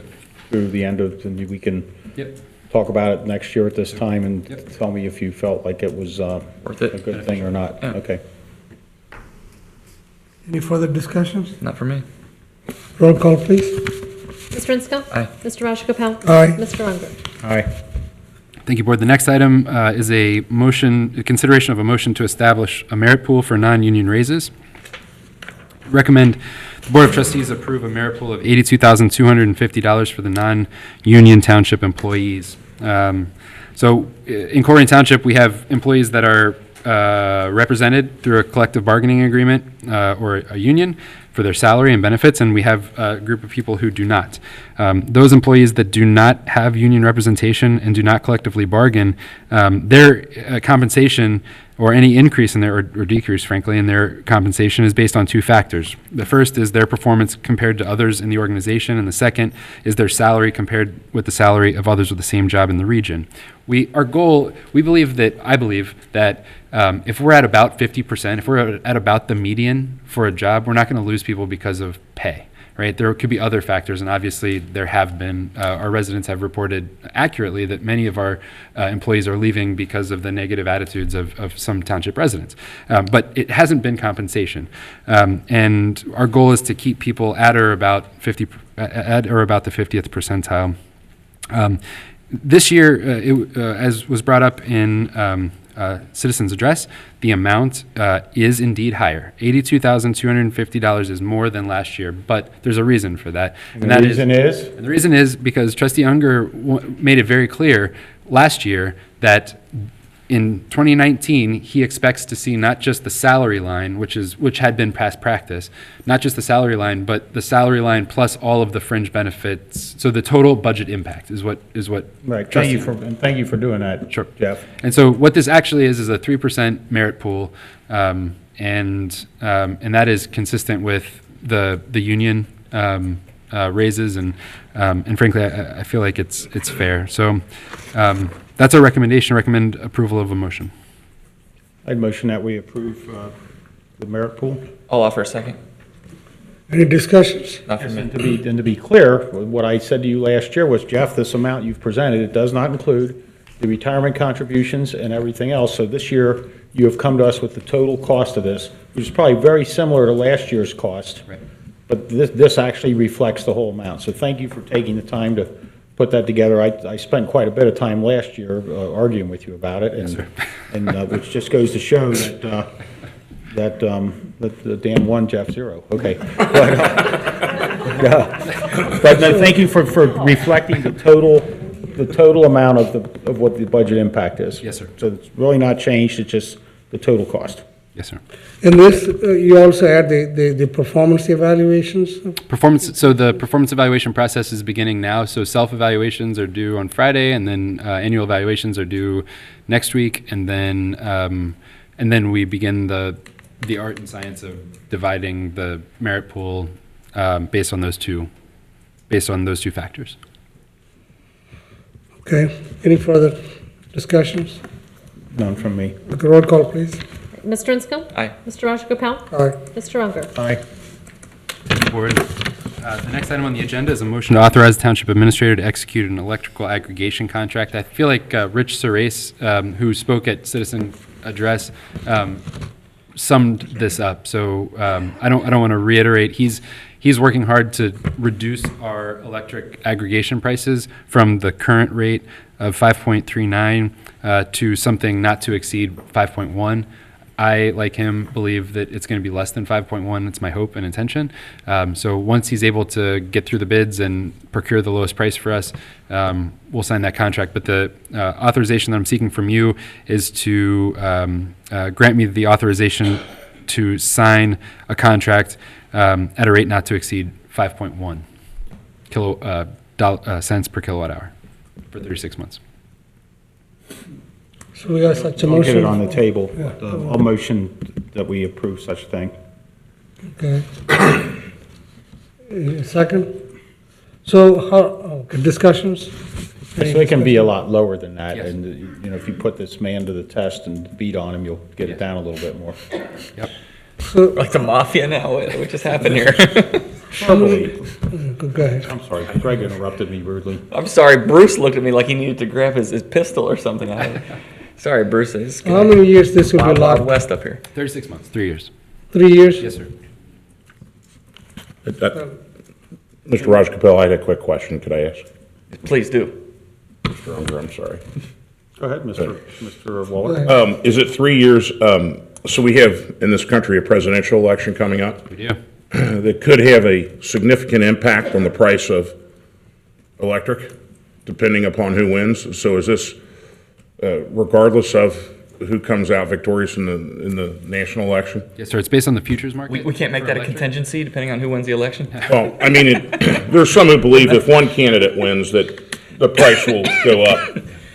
Yes. So, yeah. So basically, it's looking at the futures market, and what Rich and his company do is they are constantly monitoring the futures market and when and at what term is the right time to buy from which vendor. So which vendor should we buy from, how long should the term be, and when to execute those contracts. And they've come to us. Their contract, our aggregation contract doesn't end until May 2020, but they're saying maybe for the reasons that you're mentioning right now, that now is the time to buy because the uncertainty might be increasing, and these prices are low, indeed lower than we've seen here for a long time. Okay, thank you. Sorry, Mr. Unger. Okay, any further discussions? Not from me. As long as we got the low, did we made some any research, what other townships doing, or they? Yes. Yeah. Green Township adopted a similar resolution on November 25th. Yeah, most townships are taking this opportunity to buy. All right, roll call, please. Mr. Insco? Aye. Mr. Rajagopal? Aye. And Mr. Unger? Aye. Thank you, Board. The next item is a motion to accept a donation. Recommend the adoption of a motion to accept a donation of $150 in gift cards from Meyer for support of township employees during the annual Employee Awards Recognition Luncheon. I motion that we accept the gift cards from Myers. I'll offer a second. Good. Jinx. Any discussions? Thank you, Myers, for supporting our event. They were here earlier, too. I wish we could have thanked them then. It's very kind. Yeah. No further discussions? Real quick, I'm sorry, on that Yeah, discussion, go I can't believe we didn't mention this. A huge thank you to Myers. We just did Shop with a Hero, Shop with a Cop. This is our second year we've done this. And thanks to private donations, and I'm sorry I don't have all the names of the companies, but the major one was Meyer. Altogether, there was like $6,900 worth of split between like 32 of our local school kids that were chose by their counselor, I believe it was. But I just thought that was amazing. It's the annual thing, and hopefully it'll continue to grow next year. And the kids were awesome. They had to get a winter item, a book, and then they could get a toy. But with $200, they got a lot. It was awesome. It was awesome. And so huge thank you to Meyer, and especially all the other businesses that helped pitch into that too. I'm sorry I don't have all their names in front of me right now, but it's no lack of caring or appreciation on that. We appreciate it. Okay. If there's no further discussion, roll call, please. Mr. Insco? Aye. Mr. Rajagopal? Aye. And Mr. Unger? Aye. Thank you, Board. The final item in administration is a consideration of a motion to set a public hearing for Capstan Lighting District on January 2nd, 2020. The folks in the neighborhood on Capstan have submitted their petitions to establish a lighting district, and the next step is to have a public hearing. Recommend adoption of that motion. I'll make the motion. I second it. Any discussions? Go ahead. I was just going to thank some of the volunteers that are here tonight that I'm sure are going to have a hand in going door to door and helping make that happen like they've done in the past. And forever grateful for our volunteers in this community. Oh, okay. Well, good. The mayor gets some credit around here. How about that? Okay. So we thank Chad and other people. Chad and no one else. That's who we're thanking. That's what we just learned. Lori also. Unbelievable. Did you also help him to get some signature? She said it's all Chad. Yeah. This is the longest we've ever talked about Chad. Can we vote on this and get this over with? I think the second thing going on in Groesbeck area, people are very inspired. We see the lighting. That's one of my dreams. Have the lighting, the Groesbeck, and also Northbrook. And now Melissa Staley starting in the Groesbeck area. The next one will be coming to the public hearing. And I'd like to see that whole area be lighted. And thank you so much for you guys' hard work doing this. Any discussion? No other comments from me. Okay. Roll call, please. This is certainly hard work, so congratulations. Mr. Inskill? Thanks, Chad. Aye. Mr. Rashagopal? Aye. And Mr. Unger? Aye. Thank you, Board. That brings us to the consent agenda. You'll recall that in January, you gave me authorization to execute contracts with a value not to exceed $10,000. But in keeping with our dedication to running a transparent organization, I committed to you to bring any contract that I sign that is $10,000 or less and put it on this consent agenda contract. So, one contract that I signed was for Circle, for external communication, and I just wanted to share with you that in 2016, when we migrated from Constant Contact as our email solution to Circle, we've seen a tenfold increase in folks that get our communication. So we now have 1,083 individuals in Colerain Township that get the Circle newsletter. We deliver 3,281 newsletters, which means that some people have opted to get the newsletter multiple times a week. 94%, this is actually pretty incredible, 94% of our newsletters are opened compared to a national average. I fell sitting down, it's amazing. I fell sitting down, famous last words. 94% of those newsletters are open compared to a national average of 22, which tells me that the content that we're delivering is valuable to those that it's getting delivered to. Our click-through rate is 30% compared to a national average of 3%. That's 10 times the national average. And interesting piece of information, the most open story in 2019 of the year was Colerain Township Paddle Day. Oh, yeah. That article was opened 14,732 times. The second highest was Recycling Day. That article was opened 12,250 times. So in any case, that is one contract that I signed. The other two contracts that I signed were brought up in citizens' comment.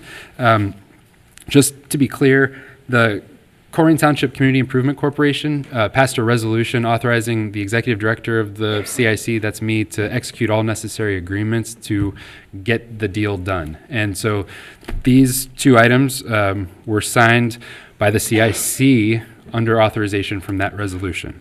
And again, in a nod and in our demonstration of our commitment to transparency, we are providing these contracts in the consent agenda. The purpose of these two contracts is to extend the demolition guideline or the demolition deadline that was in the demolition agreement to accommodate weather and just as a report, we are going to be closing on that property next Wednesday is the closing date for now. So hopefully next Wednesday we will sell the property to Duke, and we'll be able to have the CIC repay the loan that the trustees gave them. So those are the three items on the consent agenda. The recommendation is for a motion to approve the consent agenda items. I'll make the motion. I'll second it. Any discussions? Just a few things. I will challenge our Public Works Director to beat that record for Paddle Day next year, and also the camp out and all that. We have so much fun stuff that we'll get together on. And I do want to quickly comment on the Circle.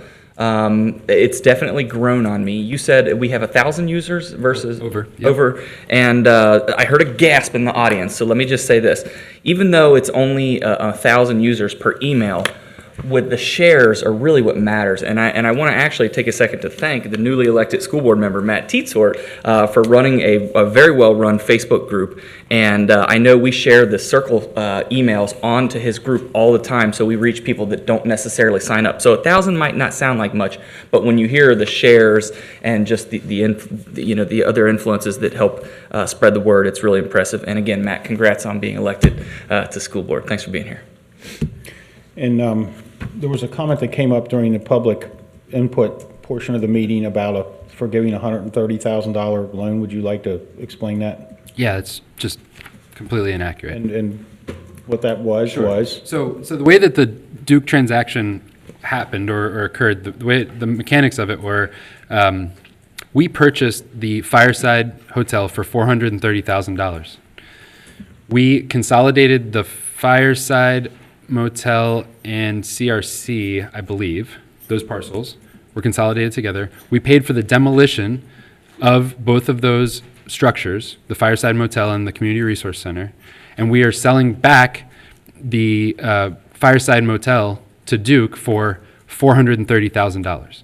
There was no forgiving of loans. What occurred was we paid for the demolition of the Fireside, and whereas we thought that it was going to cost we budgeted $100,000 for that demolition. That's going to come in significantly less than $100,000. So we paid for the demolition. That was our contribution to the project, and frankly, it was one of the worst nuisance properties in Colerain Township. And I talk about the axis of evil all the time. There are 3 properties in Colerain Township. 2 of them are now gone. They were John Rose, the apartments on John Rose. They were the Fireside Motel, and they are in-town suites. Guess which one Dan's working on next year? He promised me. That's right. We've eliminated He did 2 not. of the 3 worst nuisance areas in Colerain Township in the last 5 years. And with Fireside, all we had to do was pay for the demolition of that property, and I think that that's a screaming deal. So I'm proud of it, and no, there is no forgiving of a loan or anything like that. We bought the property for $430,000. We're selling the property for $430,000. We paid for the demolition. Excellent. Thank you. Hey, Jeff, on the circle thing, number 1 item, one time we talked about sending the mail, the paper, the mailers. I know the circle, you're sending out a lot of electronic mails, and even Chris brought it several times to our attention. There are some people who don't have access to the computers, elderly people. They like to send them the paper email. You ever thinking about doing this, anything? I don't know about a paper email. Paper mail. It's not been invented yet, but we'll get there. No, I didn't mean to paper email. I was like, wait a paper minute. mailing. So a paper newsletter. A paper newsletter. Yes, I got you. Okay, so if that's something that the board would like me to do, I will contract and get it done. We don't have capacity to develop a paper newsletter in-house, but we can contract with somebody to produce that. There are many vendors out there that do that. Or, alternatively, if, I don't know, we can talk through that about how you want me to execute that. But if 2 of the board or 3 of the board members want me to do a paper newsletter, I will do a paper newsletter. Okay, thank you. Raj, I just talked to Mr. Mills too about a hotline number that people could physically call. Press 1 for events in January, 2 for events in February, and that might alleviate some of the communication concerns, and that's like pennies to do. Do we have the capabilities to do that right now? Sure. With the existing system? Okay. Yeah. And I think that would be another way to get information out, because I am cognizant, being somebody that, even though I have 2 items in front of me, 3 that are computer, none of them are actually working right now, so so I understand where that's coming from. All right. Has a vote been taken on the? Mine's working just fine. He doesn't know how to turn, you have to give him a password. Okay. No password for you yet. Any further discussion? No, any comments? Okay, roll call, please. Are we going to vote on each item? No. No, do it one fell swoop. Okay, go ahead. Mr. Insco? Aye. Mr. Rajagopal? Aye. Mr. Unger? Aye. And Mr. Rajagopal, if I just may have one more minute, Trustee Insco, on behalf of the administration and the staff, just want to let you know that we really appreciate your service to Colerain, and we're going to miss you. I miss you guys too. Don't make me cry. We're getting ready to leave. Because according to my stopwatch, it's like 3 a.m. It stopped on 3 a.m. and it's still 3 a.m. That's a beautiful stopwatch. I love it. Thank you, Board. We've accomplished a lot. Okay, all right. Thank you for your kind words. I sincerely Yeah, the next on the agenda is a fiscal off report. Very good. I'd like to ask for the board's usual approval of payroll purchase orders and receipts. I would motion that we do approve payroll purchase orders and receipts. I second it. No discussion from No me. discussions? Okay, roll call? Mr. Ensco? Aye. Mr. Rajagopal? Aye. And Mr. Unger? Aye. I also received word from the Ohio Division of Liquor Control about a new permit. It's Cincy Seafood at 8405 Colerain Avenue. And that does, I should say, I did speak with Mr. Iona and Chief Denny. Neither see the need for a hearing, so if the board agrees, we can go ahead and mark this, that we do not need a hearing and send it on back. Go ahead. You good? Okay. Okay, that's it? One more thing. There was just something that I saw on the internet about fires with Christmas trees.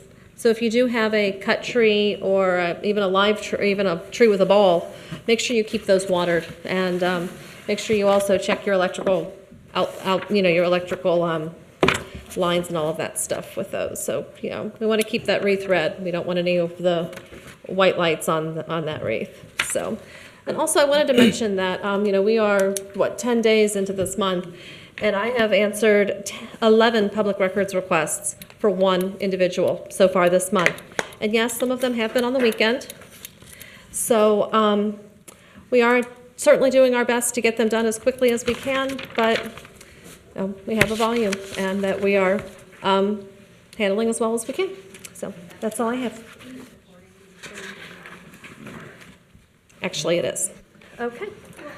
All right. Any need for executive session, Raj? We don't need an executive session. Okay. So we got motion for adjourn the meeting. I motion that we would adjourn the meeting, and Merry Christmas to everybody.